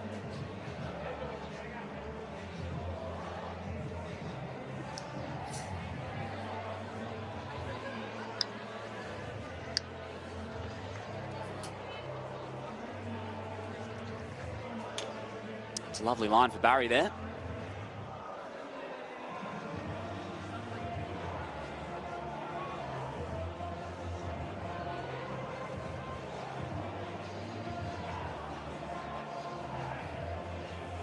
It's almost mirrored his first effort. Yeah, he'll definitely want to find that half a metre, maybe a full metre with his last. Barry with a full metre basically to take off. He looks to have done a reasonable job with it. He's done a very reasonable job with it. Now, where's it land? Oh, that's very inviting for Paul Foster. If he wanted to find that extra half a metre to a metre, he can do it now. He'll hedge his bets here. Looks to be where he's going. Oh, and he's all over it. Brilliant shot from Paul Foster. Oh, he just nudged the jack. Wasn't much of a gap. Somehow he's found it. Someone in the crowd saying, have a go, mate. That's meant nicely. So close. Now, Barry's tightened this one up, so does he get round the front is the question. The answer's no. Not going to do any damage.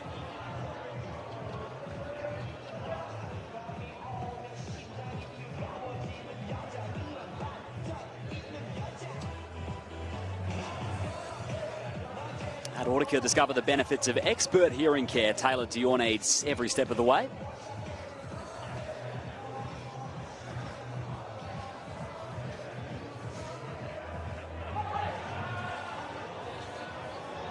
Well, that's beautifully done.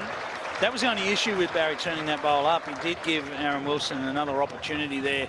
Just a bit of a slightly wider opportunity to create shot. Looks like he might have created...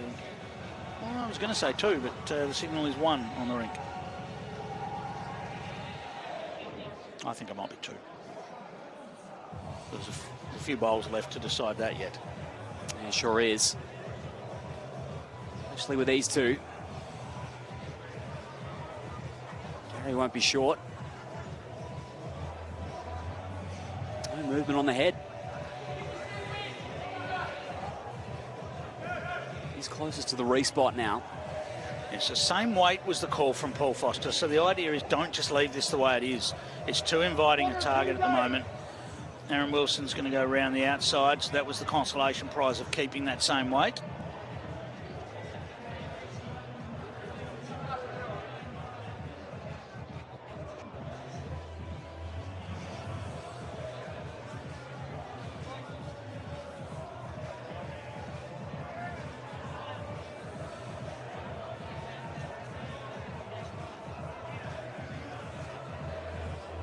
This is a little under as well, unless it can move that pulse bowl and sit the shot.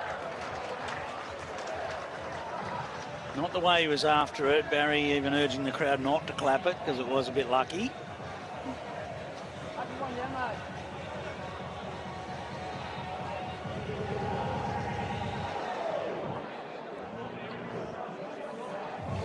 Now, Aaron Wilson with a chance to turn this bowl off the Jack. He's so close to this that it's not funny. Look at this. Turn out a little piece of the Jack. Oh. Oh. The man is on fire tonight.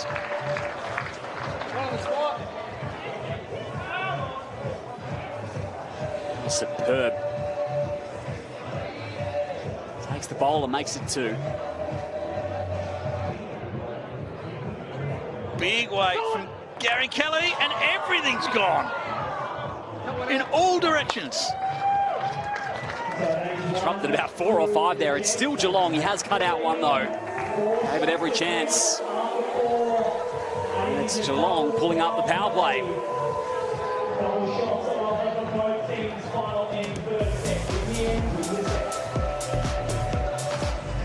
This is interesting here. They are up here 4 shots to 3. They won't have final bowl. They've pulled the power play. They're going to have to do it in the 5th end. That's the reason why. Yeah, exactly. Yeah. So it won't make a difference.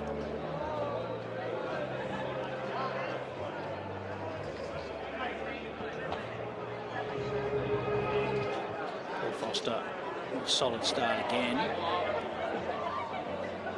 Another look at that big drive, and bowls went out in all directions, but still 1 to the Jets.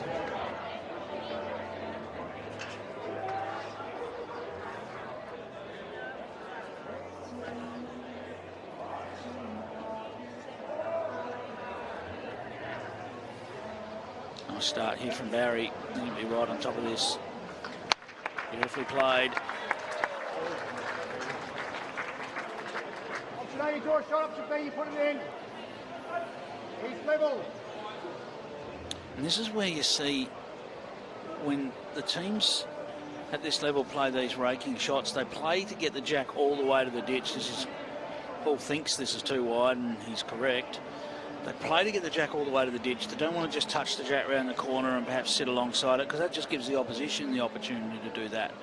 So when they play these little weighted shots, they're looking to get the Jack all the way to the ditch when it's on the long tee. Perhaps on the short tee, they're not necessarily looking for that so much. That's great insight, Clive. Gary Lester looking to tuck it away. It's not so accessible. Well, he's going to land in the way. That's very handy.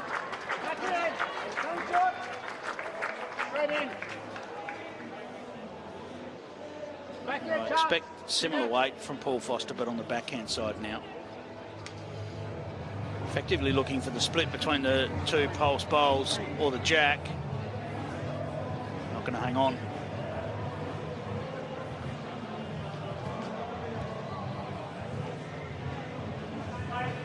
To try and change it up or get the respawn.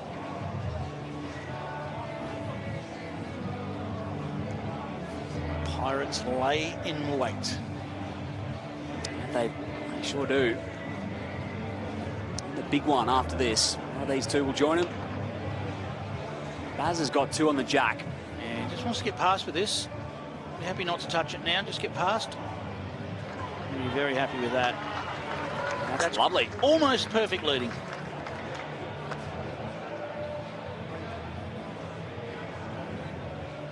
Tee covered.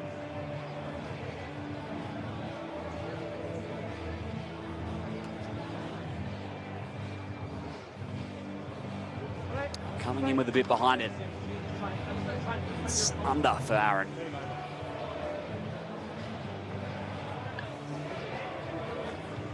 Turn your weight into something great with Keno Go. 18 plus only. Gamble responsibly.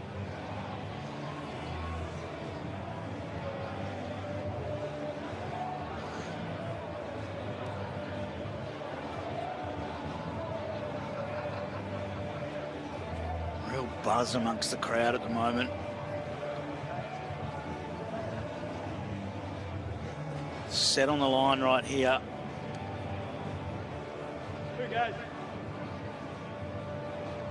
Oh, Gary Kelly looking to add another to the pack. Wow. Surely big weight. We've got it cornered. It is inviting. Still hasn't gone massive. Now he's still going to need this to hold on. Not going to. Thought he might have looked to take the turn out of it a little bit and go a bit bigger. Not an awful lot on the green for the Jets here. Are you anticipating the weight? Have you, Gary? Get out here. I think Gary will be looking to just cover any movement. Yeah. The issue for, they're going to nominate to kill here, the Jets, and this will be bigger weight from Aaron Wilson. We'll just wait and see where this bowl lands, but it's not going to change his mind. So set on the line right here, and they are nominating to kill the end. Just make sure that nomination has been received.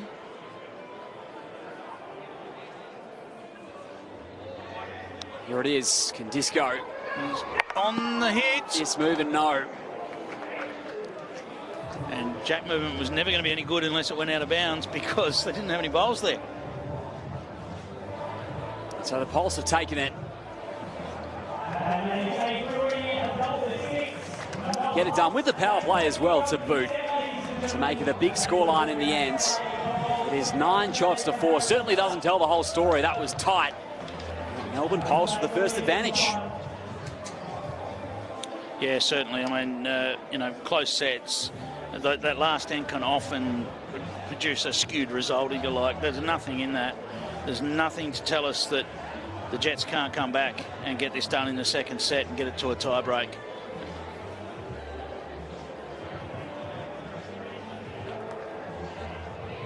Just discussing something in the middle here.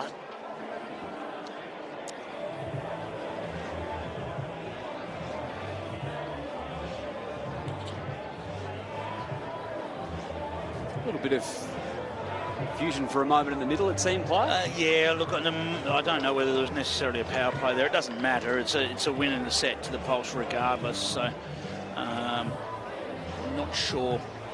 For the Pulse, yeah, it doesn't change the result, so there's no worries there. But they had their power play board down. It was the Jets who pulled it initially, wasn't it?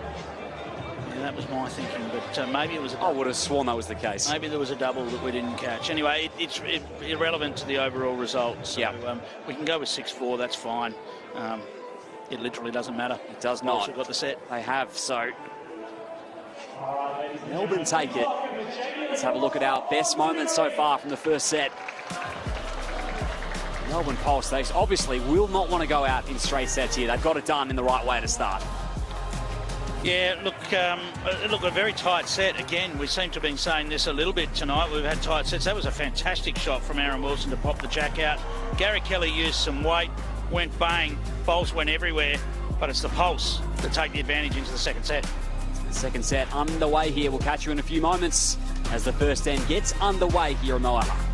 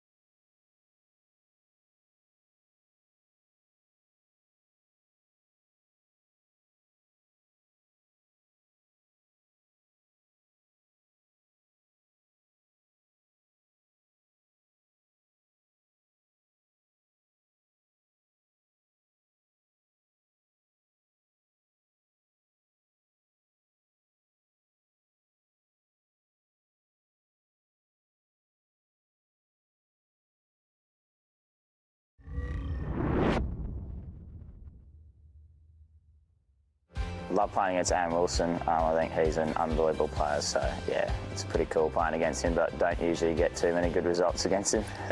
Nathan Black always beats me. He's a sensational player and he's really hard to beat. I'll say Gary Kelly's probably one bloke that's always got me on the green. And what was that? Oh, because he's over there. Probably Paul Foster for me last year, just playing a couple of big shots in that game to sort of knock us out. So I think that's the one we're probably conscious of this week. Yeah, Aaron Wilson's pretty hand out there. Aaron Sheriff is always a tough opponent, always very consistent and up and about all the time. Probably not alone. Aaron Sheriff tends to get my measure, but you know, I'll get him one day. Just keep waiting.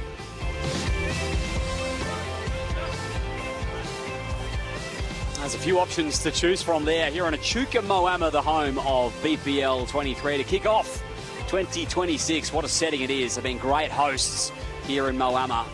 Oh, Clive, in your day, who would be your pick when you're a member of the Perth Suns for toughest opponent that you had to come up with? Alex Marshall. Okay, we had a lot of Aaron Sheriff there. Probably no surprises you go the way of Taddy. Yeah. As many do when you come to a BPL, we were marshalled. Let me go home with that story to tell. Yes. And who knows, we may still have some more stories to tell with Alex Marshall a little later on. I wouldn't be surprised. Got to find out who will be the opponent. It's this set, the Pulse. We can confirm it was a power play to both sides on that last end. The old double power play does get a little confusing from time to time, and it was a 9-4 set result to the Pulse. As I say, either way, it was a set win anyway.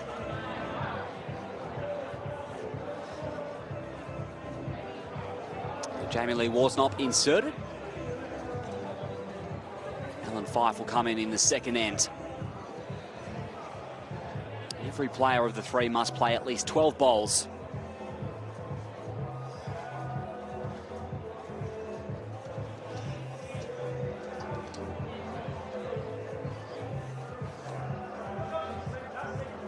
Barry looking to close right in on the jack here, and he's done very well.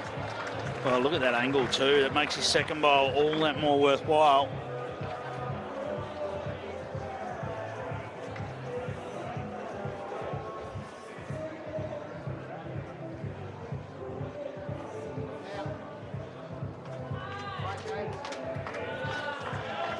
It's a really handy home for JL. Yeah, it's a big challenge for Jamie Lee coming on the rink against Barry, who's been out there for the entire first set. So this is where the decision to make your subs and when you make your substitute is a big one. Instead of coming up against another fresh player, if they make the substitutes at the same time, it comes in against Barry, who already knows where the waiting line is.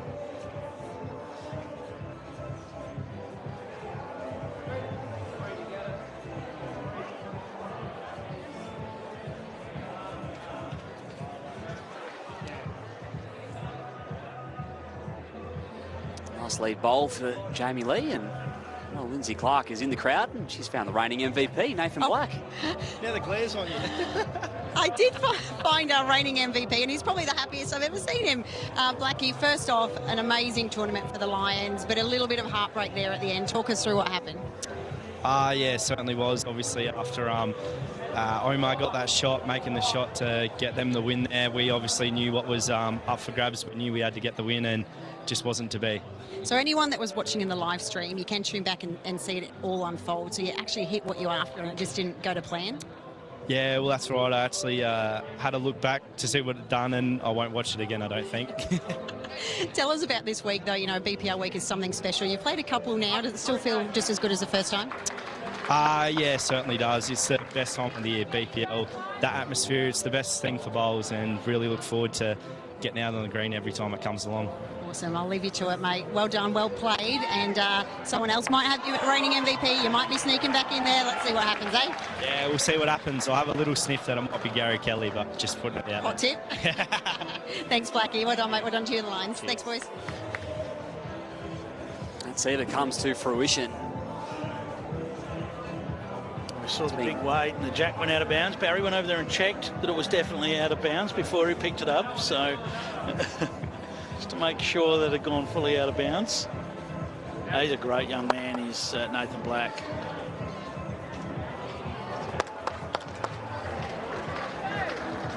Speaking of predictions, I mean, start of the night, Dawn Heyman did pick the Jets to go all the way. 1-2 finals are on the ropes here, so it's turned out to be a pretty decent pick so far. Yeah, absolutely. We're surprised. Yeah, no, that top four, it just takes one of those sides to get on a run. And it almost doesn't matter that they have to win more matches if they can get on that run and produce the quality. You know, obviously your odds have got to be better if you finish higher and you've got to win less games. Clearly that's the case.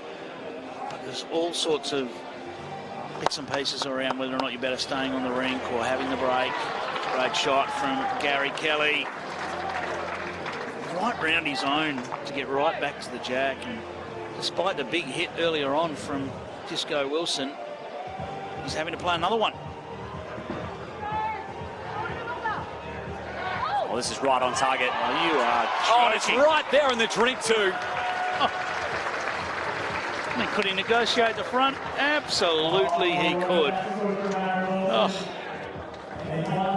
Pumps the fist. It's been one of those nights for Disco. He is on. Look at this. Tracked it down. Just sensational.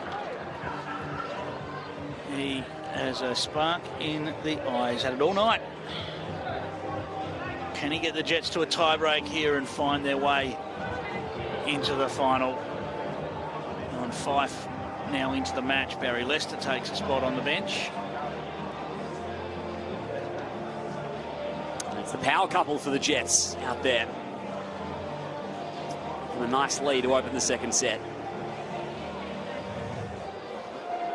That looked tough to get to with that sort of weight. It looked like the swinging weight was the easier weight to play to get down to it. Aaron Wilson doesn't matter. I can see the jack. I'll just get it.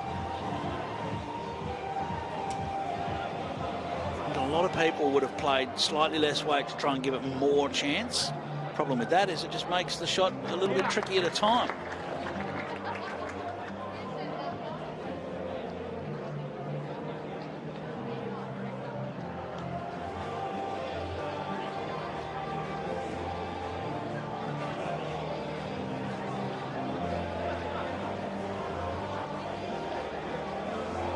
Jamie Lee Worsnop again. a bad home at all. Feels like these games are going by at a rate of knots at the moment. The players aren't taking much time between shots and they're just producing so much quality. We haven't really seen any killed ends or anything like that. The fast-paced nature, it's exactly what the BPL's all about. That's right, it's the one tie break. It's been high quality.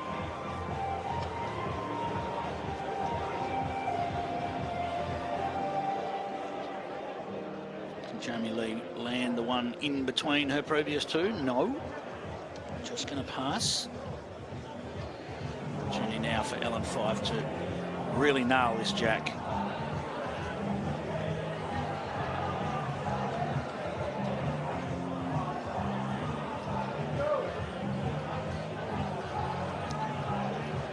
Not quite either, so whilst the Pogs do hold sway on the changeover, that's not close enough to keep Aaron Wilson out. I'd be very surprised if he's not holding shot at the end of this bowl.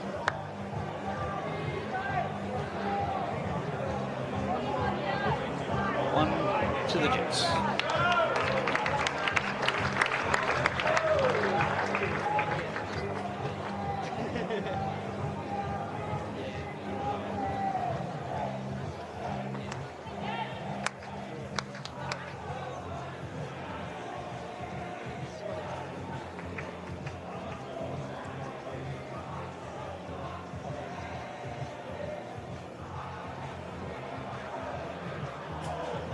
For Gary Kelly in the second end. I don't know whether he's a macho man, that's what's playing, but he's all over this. Oh, just nudges the ball to the jack.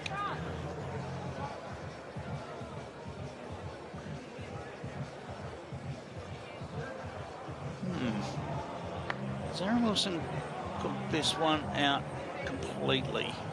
Needs it to run all the way now. Doesn't want to just sit outside it. Well, he has sat outside it. Well, he got far enough.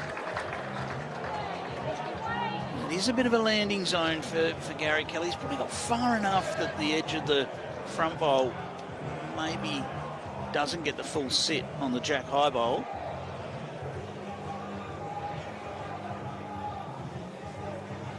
Gary Kelly's just looking to pound him out of there. Very close, but no result.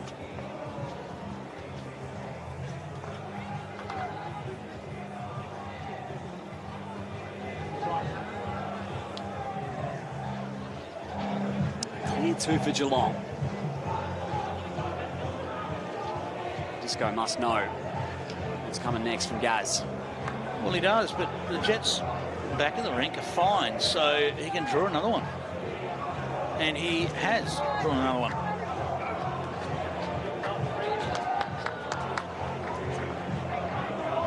Well, I might have gone early there, that's close. But it is, yeah, the 3 is the signal. Yeah, marker favours it. I think we'll see big weight again from Gary Kelly. The only issue is there's not much happening in the back for him. Can't see how he could be drawing that.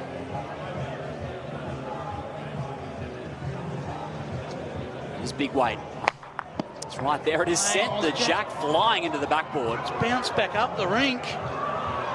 It will stay put where it's come back. And how many is it?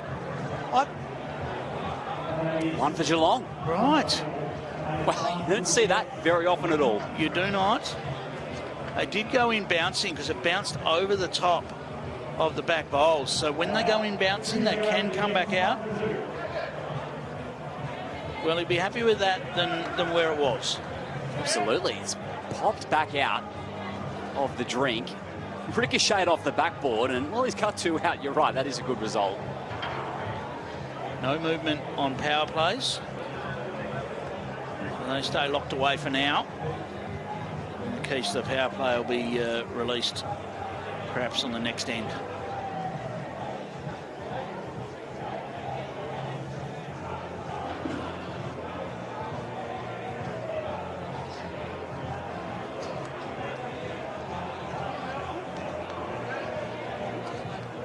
It's a much better equation. Down 4-zip after 2 for Melbourne would have been a little bit of a worry. That's a lovely starter.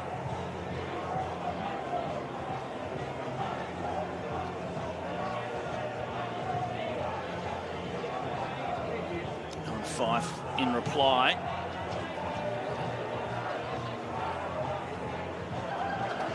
Wow, fantastic. 2 bowls to start this end off from Ellen and Jamie Lee. Ben Twist from the Saints is good enough to join us. Hello, gentlemen. How are we? Oh, mate, we're having a ball up here. This is fantastic stuff. We just saw a jack come bouncing out. Who knows? It's unpredictable in every way at the moment as Jamie Lee comes up with another super special lead bowl. Yeah, it's been another good game, hasn't it? The final series, it's not disappointed. Absolutely fantastic. You don't see too many rebounding jacks, do you? No, I don't think even through the week I can't remember too many of them. No. There's been a couple that have jumped out and gone out of bounds, but not too many that have gone in so straight as that one did. Look at those 4 bowls. Fantastic bowls.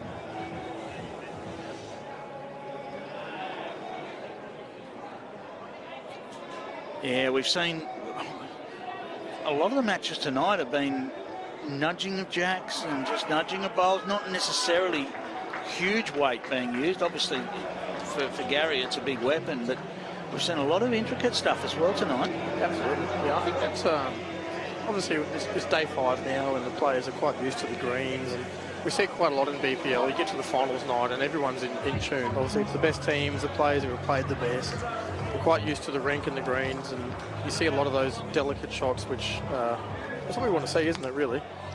It is. It's the art of the game. So fantastic setup here. Bowls all over the jack. The opportunity for Aaron Wilson to strike yet again. He's got a twinkle in the eye tonight, Ben. I've played a lot of bowls with that young man, and sometimes you just know when he's on. And you could tell from that first game, the 4th and 5th playoff game, you could just tell that he's up and about tonight. And obviously, everyone knows that Aaron Wilson's a big game player, loves a big occasion.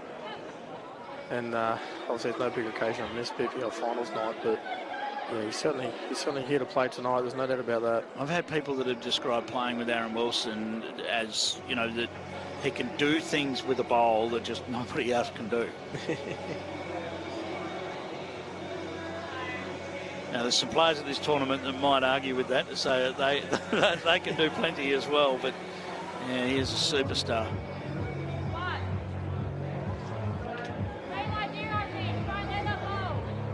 He's got a decent chance here too. He's got a couple of bowls to work off here. He can give us a slight chance. Even if he does connect his own shot bowl, they should still lie. Sits that second shot perfect. Good effort. Never far away. I think something a lot of people wouldn't realise is that Aaron Wilson actually uses quite a small bowl as well, doesn't he? He does. He's sort of gone between a 2.5 and a 3. Yeah. A 2 and a 3. Sorry. Yeah. Aussie uses Henselite, so a 2 and a 3 a little bit. I don't exactly know what these are. I think they're 2s. Okay. They're 2s. So he's got a bit of a wrist problem. So you'll notice his wrist is always strapped up. He's got some problems with his wrist, so he struggles with a heavier bowl. So he normally uses a smaller bowl because it weighs less. Yeah. Oh, look at this. Does it rock in? No, it rocks out. Yeah, it would be unusual in the men's game to use it. Certainly at the highest level, there'd be a lot of people using 3s these days. But most have generally used 4s, but there would be a lot of people using 3s these days. There's certainly not a lot using 2s, that's for sure. No. A lot of people would have seen him win the Commonwealth Games singles in Birmingham in 2022, and that was a 2. He used a 2 on those slow greens, which is a fair chuck for those that might have played on those sort of 10-second greens with bowls before. Yeah. But it doesn't really matter, really. It's about obviously your ability. There's an angle there to pop that jack right through to the Pulse's bowl. It looks like there is. There's even a chance he can get both bowls out without the jack movement as well, which would lie 3 or 4 as well. Using the pulse bowl to do that. There's a big chance making a big number here, Gary.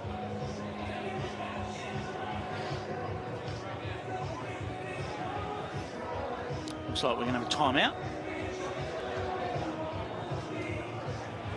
Bit of discussion with the coach, Jeremy Henry, on the sidelines, and Barry Lester.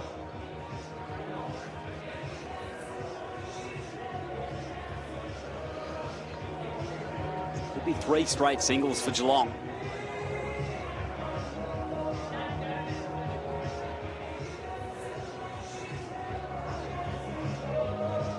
Harry Kelly, how's he look? Going to pop it out. Remains 1 down, 3-zip the scoreline, favouring the Jets. Jeremy Henry will activate the power play for the Pulse. Well, this just might be the most important power play for both the Pulse and the Jets of the tournament, because if the Pulse score on this end and give themselves a big chance of booking themselves a place in the grand final, if the Jets can defend it, they take a big step towards a tiebreak.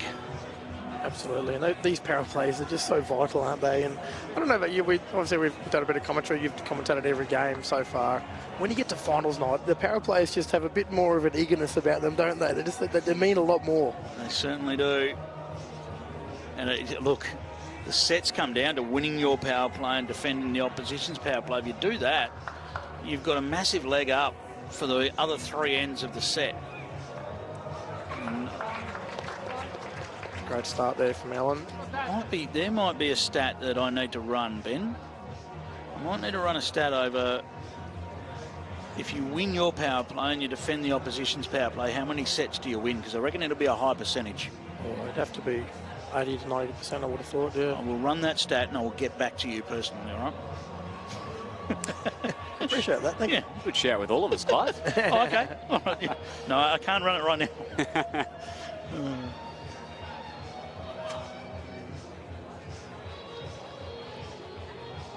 Ellen parked 1 back, 1 on the jack.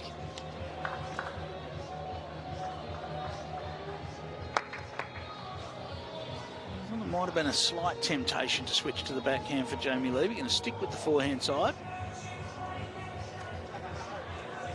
Just angles-wise, it looks like those pulse bowls are a little in the line. Just playing a little bit just over the weight here, trying to get it the right connection while she hasn't, but she has widened the hand a little bit, so a chance here for Ellen. She can draw a touch around the corner, Clive. This would be huge. Pulse power play. And get the jack to some safety.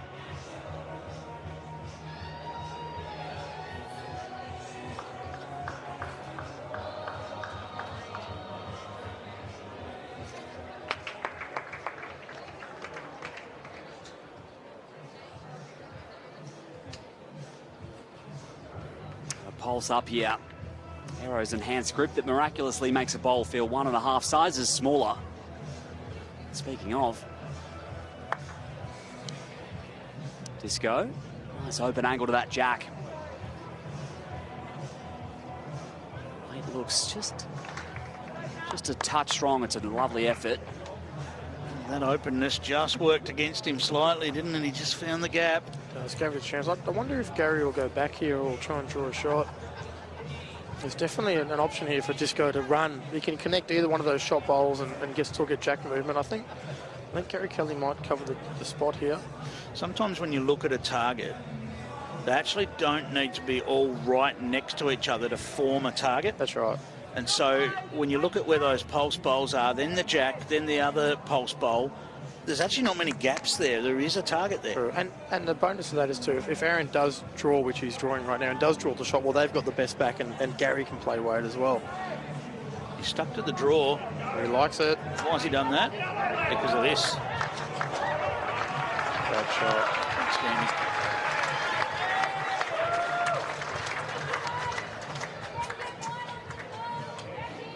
Well, that back ball might come into play right now. Very handy at the moment, absolutely. This will be swinging weight to give himself a chance at getting the bowl or getting the jack straight to the back of the rink. It'll be...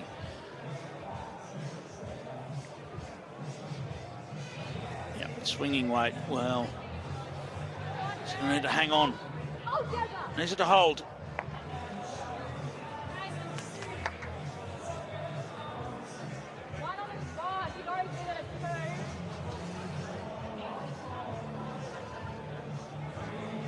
Okay. Aaron Wilson, discussion as to what shot he should play here. Does he go the tuck at the jack?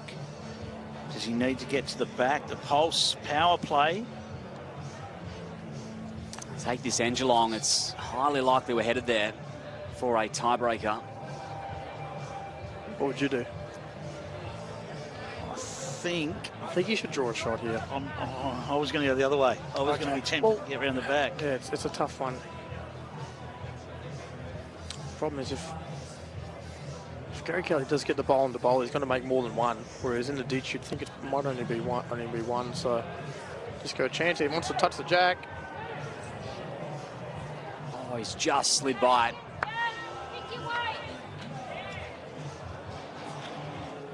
Oh, this is huge, this moment. What a moment of BPL 23 is coming up here.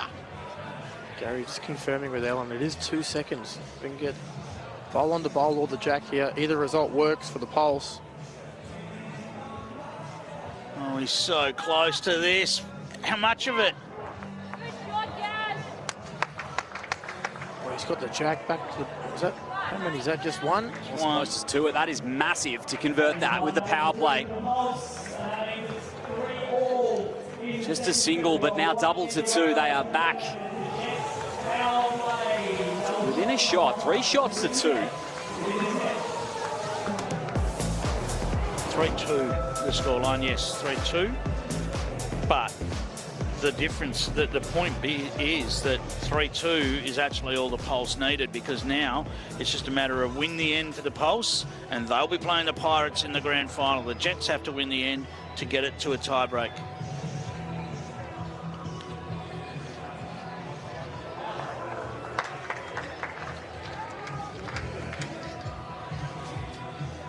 Fifth and final land, Geelong holding that power play through. Now they'll access it. Non-factor.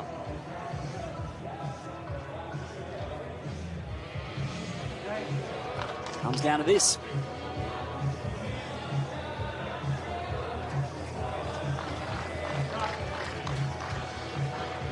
It certainly does. Wow. Someone on the line here, there's going to be a big opportunity or a big bowl to play. Someone's going to paint themselves in glory, or they're going to have pain to regret for a few months. We've seen a few big bowls already in this final series. A little bit heavy, but not too bad there. It's always handy when you get the bowl past the jack here. Particularly when the jack's on the back of spot. You get just past to the spot, to the respot, I should say, is always a handy result, particularly when you only need one. It just leaves you a couple of other options. Yeah. Those back ones you get accidentally, that can be very handy. Suddenly the jack finds its way into the ditch, and you're relieved that you've actually got one there. That's accidentally. right. That's right. It's hard enough to do, as we have seen some expert drawing to the ditch throughout the tournament.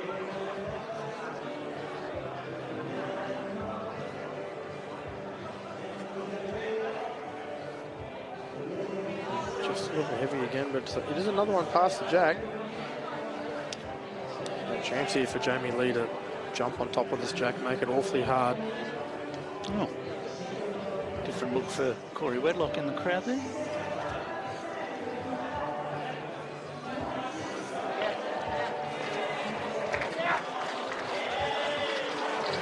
Oh, beautifully played by Jamie Lee. Doesn't sit to make a target. Sits just in behind. Well, into your next bucket list holiday today with Tripadil. Incredible tour and cruise holidays made easy.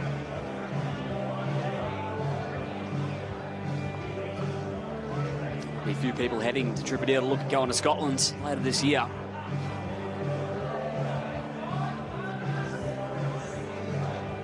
Coming around quick, the Com Games. 8 bowls remaining. Decided we're heading to a tiebreak. Gary Kelly's shown he can come up with these bowls right through the tournament. Will this one stop in time for shot? Done it again. Will. Oh. Great Done it all week. He has, hasn't he? He's been amazing. But has Jack high, so chance here for Aaron to just reach up and get some connection on the bowl or the jack. He has got 2 bowls here to promote as well.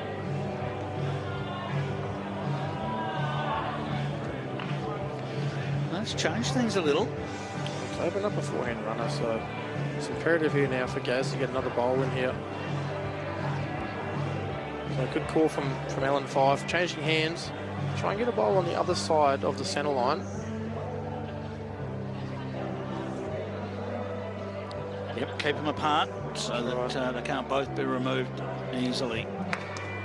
The Pulse only need one shot here. Well, is he going to fill this gap? That's a consolation prize, if you don't mind. Still a gap there. See a forehand weighted shot, won't we, Clive? I think so, knowing that the outside plant couldn't even work on the Jets bowls. Oh, he's in the area.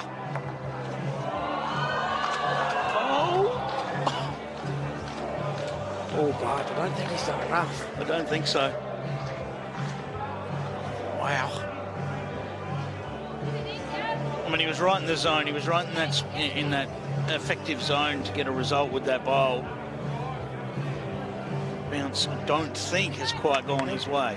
It hasn't, but he has opened it up slightly, so still the same effective shot here for Gary Kelly. Trying another bowl on the head. Oh, he's going it. Big weight, Gary Kelly, no dice. Does that tell us that the Jets have got a shot? I would have thought so. Jamie Lee having a good look here. Well, it is. We're off to a tiebreak.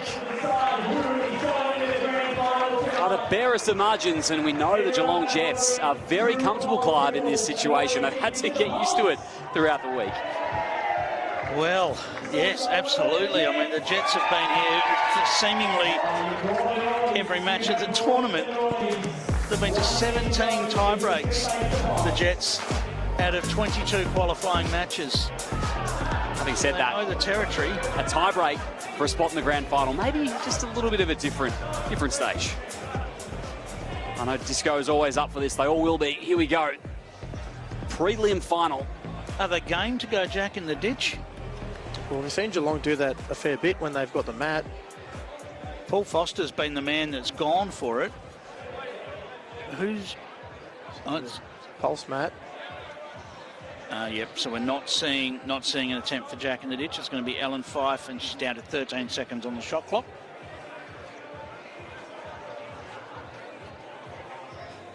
Second tiebreak of the night.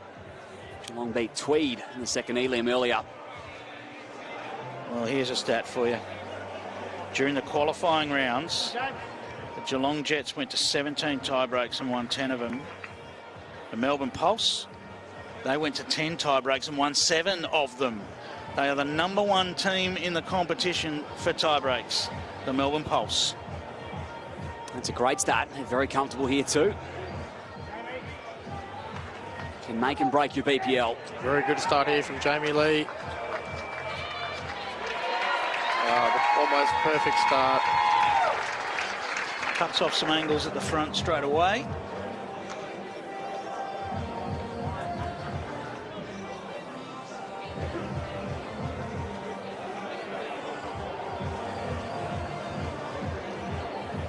What does this hold for Ellen?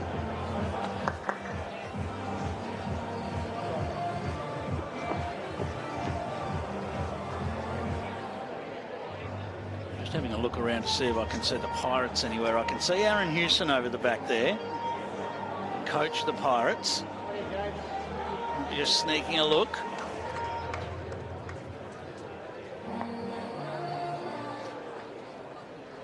One more match after this end. Which team will be participating? Which team keeps the dream alive? Gary Kelly just off screen then telling Barry Lester, you can draw this. He said, you can draw this shot. It is drawable. Even if he just fattens the head up, gets another ball in there, it's going to make it easier for the Pulse. Not sure on the speed, Ben. It looks a little bit heavy here.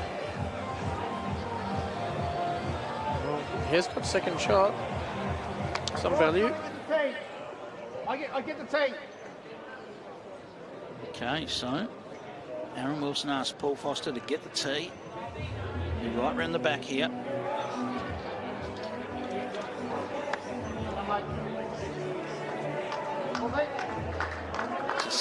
going to get right on this. It's a skill in itself, isn't it? Oh, this is perfect.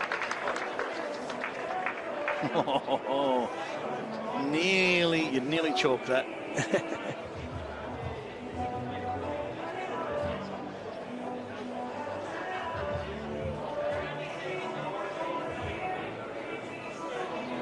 Moreton Bay Pirates waiting on to take on the winner here. Harry Lester's lost interest early. He had to try and drop some weight, and unfortunately, that's not an ideal place to have landed either. It does block the full-blooded drive.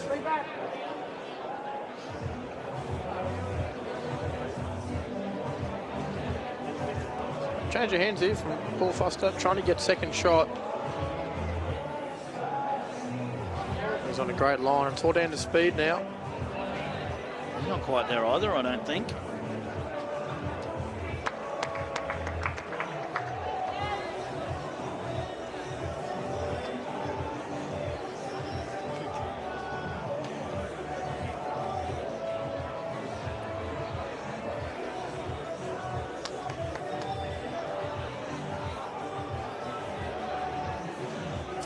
Kelly, 2 opportunities.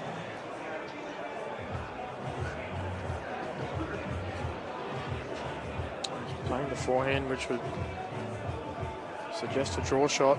He's backing himself to draw this off, Clive. He's done it all week. He's done it a lot. He's been fantastic. And he come up with perfection right when it's required. Tell you what, the line is a chance. I don't know about the speed. Is he going to pull up?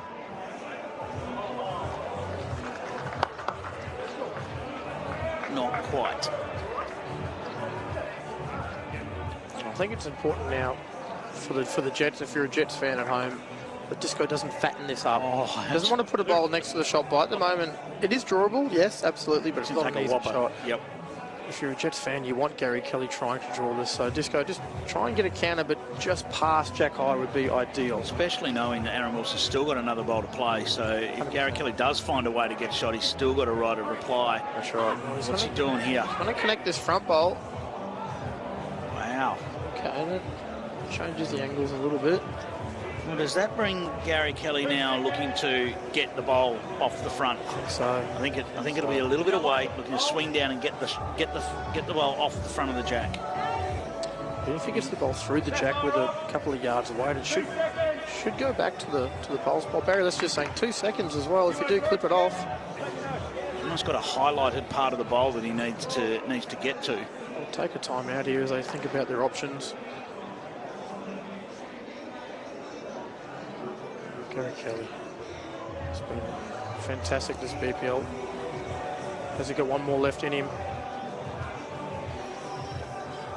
He's drawing on the backhand. He's drawing on the backhand, wow.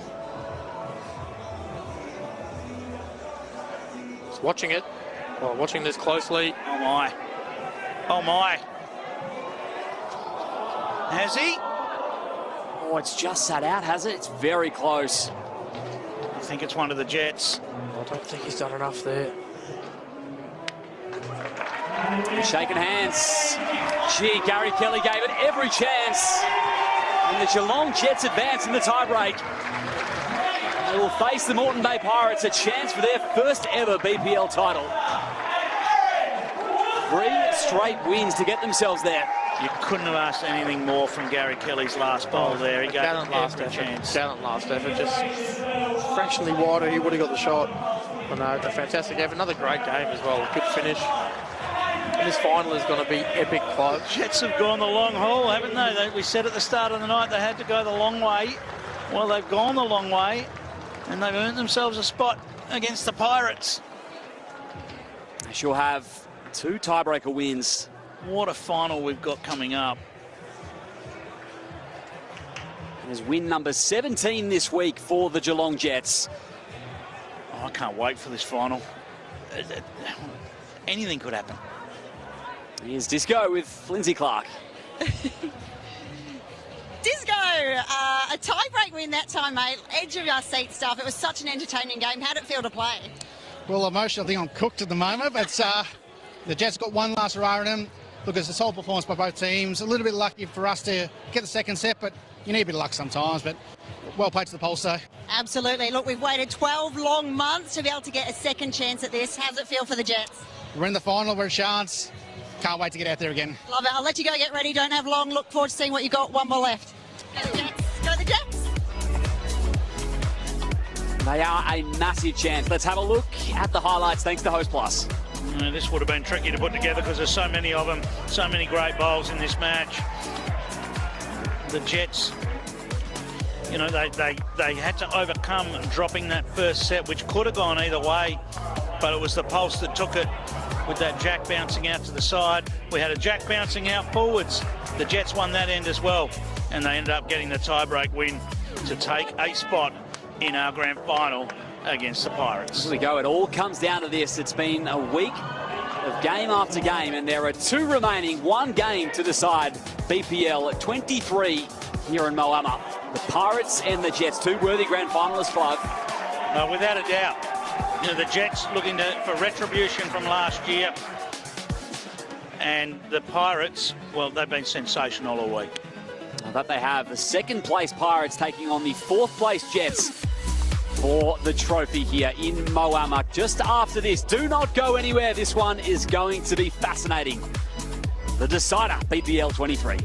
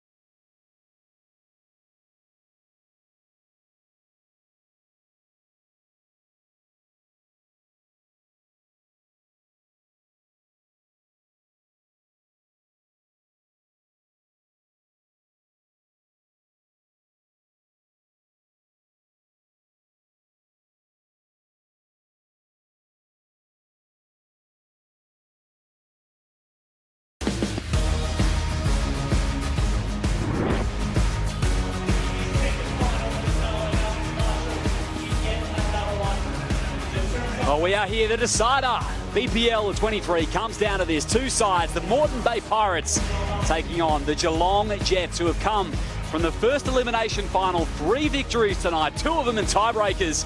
2 worthy finalists. Only one winner can remain. Liam Ellison, Clive Adams and Beck Van Ash from the Tassie Tridents with you in commentary to take this away. Beck, welcome aboard. Hey gents, good to be here. I'm pretty excited. Finals night at the BPL, no better night in the calendar. Oh, it's Great hard. feel to it. Yeah, it's hard not to be excited, isn't it? Finals time. Alex Marshall on the rink. Aaron Wilson in some sort of mood. This is going to be special. If you've just turned your telly on, leave it on, because this is going to be amazing.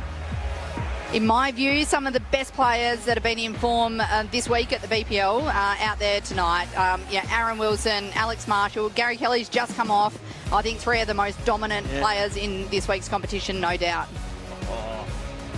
Roll-ups underway. Geelong well and truly got the hot hands. And Taddy Marshall always must watch. Plenty of travel and Pirates fans. Well, what are we in store for here, Clive? Well, we've even got Alex Marshall versus Paul Foster. There's that to throw in there as well.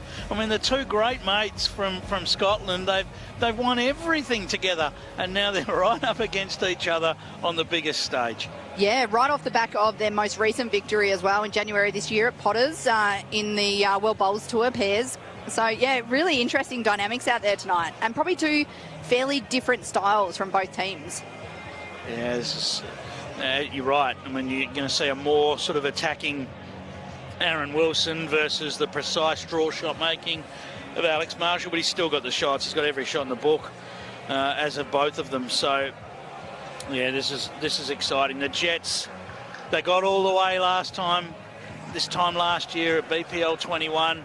We thought the Jets were on track for a title, and the Hawks got them. And they went away and they thought, gee, we probably feel a bit hard done by, but they've got the opportunity to make amends. And Alex Marshall in a BPL Grand Final is always something to witness. And we're lucky enough to hear his thoughts before he gets underway with Lindsay Clark. Play against each other. Oh, sorry, busy talking shop here. Here with the great Alex Marshall. Thank you. Here with the great Alex Marshall, Moreton Bay Pirates. Been off the green a little bit. So excited for this moment.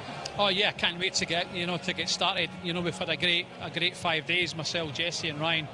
Jesse and Ryan have been absolutely brilliant, and we can't wait to get started. But it's going to be a difficult final. Obviously playing against my best mate, Mr. Foster. So yeah, it should be interesting. We were just talking about that. How does it feel playing against him? We obviously see you win a lot of world titles together and play together for Scotland on different teams here. How's that feel? Oh, it's a little bit different. I think we'll just hate each other for 1 hour. And irrespective of the score, I'm sure we'll have a couple of drinks after it. So, yeah. Love it. The best team win. Love it. Let you go get ready, Alex. Thanks for your time. Good luck to the Pirates. That's well said. This is 2-time BPL champion Alex Marshall, once with the Pirates and once with the Steamers, amongst his illustrious career around the globe. You said it earlier, Clive, many have been marshalled throughout their BPL career. We might have another moment coming up. We may well have. He certainly doesn't spare anyone, does the great man Alex Marshall, that's for sure. Jamie Lee Warsnop's been an important cog tonight, leading really well for the Jets. Yeah, she's been in great form all week, guys. JL, into a grand final, mate. What does it feel like? Again, 12 months on. Yeah, it's unreal. We've had a tough day today, but we just keep chipping away and playing some good bowls, and hopefully we can put on a show tonight for everyone. Is the mindset change any different when you're into a grand final? Is it something you enjoy? Is it stressful? What's it feel like out there as a player? It is a little bit nerve-wracking, but I mean, every single game in this BPL matters. So every game you have to be on, and it's every game's important. Disco's form, do you reckon he's got one more in him? I think so. Ooh, yeah. Love it. Let's go. Good luck to you and the Jets, Jamie Lee. Can't wait to see what you've got. Thanks. Go the Jets. Go the Jets. The grand final, it's here. Let's go. Every game's important. This one might be just a smidgen more important, Beck. I think it's the most important game this week, isn't it? So all 12 sides play 22 matches each in our regular season fixture. We have 5 finals, so it's down to this. How many games total do we have, Clive? If there's anyone I could ask across the week who would know that, surely you're onto that. 137. This is the 137th match. We played 22 rounds with 6 matches in each round. So the people at home will be doing the multiplication. 132 plus our 5 finals. 137 matches for a BPL. It's a marathon, isn't it? It's a marathon week. I can tell you, I've just been fed a stat that says if the Pirates win, it's the biggest gap in terms of when they last won it. So they last won it at BPL 08, BPL number 8. And previously it was the Hawks. They won when they did beat the Jets. They had previously won in BPL 7 and then won in BPL 21. We don't have to wait any longer. We're going to get right into it right now. Well, at 3:30 this afternoon, I was asked my prediction, and I said it'll be a Pirates-Jets final. Alex Marshall, MVP of the final. Right, it's looking okay, good. So we'll see. All right, so what did I say? 3:30. So we're nearly 5.5 hours on since that prediction. Let's see. Look, I'm not doubting you, but did anyone witness that prediction, Beck? Aiden did. Okay. Aiden and Howie, I think. So I've got witnesses. Aiden Davis from BA and Andrew Howie, the man of the BPL. All right, Jesse just passing under after a nice solid start there from Paul Foster. He looked to just tidy this up. He's been very good with his first bowl of matches tonight, Paul Foster. He sure has. He'd love to just tidy this up, land off his own. Looks like he might have just missed a touch of weight. I think what's really interesting with these two sides is the Jets throughout the week haven't necessarily been consistent with their format or with their structure, the way they've actually gone about it. So there's been some games where Disco's led up with Paul skipping. Sometimes Paul's ended up staying out and skipping the whole time. They've sort of really gone on form, who's handling the rink better. This rink is obviously different to the rink that we play our day matches on, those sort of things, whereas the Pirates have been very staid in their approach. You know, it's been Alex's skip the whole time. Jesse generally has played the first 6 ends at times, sometimes the first 5. It's been really interesting dynamic between the two sides. They actually got 7 key ends out of, well, not 7 key ends, but an extra end out of Jesse last night by using the sub cleverly. They brought in Ryan Burnett when an end was sort of out of need. And Jessie was able to play an extra end. They almost got 7 ends out of her without her playing 7 ends. Yes, yep. Yeah, they have been quite creative. Both sides have been creative. So, I'm really interested to see how the form sort of takes them in this final. Well, Aaron Wilson's been on fire all night. He's been an absolute marvel. I mean, it comes as no surprise. We know what he's capable of. You don't win back-to-back Commonwealth Games singles, gold medals, if you can't play. Exactly. I think that's the thing with the 3 more senior players out on the rink. You know, Disco, Paul, Alex. They've all stepped up and they have such a knack, I guess, of lifting at the right time and really rising when it comes to that peak time and where they really need to. And it's something that they've done their whole careers. And I think it's something that we've seen throughout the BPL. Alex Marshall looks a nice line. Oh, yes. There's your shot.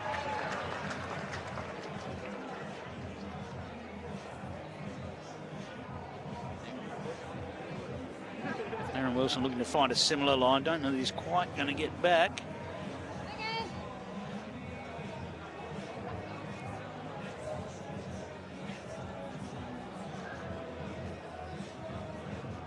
You know quite what to expect in a BPL final. We've seen power plays play a key role in the past. We've seen some go to tie breaks, some be straight sets. You just never know.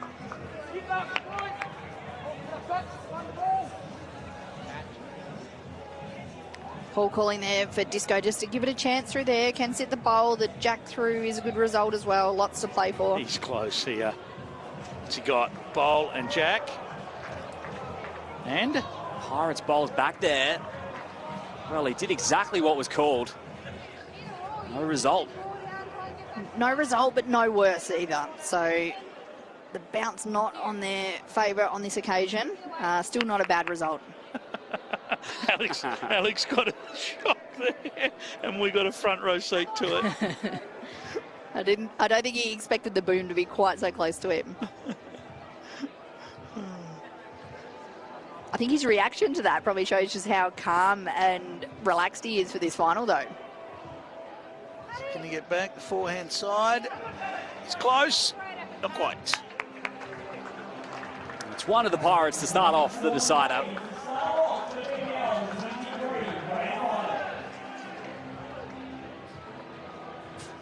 You're going to get some early indications from the skippers in these matches, whether they're good, because if they trot after bowls, we've talked about Alex's trot. If he gets the trot up after a bowl, he just flat out knows that it's good.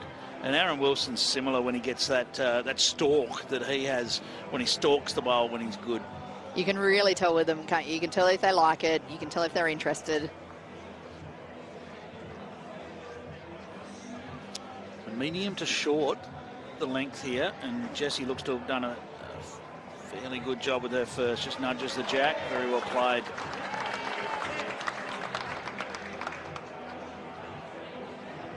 Jessie's had a really solid BPL too. I think she's really enjoying the opportunity to play so much with Alex, and she seems to be really thriving on that. She's had a very solid outing this week.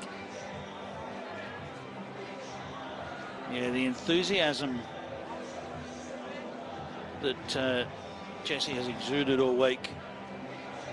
Yeah, she's loved it. There's just no question. Of course, her first chance for a full BPL opportunity, so... Yeah, and great timing. Just recently elevated to the top squad of the Australian Jackaroos.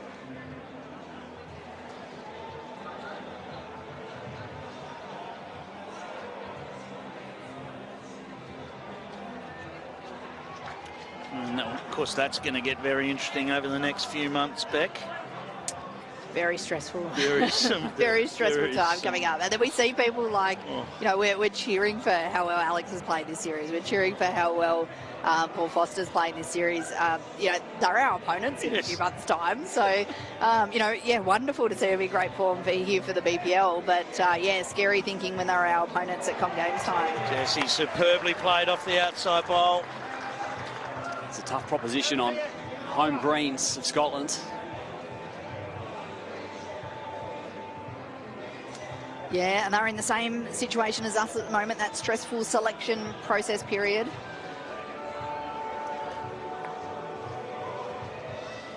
No result. Alex will look to change this with his first as the skippers head up to play their bowls. Summer sounds better when you can hear it at Audica. Discover the benefits of expert hearing care tailored to your needs every step of the way. It's BPL Junior Cup Day as well, and the Tassie pride, surely, Beck, as the Tridents got it done this afternoon. Oh, I was really hoping that was going to come up at some stage. We're so proud of our junior Tridents. They did such a fantastic job. They went through the competition undefeated to make it through to the final as well, and it was an absolute thriller. They played so well. It was a game of two halves. Alex Marshall. Great shot there from Alex. Sensational. It came down to the last bowl, didn't it? It did. It was definitely a game of two halves. The Lions came out firing, won set one pretty convincingly. Our guys shot back, and the Tridents got a good win in set two, and then, yeah, carried that momentum into the tie-break. And Lockie Thurley with the absolute thriller to win it on his last bowl. Yeah, we're so excited and so proud of them. They've thoroughly enjoyed this week. They've been great supporters of ours. It's been awesome to have them on the side. Their families have been here as well. Yeah, so it's been really nice to have a vocals cheer squad there for the senior team. But we're extremely proud of our junior team. Well done, Tridents. Brilliantly said, Beck. I didn't miss you in an interview earlier on either. They said, I'll tell you what they said in just a moment. Bang! Straight into the ditch and right on it. And he knew that the moment it left his hands.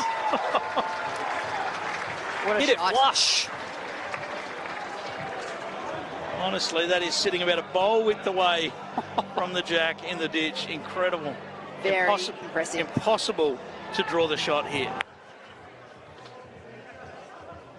So clean. Pure class from Aaron Wilson. And all the Pirates can do is just try not to drop more than one here, because it is impossible to draw the shot.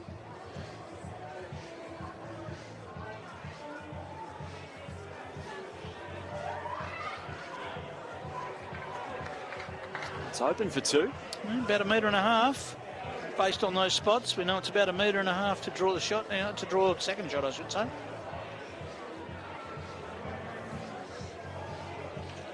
The first bit he needs is a clear path. He's got that.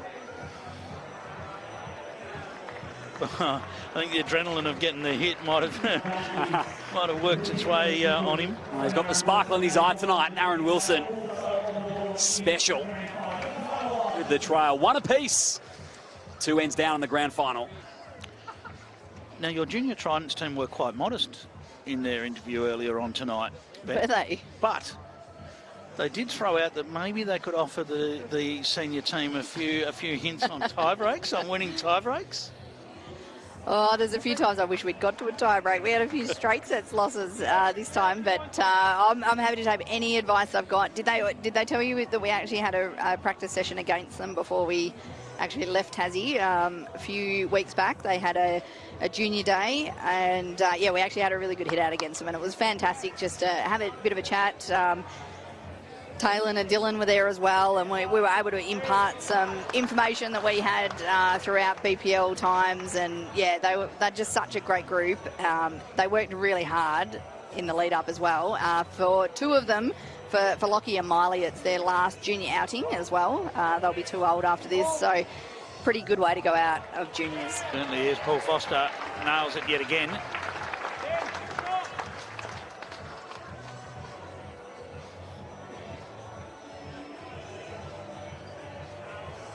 Jessica Tell with her unique delivery.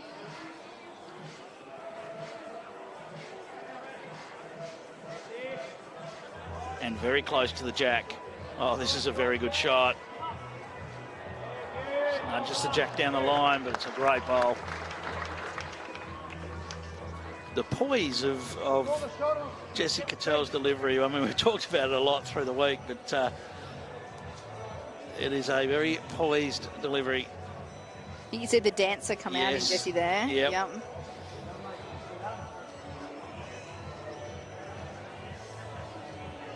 And Christina Van Nierop described it as a pretty delivery.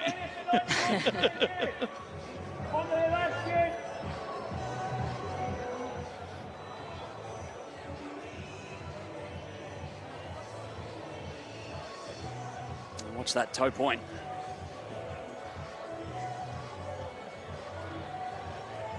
I've actually never noticed until this week what a small step Jessie takes. Yeah. What a great shot. Not a big step there. There's not a big step there, is there? No, I don't know if that's norm or if it's just a carpet thing. I've watched Jessie a lot. I went over to Singapore with her last year when she played with Olivia Cartwright, and I was ringside coach for a few times, and I had never picked up that it was such a small step. All right, well, still in favour of the Jets. Aaron Wilson, does he get a little bit of contact on the front bowl or just dropping under? Just dropping under. Now Alex Marshall gets his chance on the forehand side. But as we always say, and for our listeners at home, like one of the main things, everyone's got little intricacies with their delivery, but it's being consistent, doing the same thing every time. And that way then if something goes wrong, it's a lot easier to correct.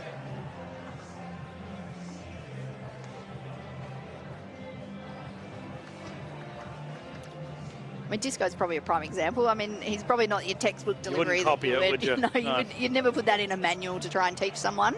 But he does exactly the same thing every time, and it's extremely effective. Well, this will be interesting now. That ball landing there. Just see whether that changes Alex Marshall's approach. He's still got room to draw it on the forehand side. That ball won't come into play for him.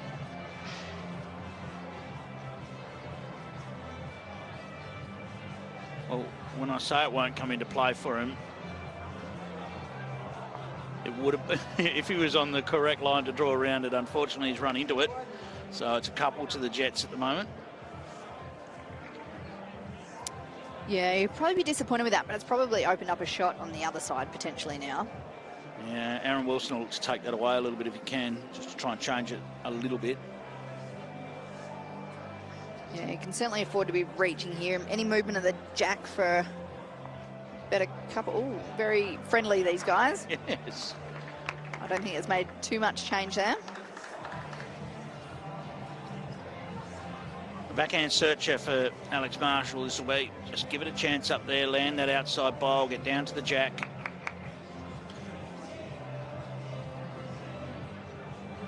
Movement of the jack's a raffle. Oh, he's trotting. He is trotting. He likes it.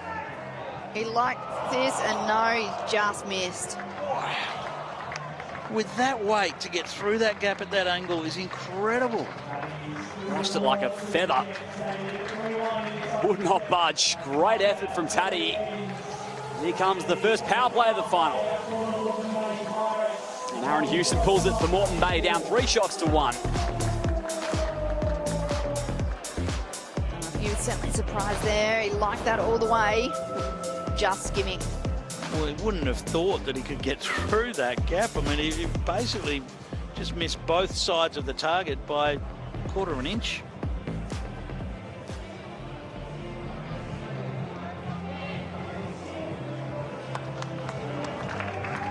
See Jamie Lee come on just to direct the head on this particular end. I think Disco's just had to leave the rink for a brief moment.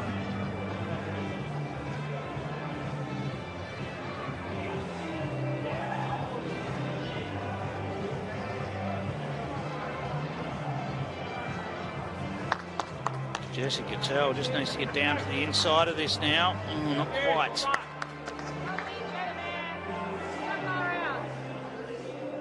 They have barely had a break tonight, the Jets, of course. Game number 4. Paul Foster's the forehand side now to avoid that short bowl. And he's played it fairly well. Yeah, good change over there. Fairly well. Scratch that. Very well. And on the line too, that on the line right in front just makes it so much harder for the opposition. It's interesting you say that, like, the Jets have been out there a lot tonight. They've had consecutive matches, and I often wonder, is that an advantage sometimes on finals night? Keep that momentum going, keep warm. Great reply there from Jesse Cattell. Sensational. Yeah, we've debated that throughout the evening. I don't know if there's any right or wrong answer to that, but it feels like, you know, the Jets have shown in the past, Beck, that they can put runs of wins together, and that's what they're doing tonight at the moment. Yeah, absolutely. I was looking at the Pirates just before this game, because obviously they had the last game off, and I could see Alex, he wasn't putting bowls down on the other green because it's so much different, but he was just rehearsing his delivery, just warming up, just keeping in a momentum. Oh, what a reply. It's bowl for bowl. Paul Foster pops the jack out into the open. And this is what we want to see on finals night. It certainly is. It's absolutely perfect weight previously from Jesse. Drawing at the refresh target.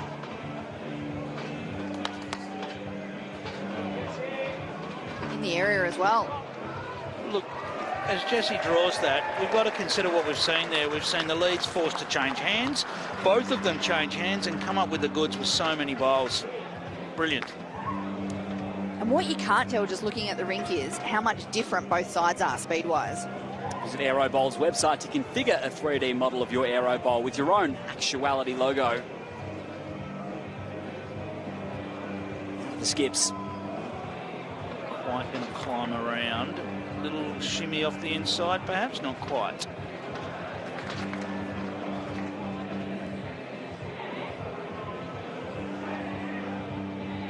Alex Marshall strides to the mat end, knowing that if he nudges the jack, he only makes things better for the Pirates here.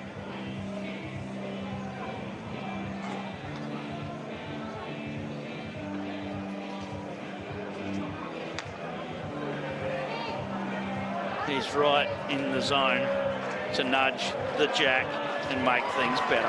What a shot.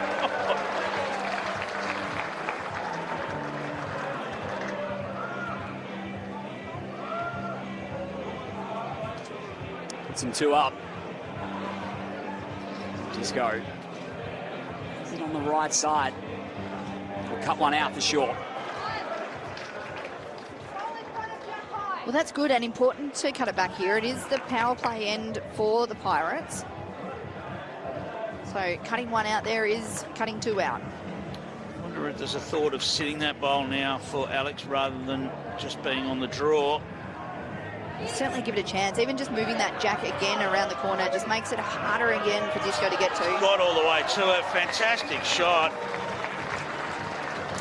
It is a good shot. I think he'll be a little bit disappointed that it maybe has set up a bit more of a target now for Disco. He's got a couple of bowls there to lean off. The split is the ideal. Wouldn't want the Jets bowl to go out of the head. That's the only issue. He's close. Depends if he clears the front. Oh, what a shot. What perfect weight for that shot. No fear at all. No fear of things going bad. There is still an option for Alex Marshall. Picture perfect. This is so crucial. Jets power play to come, down 2. Alex can move that bowl and get a little piece of the jack with it. Things could look very nice for the Pirates here. Really needs to be a collect or it's really tough in the last end. He's watching it intently. He's not going to get down, I don't think. Outside edge. Oh, he nearly got the outside. Enough. We'll make it 3 shots the differential. Heading into end number 5.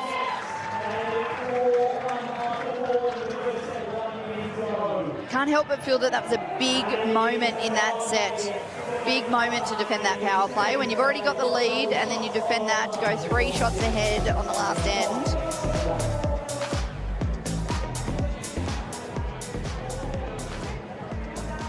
Jets power play won't play a role, but it's there nonetheless.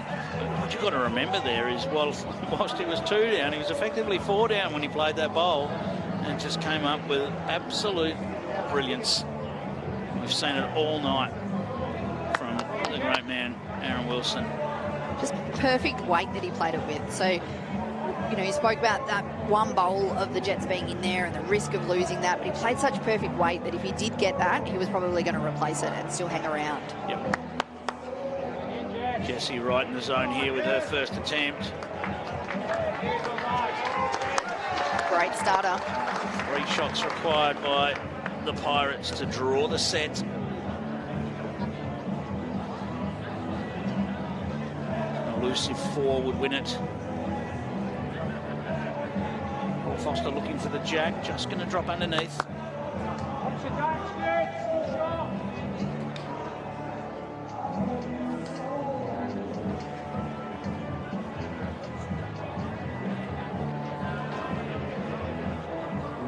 Jessie put them up again on her first. In the area again here. Alex do it straight away. Played. I think we'll see weight straight away here. And Paul Foster's going to look for this. Bowls or jack. Yes, lining up on the forehand here. Big weight. Oh, and he's got it clean as a whistle. Wow, try that 100 times. Well, surprising result. Not a bad result. 1 out, 1 gone.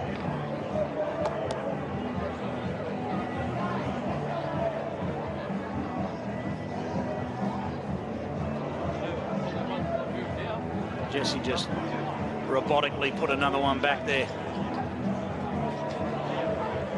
It's not bad. It's not bad at all. Well played. Good shot. Probably a bit better this one as well because it's in line with the other one. Doesn't widen that target. Still leaves a gap now between the jack and the bowls. I feel like he's going to go this again. The talk down the rink, and Paul Foster encouraged it. Yeah, it sounded like the call from Paul there was go again. Oh.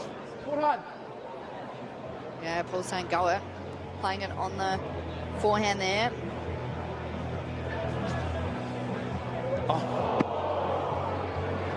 We know there's a gap there. Paul already went through that one. Wow. That was the beauty of that bowl landing right in line that you alluded to, though, Beck. Yeah, it just makes it hard when the gap's there, and that's where Taddy will need to be careful now. He obviously needs another one in there. They want at least minimum 3 to halve the set. They'll be looking to try and make it even more, but he needs to also not make a target. Yeah, he's going to have to ignore the back of the rink for now. There would have been the temptation earlier, if this was an earlier end, to go around the back. But to take that risk now because they need the number.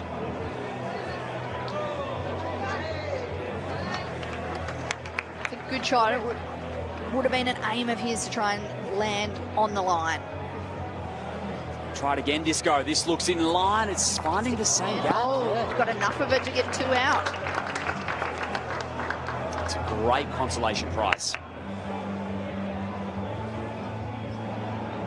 Well, this is going to be very interesting. If Alex draws another one here, as to whether Aaron Wilson backs himself to play weight again, or whether he comes back to the draw. But first, I think it depends where this one of Alex's goes. Is it fatten the target?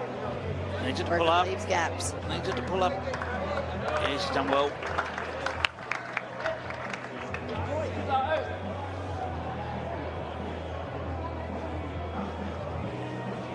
The only issue now is if he goes again and does remove the Jets bowl, it's an absolute foregone conclusion that the set will be a draw. Yeah, I think they're having a good look to see that those far away bowls on the wing, just which one is actually closer. Yeah. So if there is a risk of taking the Jets bowl out. He's going big again. Yeah, looks to be the same. He's missed on the outside. So, Alex Marshall to draw the set. Must draw another counter. So the Pirates 2 up here. Pirates holding 2. Looking for a third to tie.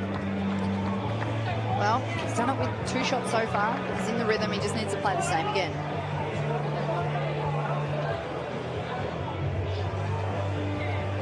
Watch for the trot. He liked it. And might be quick, you know. Does look quick.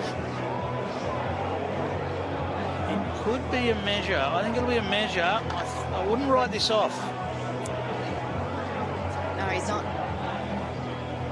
convinced. I favour it. I think he might have just made it, but no. That's the call. Not even worth a take. Wow. 4 shots to 3, and Geelong are on the board first with the first set victory in the grand final.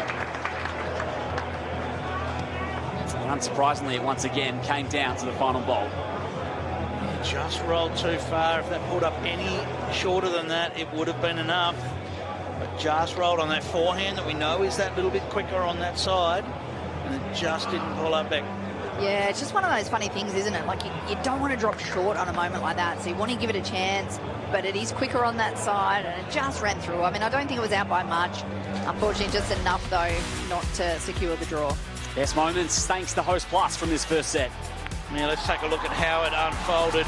Big weight from Aaron Wilson. That was probably shot of the match so far. Jack into the ditch and sat right on top of it. Unbeatable right there, and we'll see if they're unbeatable for the rest of the match. It's been some disco magic so far. They're up 1-0. Second set coming up just after this here in Moama.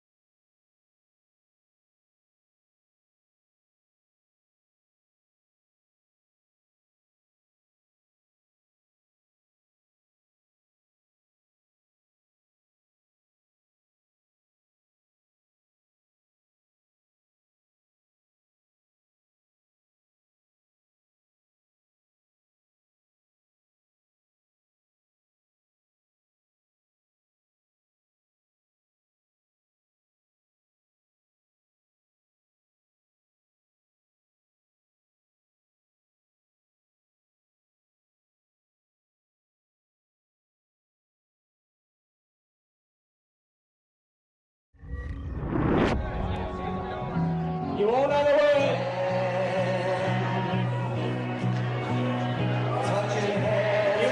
That's a tradition here at the BPL.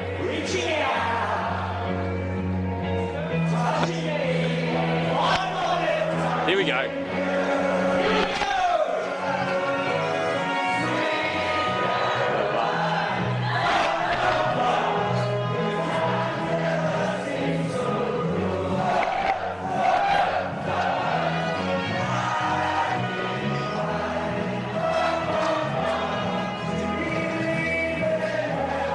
It's a great feeling here. Have a listen to that. Absolutely loving it. You've got a bit of time as well there, Clive. Dominating. Absolutely. You can't deny the sing-along at the BPL Grand Final night. Got to be part of it. All righty, here we go. Second set. That sets us up. Geelong took the first 4-3. Jamie Lee Worsnop and Ryan Burnett inserted with a substitution. Where'd you disappear to then, Beck? You managed to get off camera there. That was a bit sneaky. I just didn't want to block your view there, Clive. I felt like you needed to be the man of the moment. It's pretty tactical from you, Beck.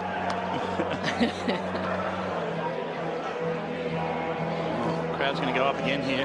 Dancing's not my forte. I was part of a group TikTok recently, and I showed my 7-year-old daughter, and she said, "Mum, you're an embarrassment to the whole family." So that stunned me. Honest feedback. It was brutal. All right, can Jamie Lee find a correction here?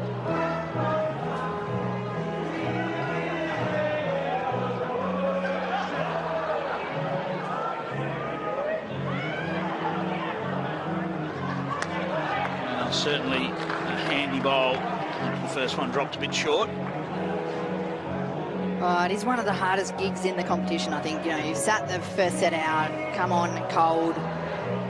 It's just hard to get that momentum sometimes. Especially with all the energy around you of the grand final. It's sort of, you're spending a lot of energy just sitting on the bench, aren't you? Well, I think you're more nervous on the sideline. Yeah. You're on the sideline, whether you're coaching, whether you're the sub, whether you're a diehard spectator and supporter. It's really nerve-wracking because you've got no control. So a lot of these athletes, players, they actually lose the nerves when they step out onto the green because they're focused and they've got something to control them and something to focus on. But it doesn't change the fact you're coming on cold and you haven't had a feel for, you know, quite a while now. Even more so for Ryan. Ryan Burnett capitalised here. He's out in a wide line, but these are swoopy bowls that he's using.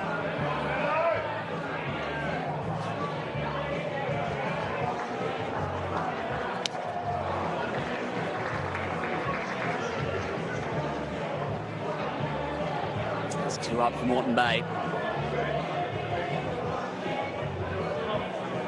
Wilson and Sheriff to go. Wilson and Marshall, sorry, to go. It's a battle once again.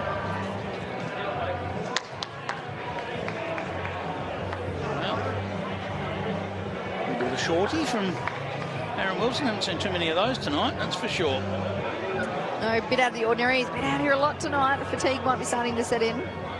I feel like the adrenaline will carry him over, though. No doubt. Alex Marshall, can he add to the work of Ryan Burnett? He's tried to come down the same line as Ryan, but I think Ryan's bowls just do turn that little bit more, and that'll look nice and inviting now for Aaron Wilson to find a correction on his previous attempt.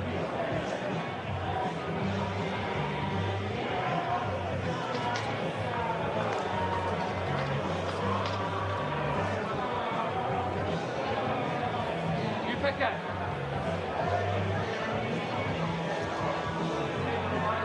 Okay, the decision to go to the backhand side to not put some assistance out there, Jack High on the forehand side. It's probably not a bad idea with all of those Jets bowlers waiting right behind the jack. He's played it really well. And that will do to count. Paddy's probably played the backhand more coming in this direction on that sort of draw weight as well. Wilson still giving himself a chance to trail this jack. 3 down. He's very close. Make a number of it. He's drawn the shot. From my vantage point, it does look like a shot. And he's managed to hide it away quite effectively too. You've got at least 3 seconds. Well, this will be interesting. You don't see Alex Marshall play this style of shot too often. This is looking for the outside bowl onto the shot bowl. Definitely worth it. A lot of seconds here. This could really set a big tone for this set if he makes it. Needs to get down. He's written it off. We'll get the measure out. look to favour the Jets. Yeah, I think this will be a Jets one shot.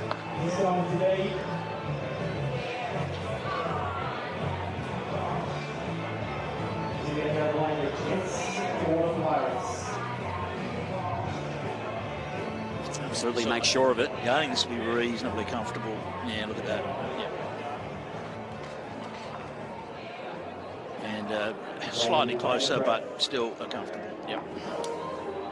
One it is for the Jets to kick us off.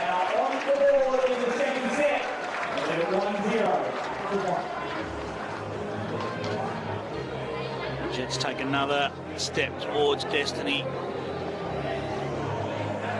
Got to the final last year and they missed at that final step as the Hawks took the title.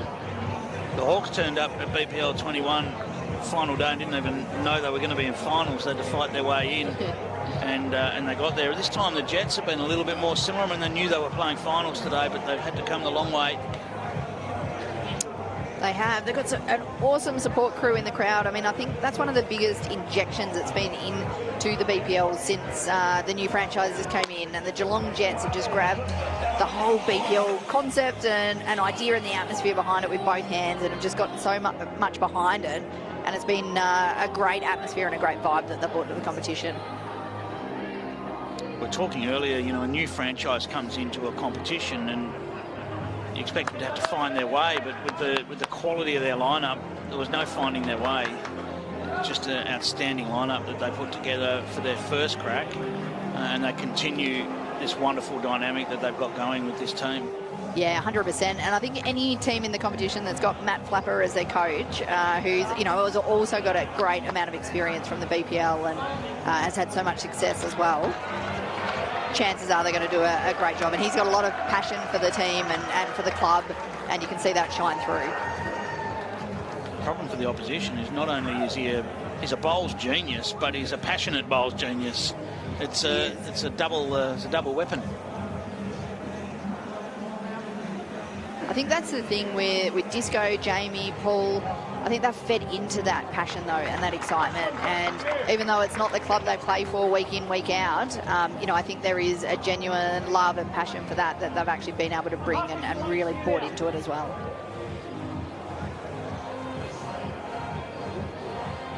Ryan Burnett, the place up on his first.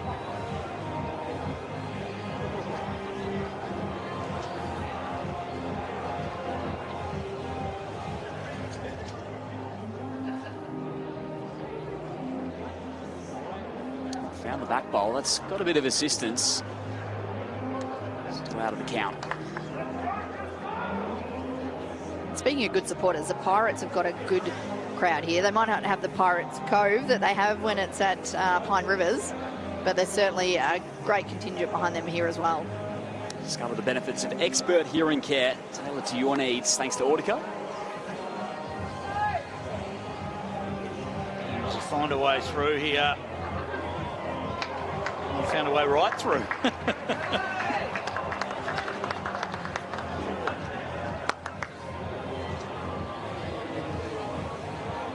Well, it's tight for shot at the moment. We might have both teams playing a similar shot here. I think Alex Marshall will be up on the backhand as well. So one of those unique times in bowls where both teams are playing exactly the same shot, just about. Yes, who gets it first will be the decider. And he's right in the area as well. Oh, he's followed the same path with just a touch more weight.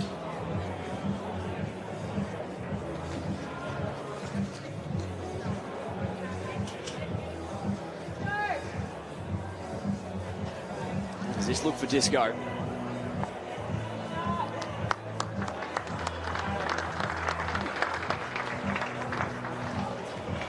It's made shot.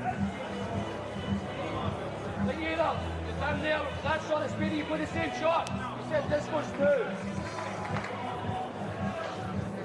I think a bit more weight was the call here. I think that probably is the right call. They've got the backest ones on the green.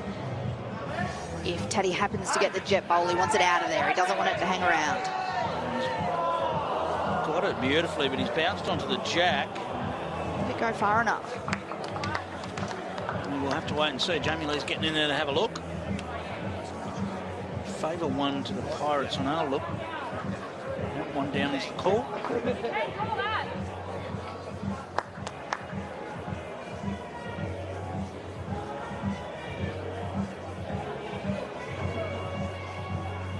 This opens up the forehand draw. Just one down, and that's short. Now, Alex has got that similar shot that we saw earlier where he can afford to just nudge the jack and make things better. Yeah, he can certainly bring some more into it if he can just get a touch on that. He could make potentially 3 or 4 shots out of this.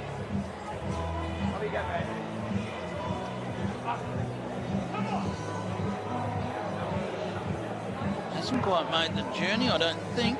No, that won't count.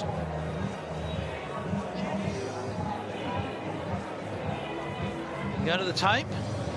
Yeah, it was certainly one that he would have been hoping to have reached. Won't be a lot in this. I do favour the Pirates bowl at the back. Yeah, Jamie had a good look and she did call it for one down. Probably one she's hoping to be wrong on. Yeah.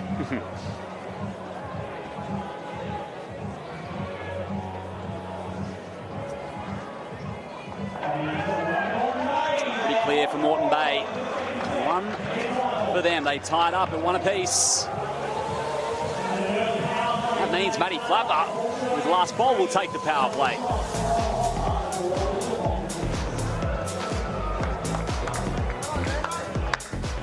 Nice early aggressive power play. We haven't seen too much of that tonight, actually. No, well, I mean, it was the Steamers that have been doing it through the tournament, and we lost them in the first game. So these sides have been a little bit more run-of-the-mill with the way they've gone with their power plays, and I reckon there's no more nervous time than calling a power play in the grand final and just hoping you've got the timing right, Beck. Yeah, I think it's probably a right call to call it a bit early here. You know, Ryan's still settling into a rhythm. He hasn't been out here long. Battled a little bit the first time coming in this direction. You know, so I think it's probably a good idea.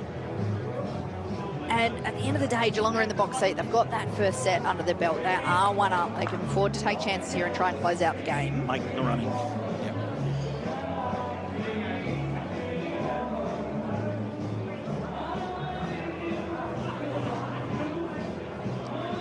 A 2 here for the Jets, which would double to 4, would just put so much pressure on the Pirates.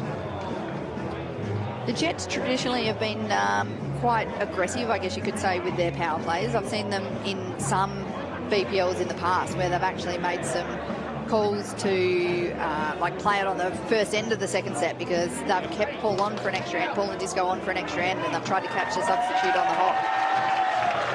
Jamie Lee nails it. Great shot.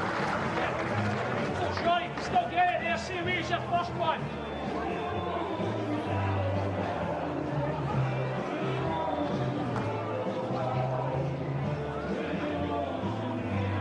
Rhino looking for the bowl, just going to miss it. Really looking to change it up there, but just a little bit over what they were probably looking for.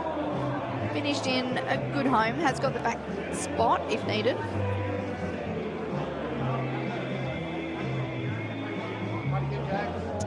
Won't be short. Oh, this is great. Brilliant bowls.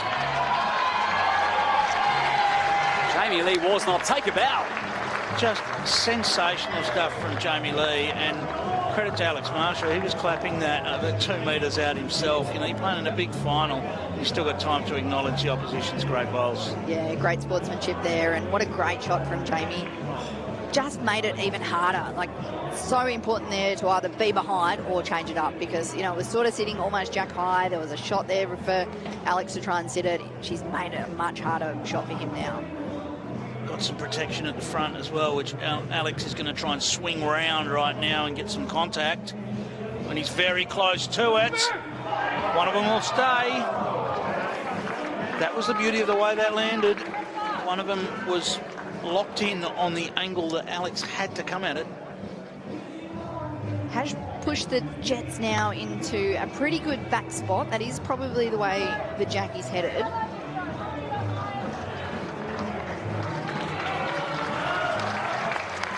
It'll count. Brilliant. Brilliant. And the beauty of those front bowls is he's been able to hide away behind those front bowls. So Aaron Wilson can add bowls to this without building a target. Yeah, the call there from Ryan is for Taddy to basically try and play the same again. If he plays a similar bowl, chances are Jack goes back to theirs, or it could kill. I think he's going to hang.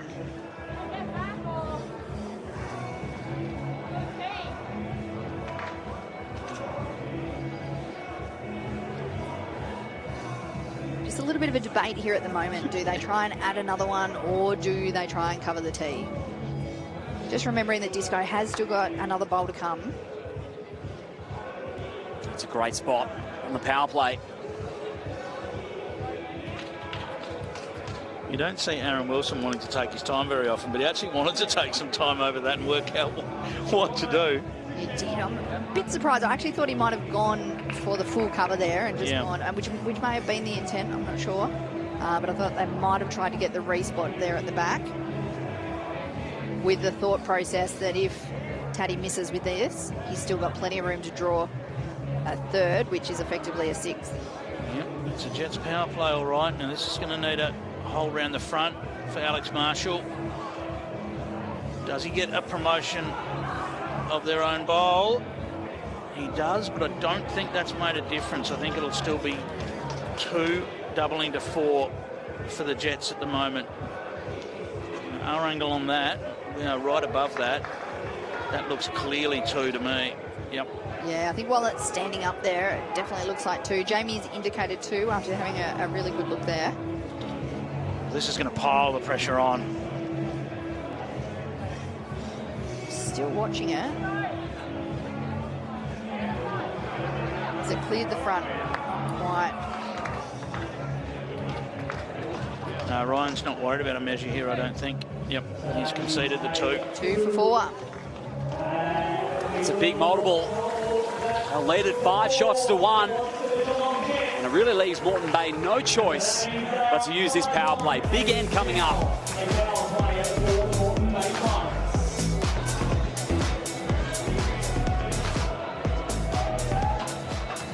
Well, it is a big end, and it's a big end on both fronts, because if the Pirates can grab a couple, then they only need to win the last end and we would go to a tiebreak. But if the Jets grab a couple here, it's all over and they're the champions.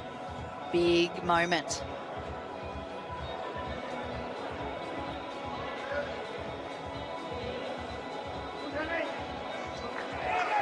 Jamie Lee started the end off the right way previously.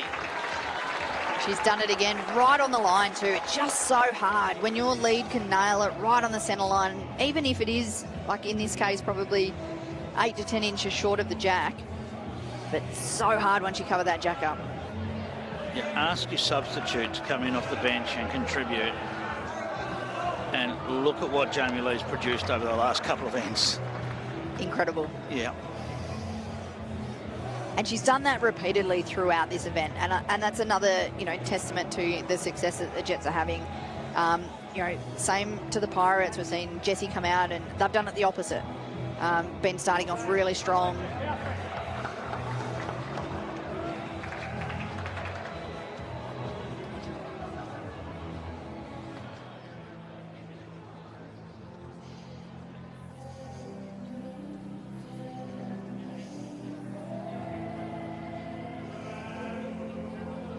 Ryan going to pass here. That's handy.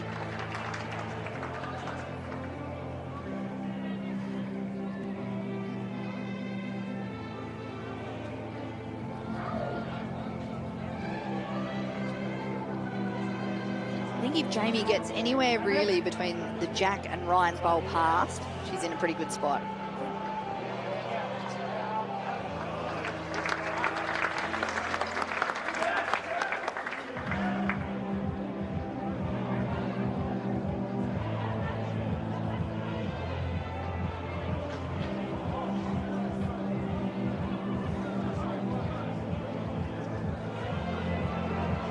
Wasn't sure about it.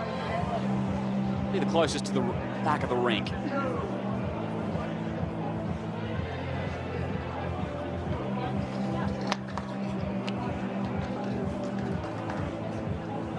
Disco basically hasn't missed a trick tonight. It's all about defence for the Jets right now. It's about making sure they can't drop anything. They won't worry so much about getting the 2 to end the match, because even a 1 for them's enough to make it very difficult for the Pirates. It's about how they can defend.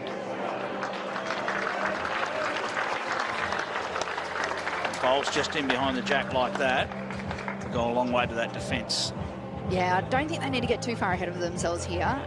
As we said earlier, they're in the box seat. They've got the first set under the belt, the 4 in front with 2 to play.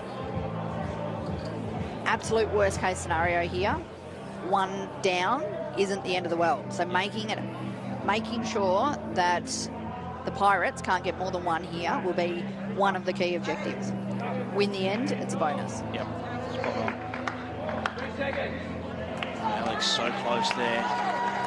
Still 1 down.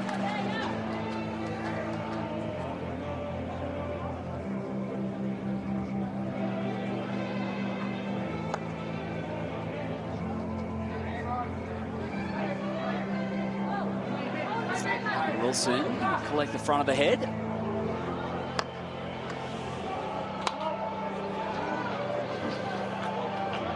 Well, his weight was pretty good there. Probably not all bad. It's maybe sat that Pirates bowl down, so it gives Taddy some options here. Yeah, agreed. I think that's what he's going to be looking for. Just turn that over. I don't know that he can make 2 by doing it. If he gets to the right part of the jack, potentially.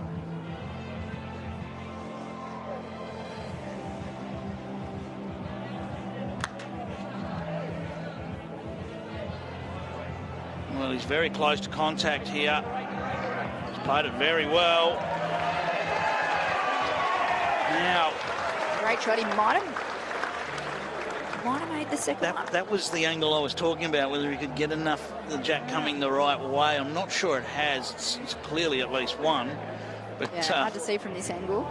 We'll have the shot to perhaps turn the Pirates bowl through to the closest Jets bowler. We want a nomination to kill the end. We see a timeout and nomination to kill the end here. The signal on the ring was 3 shots. Yeah.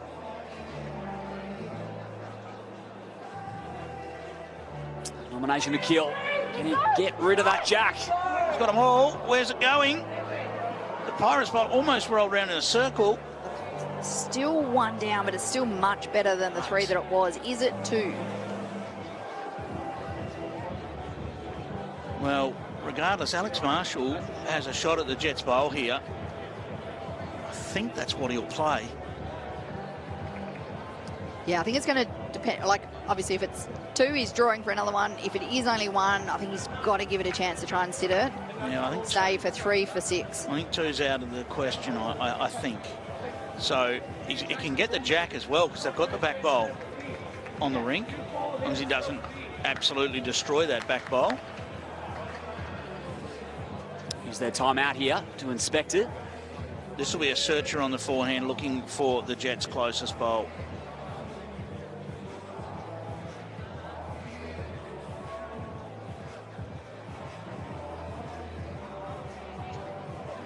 Needs to get down under the front.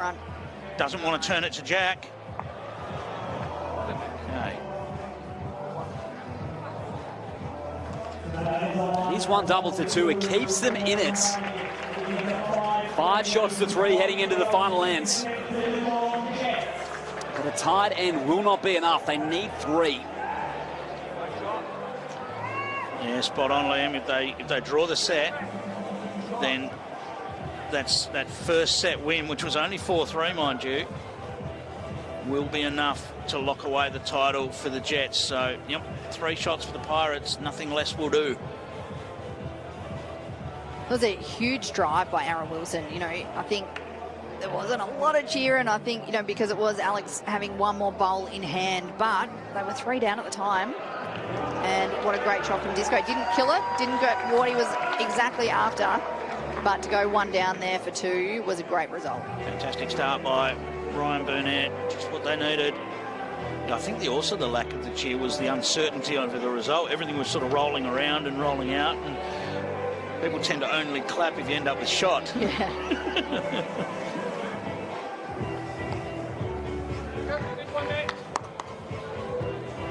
So that'll force a change of hand for Ryan Burnett. But right now, he has to just try and get as many close to this jack as he can. Yeah, I think it's the first time that we've seen him on this side of the green in this direction, but pretty good changeover. He's been playing the wrong side. You can't ask much more than that when you need 3 shots.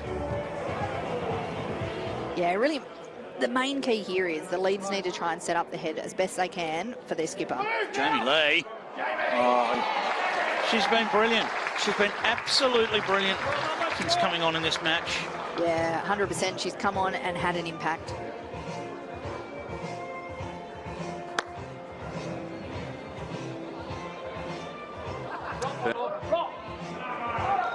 Another.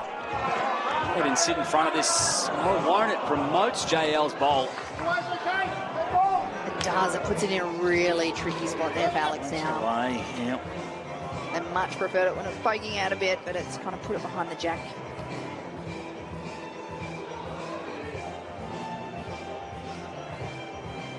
Worst case scenario, I think Alex will be working down trying to get rid of it, but worst case scenario, they have still got a killer in hand that they can nominate. Just trying the area again here. Lands at the back and locks it in. Even better. What a great shot. You thought it was hard to get rid of before. There might be a nomination to kill the end here. I think they've already called it. Yes, the Pirates nominating to kill the end, so this is huge right now. There is a chance that he could get both bowls if he just misses the jack here, Alex Marshall.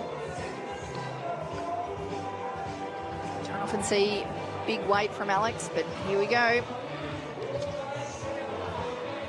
Alex Marshall. No, now the problem is their kill's gone. That is going to make things very, very difficult. Their kill's gone and 3 of their bowls. 3 of their bowls. Yes. Yep. Yeah, not a great result there.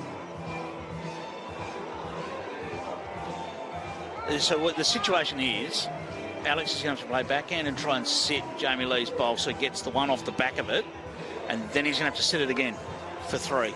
He is, and in the meantime, Aaron Wilson's got 3 bowls. He does. Oh, that, I mean... Brilliant.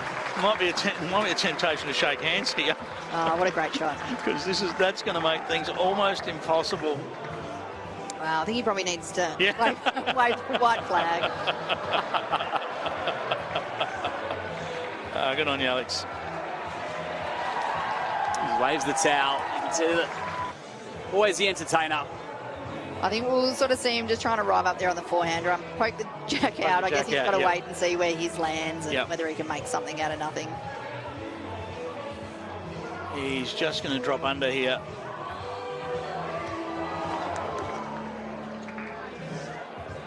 Now, has he stayed on the rink? He has.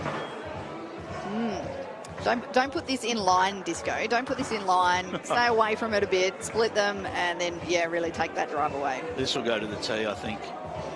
Yeah, this is going to the tee. And this needs to finish between the 2 Pirates bowls, which he's going to do. And there's no chance of 3 shots here. Perfectly done. Alex Marshall's a magician, but he can't conjure something up here. He's just got to, He's going left-handed. He's going left-handed. The Jets have done it. They have their first BPL title. Geelong prevails. A year ago, they were so dominant at this venue, didn't quite get over the line. They do it in BPL 23. Yes, it's hard to argue that they didn't deserve that. It's been 12 months. They walked away last time disappointed. They walk away this time BPL champions. And they did it the hard way, really. They came from that first elimination final, Beck. 4 wins required, and they did it. They've done it the hard way. I mean, what a great effort. Like we said, they've got a lot of heart in this team, a lot of heart from that club. They're a fantastic franchise.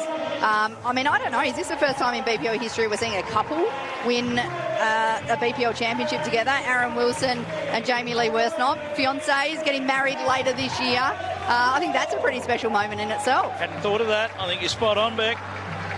And I think one of the highlights for me tonight in this final was the camaraderie between both sides. We saw some brilliant acknowledgement from both sides, a little bit of humour there at the end, and some fun. I think they got into the atmosphere of BPL finals night. Respect. That's what it's all about. And you know, on this big stage, to see the sportsmanship is just fantastic. But the Jets, they are, you know, they've just been fantastic since they came into the competition. What a remarkable bounce back from last time we were here 12 months ago. It sure is.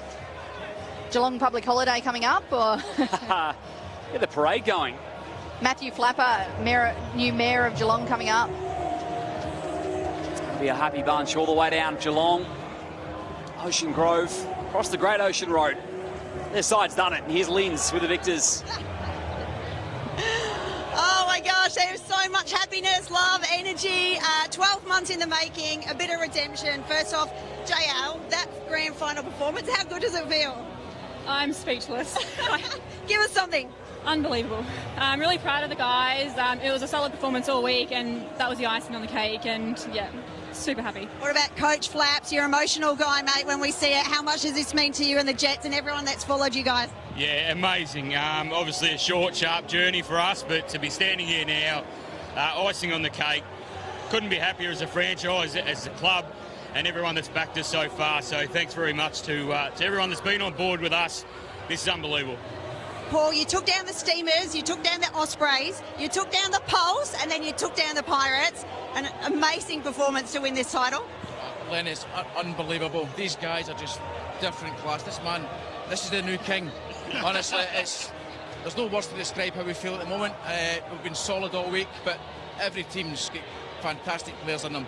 But I'm going to enjoy this, but I've got a flight home in 7 hours' time. Who would book that? What would you do that for? And our last word, Brovsy Disco Wilson. Tonight you were phenomenal. It felt like you wanted nothing more but to win this for the Jets. Tell us something. What's the final word from you, mate? No, we're certainly a family. You know, to our first BPL to this one, it's chalk and cheese. We got better as a group, got to know each other. We are a family. Go the Jets. Go the Jets. Well, your BPL 23 champions are the mighty Geelong Jets. Woo!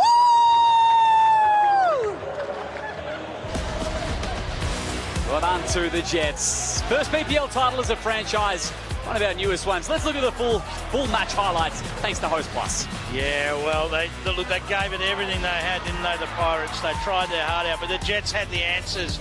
Aaron Wilson had the answers all night. He kept coming up with bowl after bowl, Beck. Oh, it was just brilliant. It was a great performance. There wasn't anything that he sort of couldn't get him out of trouble on. You know, then we saw Jamie hit the green and just bring it. A crucial part of the result, Jamie Lee Worthnop's role in that final. You know, you don't want to miss a beat when you make your substitute. Alex Marshall tried what he could there to try and create that number at the end, but he couldn't quite do it. And it was Jamie Lee with another 2 great bowls that locked it away. And that last bowl was just icing on the cake. Oh, just brilliant. Aaron and Jamie's little girl, Summer, I'm not sure, it's probably past her bedtime. She's probably not watching it now, but what a cool story to be taking home medals to show their little girl. And I'm sure she'll be able to watch this at some point when she starts to understand what on earth Mum and Dad did tonight. Well, Jets fans will be celebrating with the players here on the green. Stick around, presentations up just after this. Beck Van Ash, thanks very much for joining us for this great final. Thanks for having me, guys. Best seat in the house. We'll announce the all-star lineup as well just after this short break here in Moama.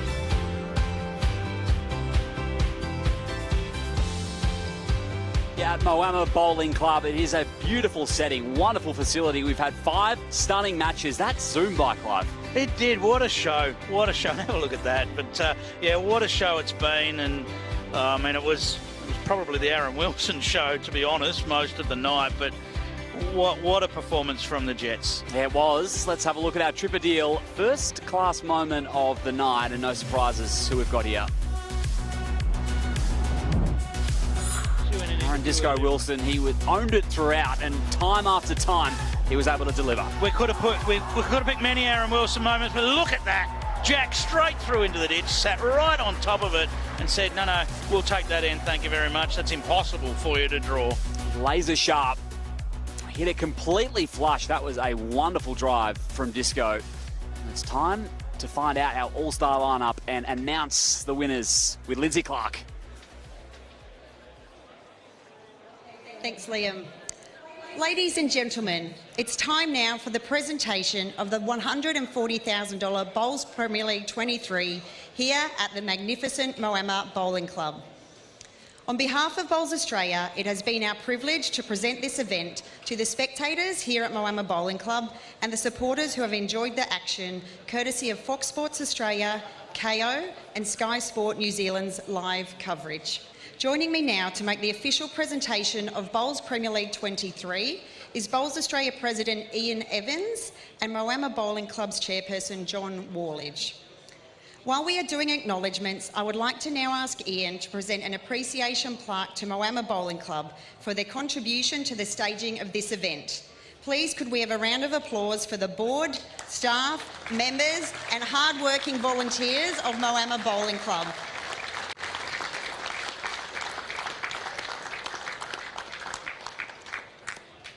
We would like to now acknowledge and congratulate the 3 best players of the event, as voted on by the BPL coaches at the conclusion of each match. The 3 best players and winning coach of this competition that make up BPL 23's All-Star BPL team are from the Sydney Saints, Dawn Heyman. From the Melbourne Pulse, Gary Kelly.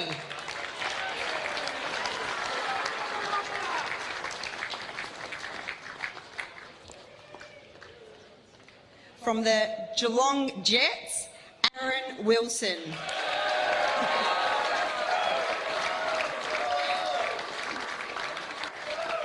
And our winning coach from the Geelong Jets, Matty Flapper. Please accept your commemorative cap from Bowls Australia. We will now present the coveted MVP medal for the player judged the tournament's best performed by a panel of experts after each round.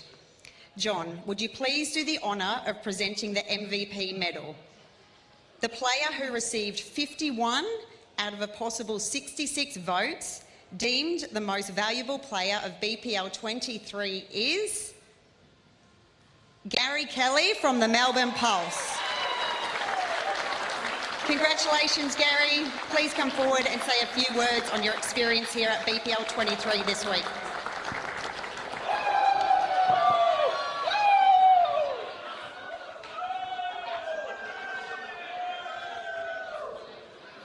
He was definitely more excited than me. Yeah, first of all, obviously it's a huge honour and a privilege to receive this award. Obviously, to be voted by some legends within our sport and the coaches, so it's an absolute honour, and thank you for just receiving this award. Thank you very much. Obviously, yes, it's an individual award, but you can't achieve it without your teammates. So a huge thank you to Ellen and to Barry for being amazing, both on and off the green. So thank you to them guys for creating an amazing platform. Thank you.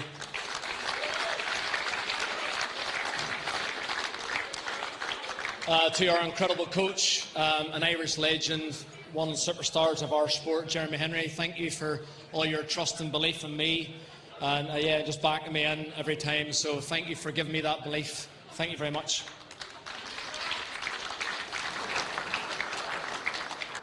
And to the owners of our franchise, the Dandenong Club, Listen, you have an amazing place in my heart and always will. What a fantastic club, and thank you for all your support and for allowing me and trusting me to represent your franchise and your club. It means a lot to me. Thank you very much. And a big congratulations to Moama. Obviously, once again, what a fantastic organisation. You're incredible. Your professionalism is amazing. You've run this here fantastically well and hosted it extremely well. So well done to your club and all your volunteers and staff.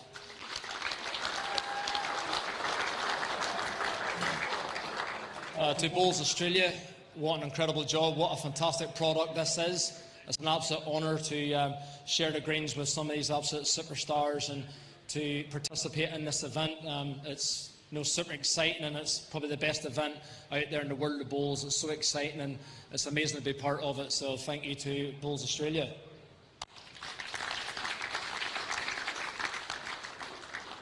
And also congratulations to the Jets getting the win, and Brisbane, a fantastic final, and well done the Jets getting their first one. Congratulations, guys. And just finally, obviously, the people, the heartbeat of this whole thing is the crowd, the audience. Thank you all. You are the ones that make this what it really is. So thank you to all you guys physically here. Thanks to all the viewers and everyone back home. You make this what it is. So thank you so much.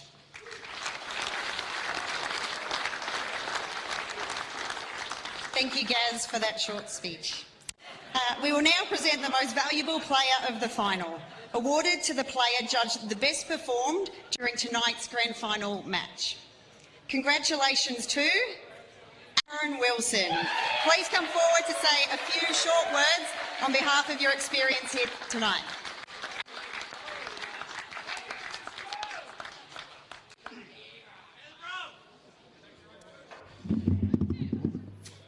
Well, I'll lean over, but Gary Kayo, that was an amazing speech. That's hard to follow. Can we bring back the streaker? First off, Moama Bowling Club, what a facility, what a venue. Thank you very much for the hospitality here. It's been second to none, absolutely brilliant. So thanks, Moama Bowling Club. To all the teams we played in the final, well done on getting there. It's no easy feat to make it, but getting to represent your franchise, making finals is awesome. To Brisbane, thank you for the grand final. Didn't quite go your way today, but it was certainly a good one to go on for the Geelong Jets. So well done, Jets. To all our Geelong supporters, all our people back home, thank you for the support. Your messages mean a lot to us. Ocean Grove Bowling Club, look, we'll be back bigger and better next year, but thank you all. Paul Foster, the King, Jamie, my wife, and the almighty Tangle Will Saxon. Well done.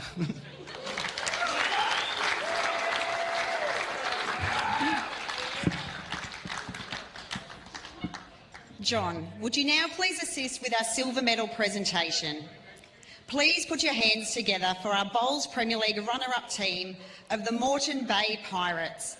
Jesse Cattell, Ryan Burnett, Alex Marshall and their coach Aaron Hewson.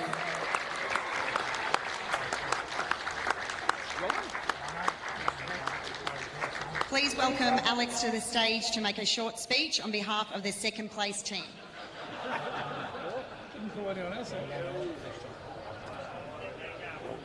Cheers, mate. Thank you. Thank you, ladies and gentlemen. First of all, it would be remiss of me if I didn't congratulate the Geelong Jets.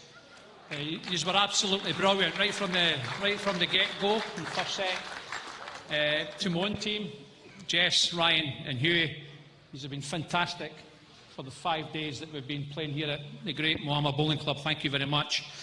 Also to our franchise, the city of Moreton Bay Pirates and Club Pine Rivers, you have been absolutely fantastic. Thank you for all the support you give us throughout the event.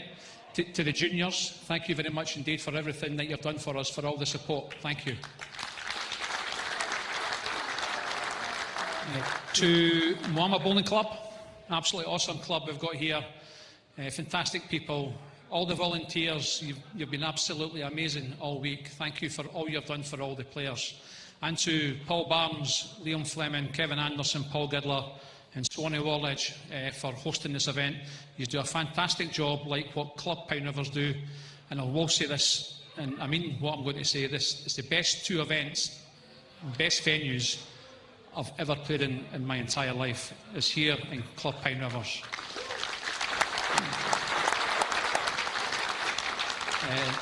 Also to Balls Australia, he's doing a fantastic job. Andrew Howe and his team, they're here first thing, probably at 7:30, 8 o'clock in the morning till 10, 11 o'clock at night.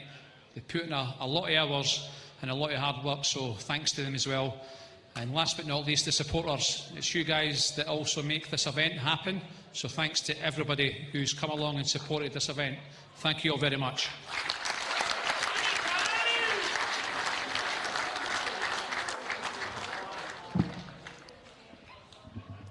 Ian, would you now please assist with our gold medal presentation? Ladies and gentlemen, please congratulate our winners of the $140,000 BPL 23 competition, the Geelong Jets, Paul Foster, Jamie Lee Warsnop, Aaron Wilson and coach Matthew Flapper.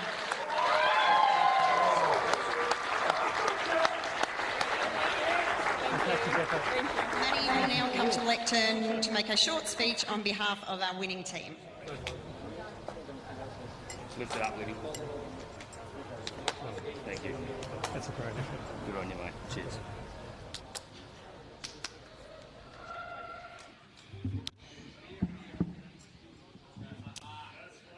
Firstly, thank you to Bowls Australia, obviously, for putting on another amazing event. The BPL is simply the best event to ever play in, so as players, as franchises, we can't thank Bowls Australia enough. To Moama Bowls Club as the host venue, I endorse what Taddy said. It's amazing to come up here. You're always looked after and you know, compete at such a professional club. So thank you to everyone that's involved with your club, Swanee, and for your efforts in hosting this year's event. To Brisbane Pirates, congratulations on a terrific week. For us to stand up here, it's probably, if we're picking someone to play against, I'd pick you guys because you've invested so much into the BPL, not just as a franchise, as a host venue. So congratulations to you guys and Pine Rivers for everything you've brought to BPL.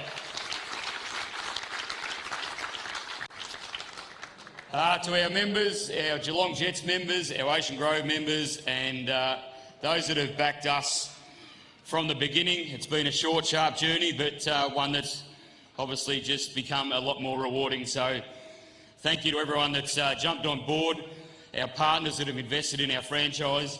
We couldn't have done this without you, and we look forward to continuing that partnership into the future. To our Ocean Grove members, for again backing the Jets, our board, our staff. We've got more staff here than supporters, I think, this week. But thank you for coming up and seeing what this is about. As I said, it is the best event that all players want to be part of, and you're now part of it as spectators, as our staff. So thank you very much. Lastly, to our players, Jamie and Aaron, what a superstar combination.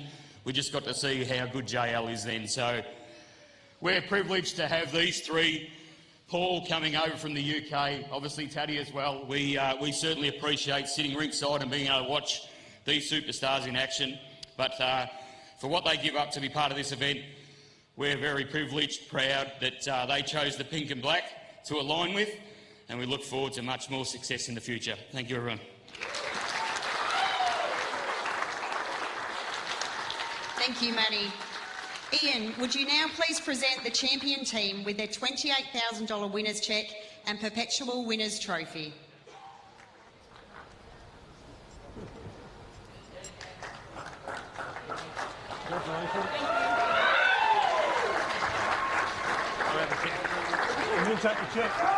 Congratulations to our Geelong Jets. Well, that brings an end to the formalities of this presentation and to BPL 23. Once again, I would like to express my sincere appreciation on behalf of Bowls Australia to all of the spectators who tuned into the coverage and the patrons who contributed to the atmosphere here at Moama Bowling Club over the past 5 days. Thank you also to the hard-working crew and staff of our wonderful broadcast production partners, Sports Entertainment Network and Rainmaker, for the coverage of this event. I hope you thoroughly enjoyed the $140,000 Bowls Premier League. From all of us here at BPL 23, good night. Geelong Jets, they're the winners here in BPL 23. Great scenes, Clive. Yeah, well, many people think they're the best colours. Well, they're the best team this time around, aren't they? BPL 23 champions, and thoroughly deserved. They had to go the long way this time, and they went the long way and they got there. Big night for Aaron Wilson. He played fantastic all night. Absolutely. Member of the All-Star unit. There they are with the cheque and the trophy for the Geelong Jets. Congratulations to them. They're going to go home happy, and for a new franchise, they've invested so much into the BPL. They certainly have. They're absolutely deserved winners. Congratulations to the Geelong Jets. It's been a fantastic week, Clive. Yeah, it's been an absolute thrill, mate. It really has. Here in Moama, so many great bowls played across the whole week. 137 games, is that correct? Yeah, and so many of them came down to the last bowl or a big bowl finish or a well-timed power play. It's been a pleasure calling alongside you, Clive, and all of our players who've come up here into the box, and from everyone here on set, making it all happen and working hard behind the scenes. Thank you very much for joining us here for BPL 23, where the Geelong Jets are victors here in Moama. We'll see you in November for BPL 24.